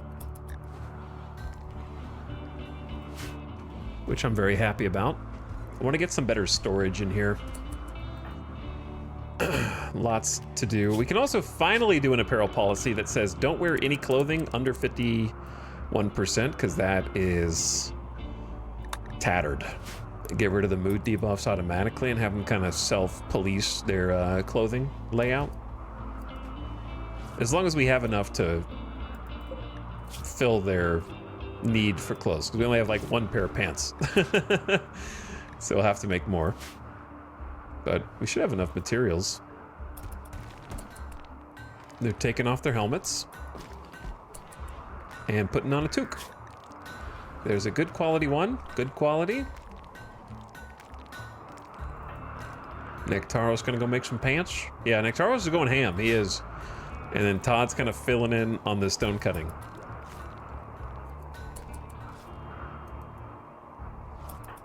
Luge on research duties. Humble, but we're getting it done. Woo! Hi, chat. 1 a.m. super yup time, gamers. Are you just waking up, or are you not going to sleep? How cold the winters get here? We had a cold snap earlier that was like -8, -10.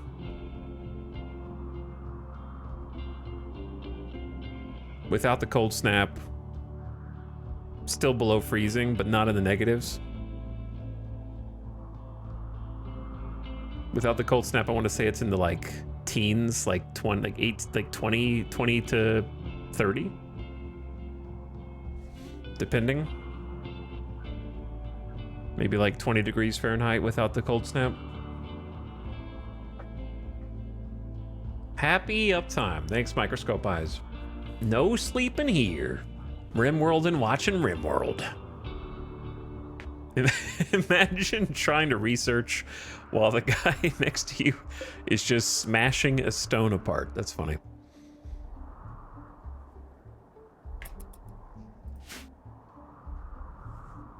Chilling after finishing work, 6 p.m. Barely got to check progress. We've been doing, it's been crazy today. There's been a lot of raids, a lot of combat, blood everywhere. We're still trucking though. I don't know for how long. I think the problem is our wealth is going up, but we're not really getting stronger. Which, it is what it is. We'll just ride in the wave until it crashes. I think our biggest threat is getting like sieged. Something like that. Breacher raid would be devastating. We don't have EMPs. If it's a big raid. We had colonist abduction, mech clusters, insect infestations, imp raid. Thumper mech is probably the most devastating thing that could happen to the colony right now. Just because we don't have any possibility of having EMPs. And we have like 2 suits of armor and that's it. Good luck.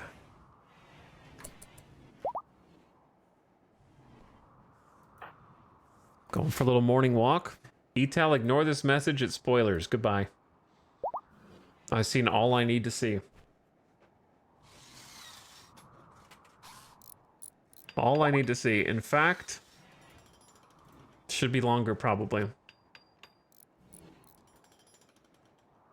What a dodo. 10 a.m. eating lunch? That's breakfast time, Latic. That's breakfast time.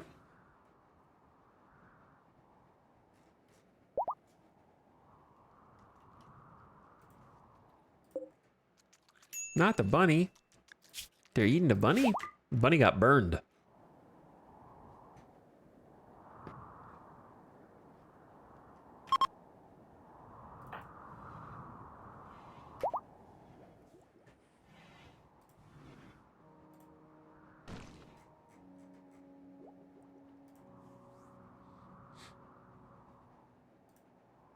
Etal, ignore this message. Love you, chat. Don't lie to them. Don't lie to them.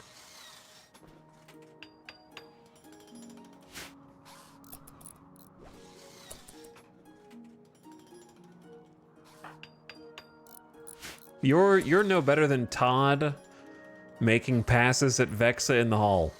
Okay? I turn my back on you.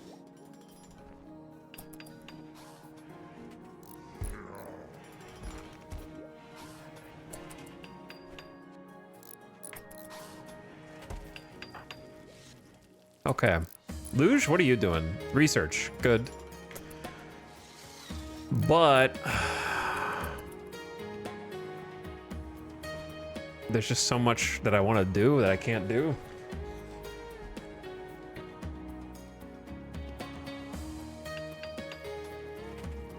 The work never stops.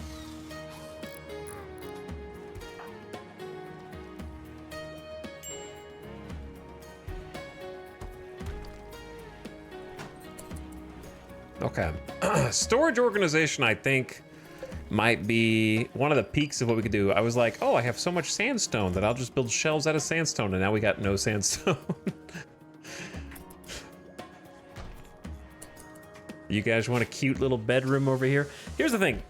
I don't like vents in the hallway. So we're probably gonna undo these.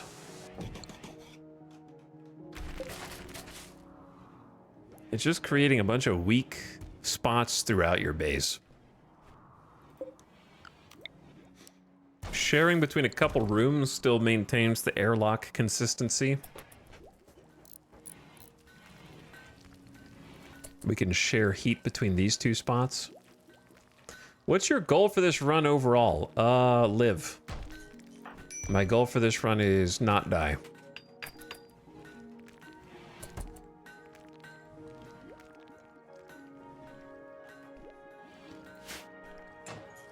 So that I can say that I survived 500% Randy.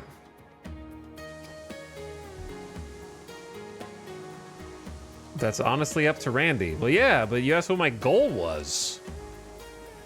Goals are independent of statistical probability of success.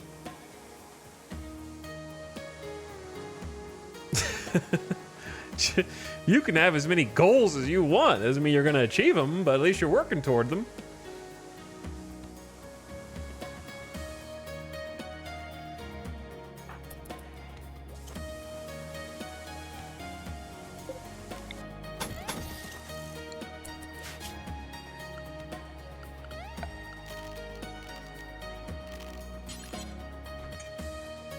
I got a little end table for you. You guys are gonna be living fancy, dude.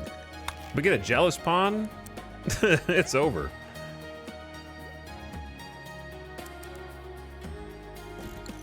Oh, you guys are gonna get the first potted plant too. Living super fancy, dude.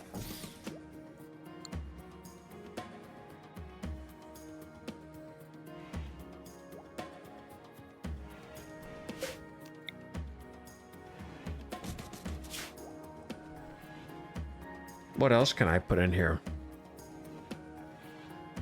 An outfit stand for sure, maybe two.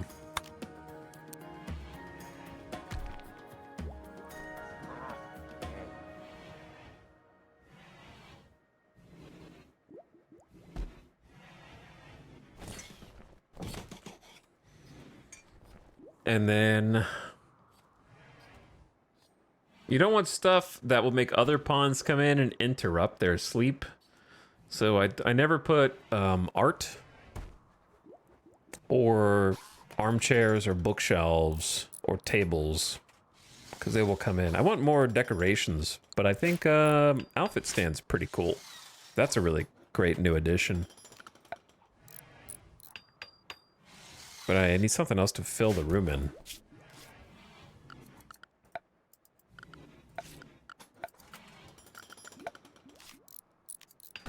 We could do like a totemic slab.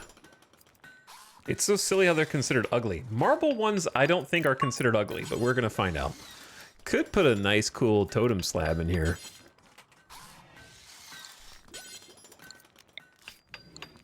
What is the shape on this one? Is that like a bull face? What is that?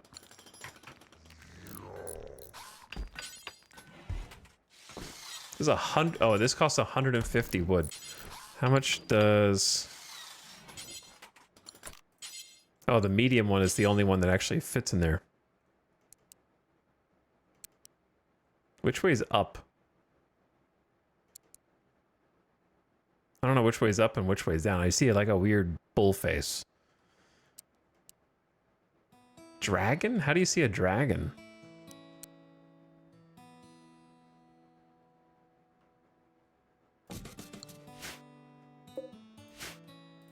We definitely don't have we have 114 wood, but then we won't have anything left. A wooden base bass relief of totemic imagery for decorating a floor. Nice, good quality end table. All right, what's everyone else up to? I like how Vex is like, yes, I am now gonna decorate my bedroom. I don't care about the rest of the colony. I want to sleep in style.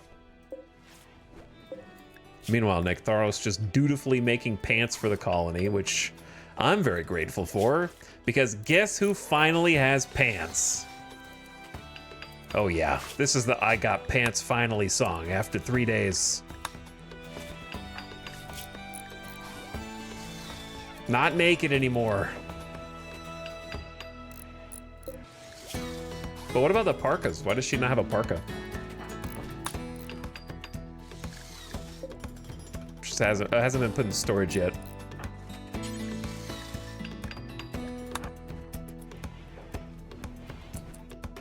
Oh, well, I guess you could put it there. It's not really what I wanted.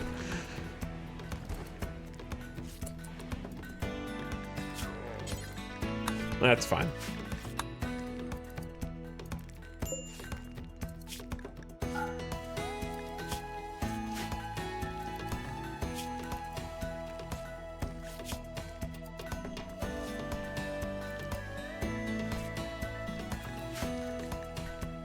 Dude, Nektharos going crazy.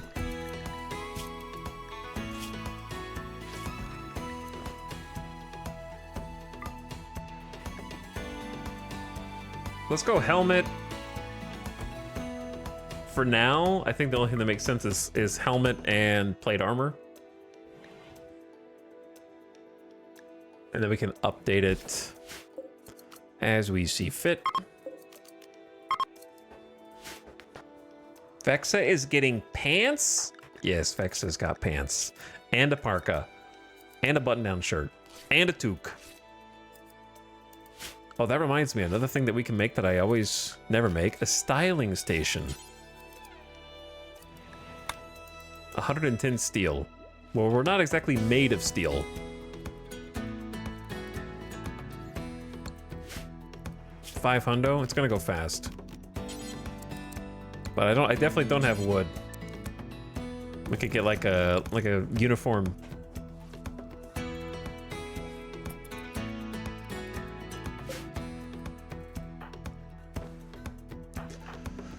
All right, cleaning up has been going well. It's only been 4.5 days since the mech cluster insect hive double whammy. Bro, I don't know how the wealth is going up so high. Jelly, it's probably just like insect jelly. Plus insect meat, plus items from the traders, like we converted some mats into clothes. I don't know, we didn't really acquire anything. We're just on a steady upward climb without actually getting any measurably stronger. Could use some traders to come in so I could like sell some old stuff.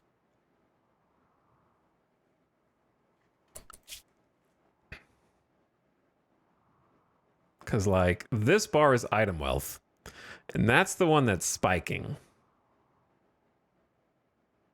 Right? You can see this orange spike coincide with this, and then this spike with this. And obviously we have a little bit of building wealth going up, but it's item wealth is peaking. All that crafting, I guess, like, I don't know, it doesn't feel like we're crafting that much. We're just crafting a basic set of clothes. So what you're saying is just be nudist, keep wealth down, keep raids weaker. Just be nudist. Ding, ding, ding. Needs to look inside the storage. Probably just have like random stuff that we could either use or get rid of or something. Like I got some, like a sculpture here or there, and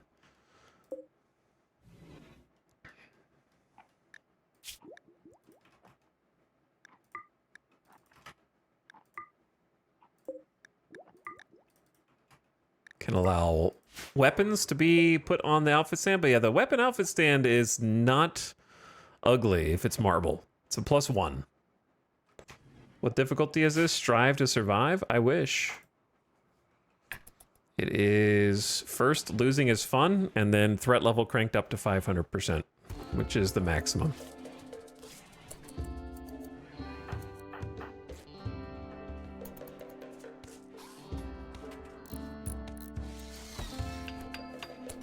Donkeys, eating all my food. We are down to 367 veg. Probably gonna have to eat insect meat, but that's what it's there for.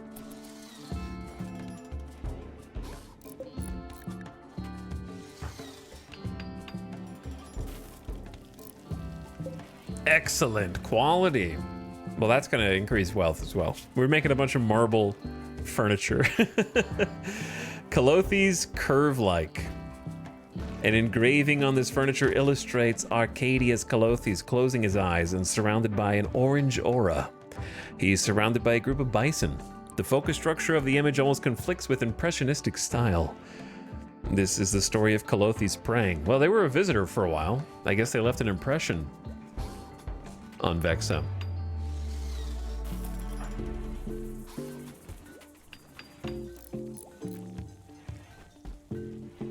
I suppose they left a mark.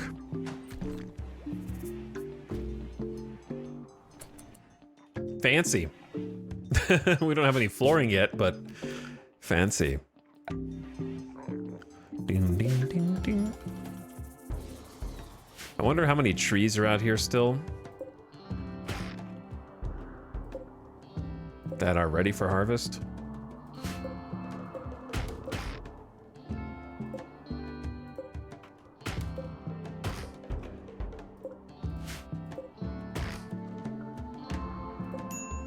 They're getting fewer and farther between.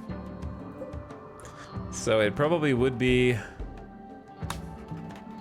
There's still 156 tree on the map,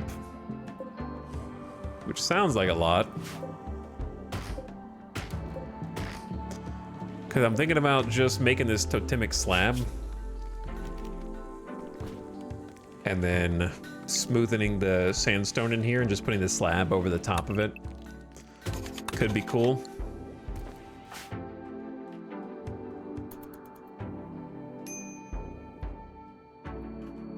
Vexa actually has proper clothes for 25-degree weather.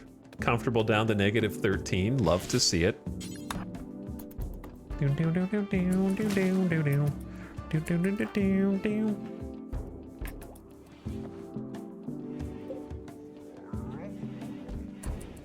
Oh my god, I see button-down shirts being made too. We have 5 button-down shirts, one for everyone. Hell yeah.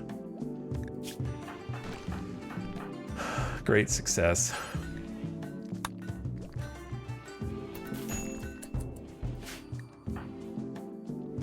Todd has a minor break risk, rebuffed by Vexa ×3. Todd wooed Vexa by making an observation about cannibalism. Vexa turned him down. Okay, you're approaching the unlikable anime character who just constantly, like, kind of harasses one of the female MCs. Who no one but the creator of the show knows why they're even in the show.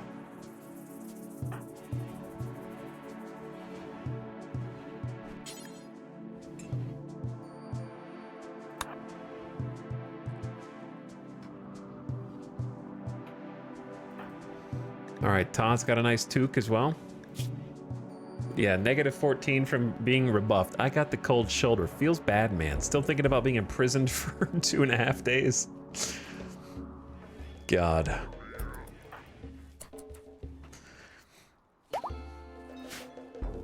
Chad, I want you to think about how far we've come from our humble, naked, tribal brutality beginnings. We have created a full set of toque, parka, button-down, pant, for everyone. Some of them still have their old ones. We didn't make 5 for everyone. 75 insect meat just rotted in storage. All right, well, that's not good. It's 47 in here. Hold on. I have an idea. Maybe. That is not good. I am about to panic, actually. Shit, deconstruct. Make it outside. Temperature drops to 35. We're refrigerated. We don't have freezer tech.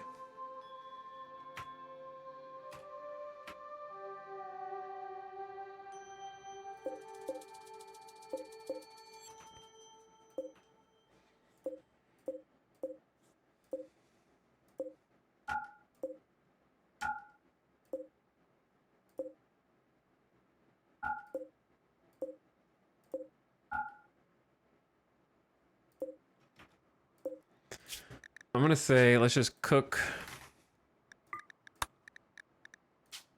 more. They last for 4 days. We're eating for 6 people. Like 2 to 3 times a day. Just go ham.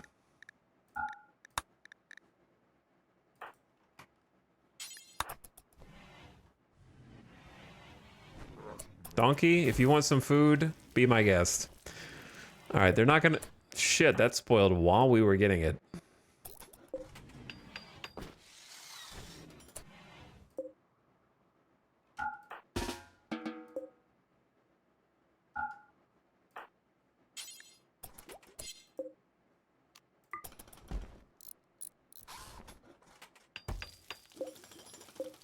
Okay, now it's frozen. That just, it spoils the second it gets on the stove. It's not... I'm taking psychic damage. I'm taking psychic damage. A solar flare has begun. The intense radiation will shut down all electrical devices. It should pass in about a day. The first time in the entire campaign that solar flare actually does something.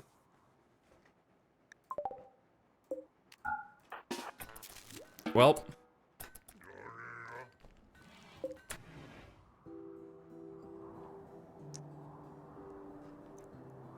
We're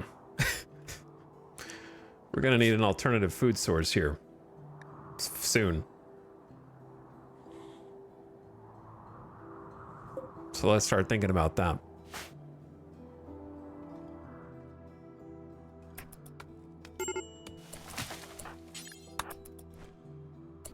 Why are you hauling 14 wood at a time? Thank you. Todd, what the hell is your problem? Hungry, was in prison. Brother, there's food. Go eat. Okay, anyway. It's time for agave.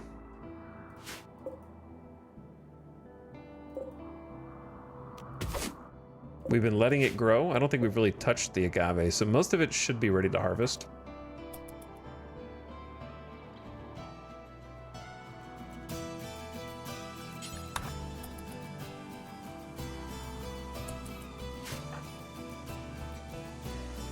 But yeah, I broke this open, so this would be considered outside so that we would get the coldness of outside.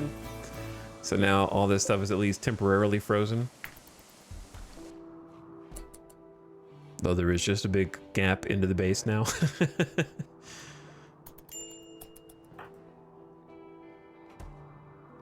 Well, these lights still work. It's gonna be egg sack time soon. I know exactly what I want to do.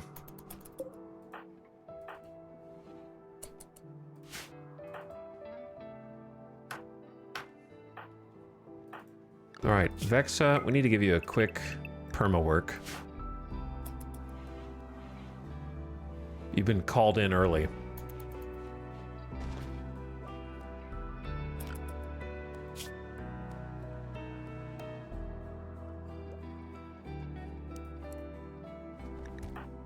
We're gonna get Todd to do a little. Well, Todd's mood is bad, but he's gonna help Paul. And then Luge.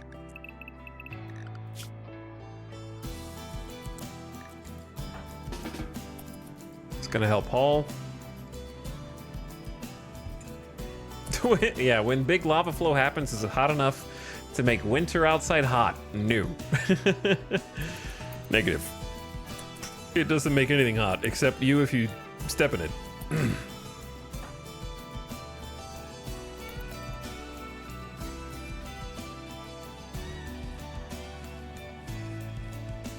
It's like 8 per, so like 41 agave right there, plus another 8.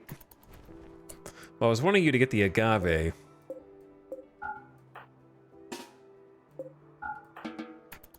There you go. Thank you, Luge.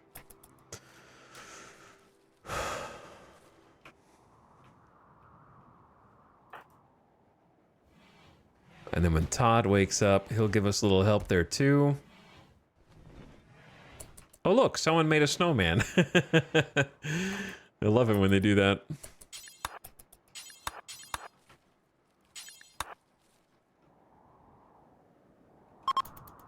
The solar flare is ending. All right, power's back on. Get Nectaros.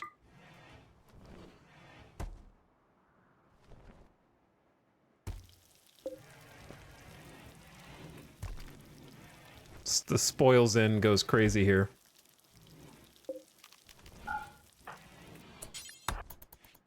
Turn the heater off also. So some of the pawns are not going to be too pleased about eating insect meat x donkey meat, but that's okay. What's up, Robot Mystic?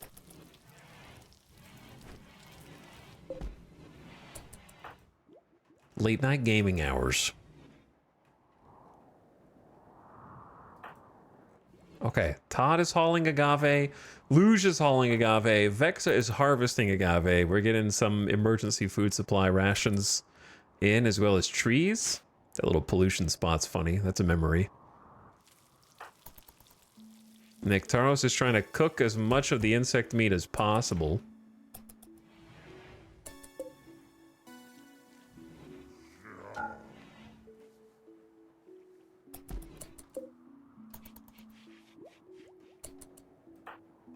Cutting blocks from chunks. Oh, yeah, it's my bad.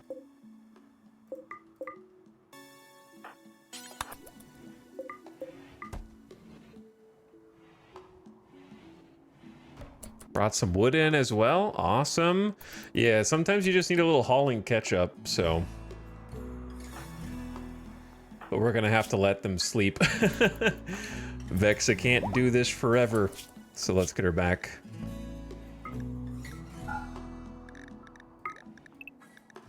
Get a little nap in.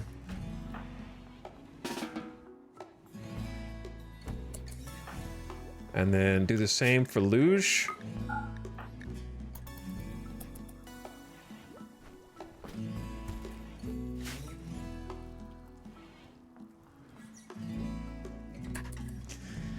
Let them have a little nap during the day. Nectaro's gonna try and cook the bug meat away, and Todd just gonna haul stuff in, try to get some wood from and some agave.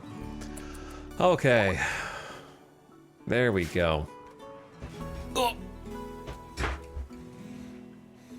How did you take down those hivers? Hivers? Do you mean bugs come from hives? Are you talking about the mechs? Mechanoids? Well, I had a little help. There was a caravan that was fighting them. But the short answer is, even if the caravan wasn't there, I would have been able to take them down. Divide and conquer.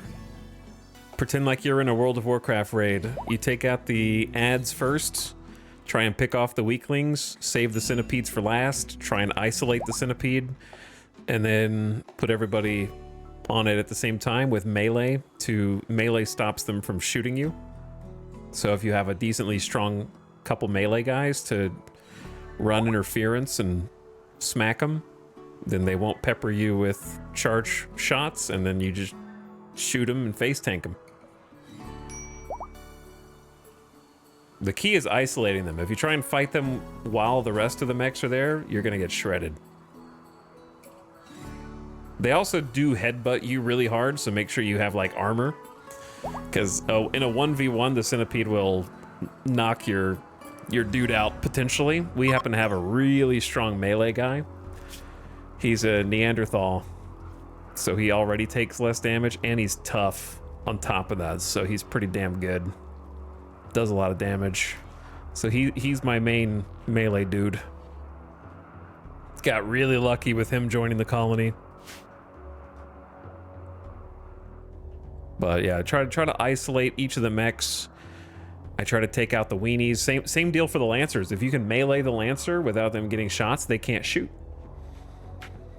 Then Scythers, you just got to keep at a distance and try and shoot them before they can approach you.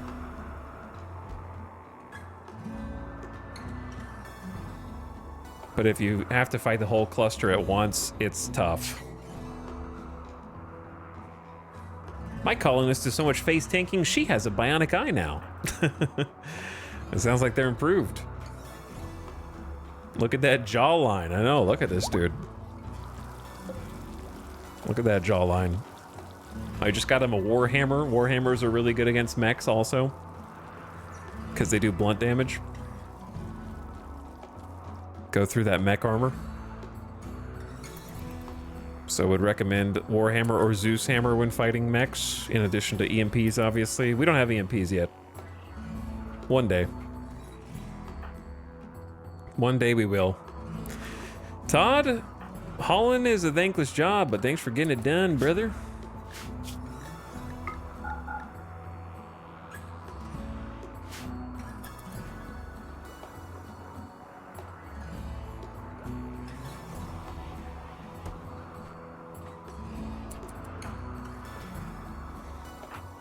All right, back to work.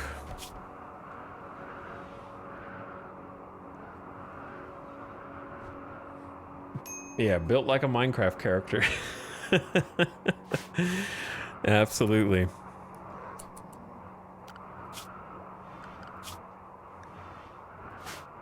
I want to see what Todd and Luge are hauling right now. Hauling steel axe. Yeah, there's just some stuff down here that we need to pick up. It's been a long time.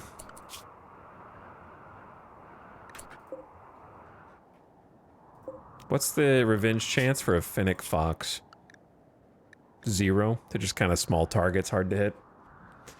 Well, we picked up 200 agave. That's good for 20 meals, but we have 4 more days left in winter. All right, we just cooked almost all the bug meat.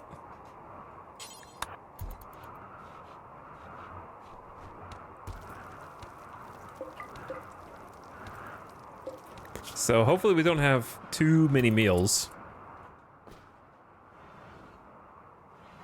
The ones in here should be good for 4 days. These are good for 4 days.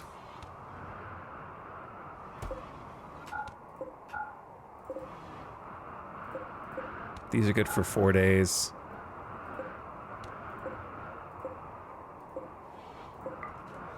Just need to remember to unrestrict them. And then we probably just need, like, the donkeys are just eating the rice, man. They're just chewing through the rice.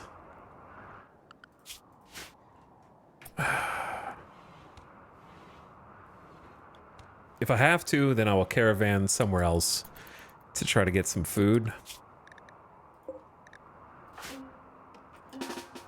I might bring Vexa out to try and do a little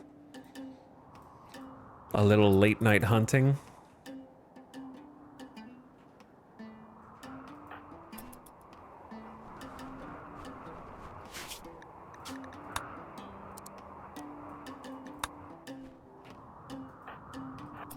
Even though they are small. Sorry, little boom rat. Oh yeah, you're incapable of firefighting. I didn't really think that through. Todd!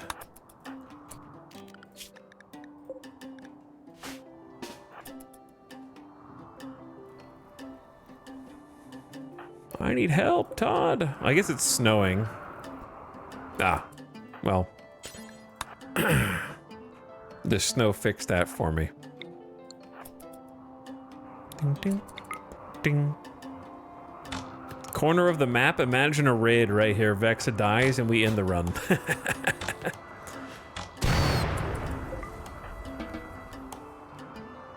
Could happen.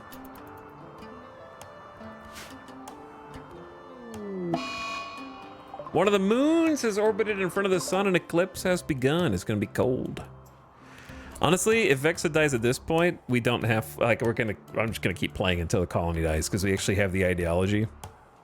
I will miss Vexa if she dies, but we still have people worth fighting for. That being said, not having a builder would be absurd. Or a planter. It would be very hard. A 50-year-old drifter named Hawk is calling from nearby. He's being chased by 12 mercenary snipers from Toxin Society. He begs for safety and offers to join you at boiling point. If you accept, you have to fight the wasters on his tail. He's too frantic to offer more info. 12 snipers, brother? His best skill is intellectual level 11. He's a genie. So he should be good at crafting. And research. In theory. He's not going to be a good builder. I mean, a good fighter. He's going to be a very weak fighter.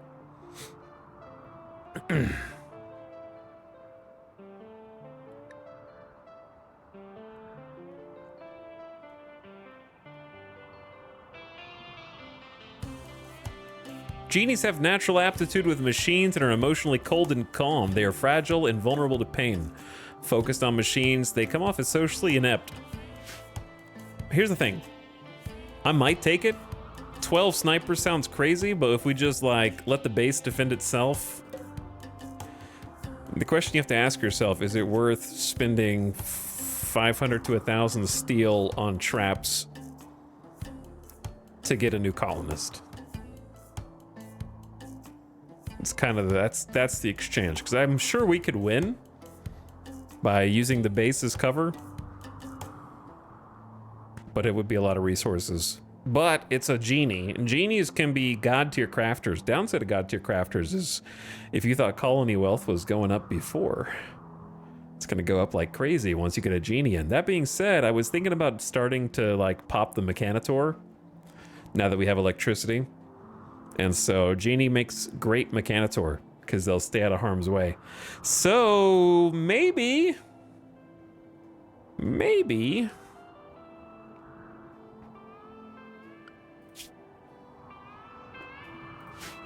I think that's how we start tomorrow. I don't want to do it tonight because it's 1:30 approaching 2 a.m.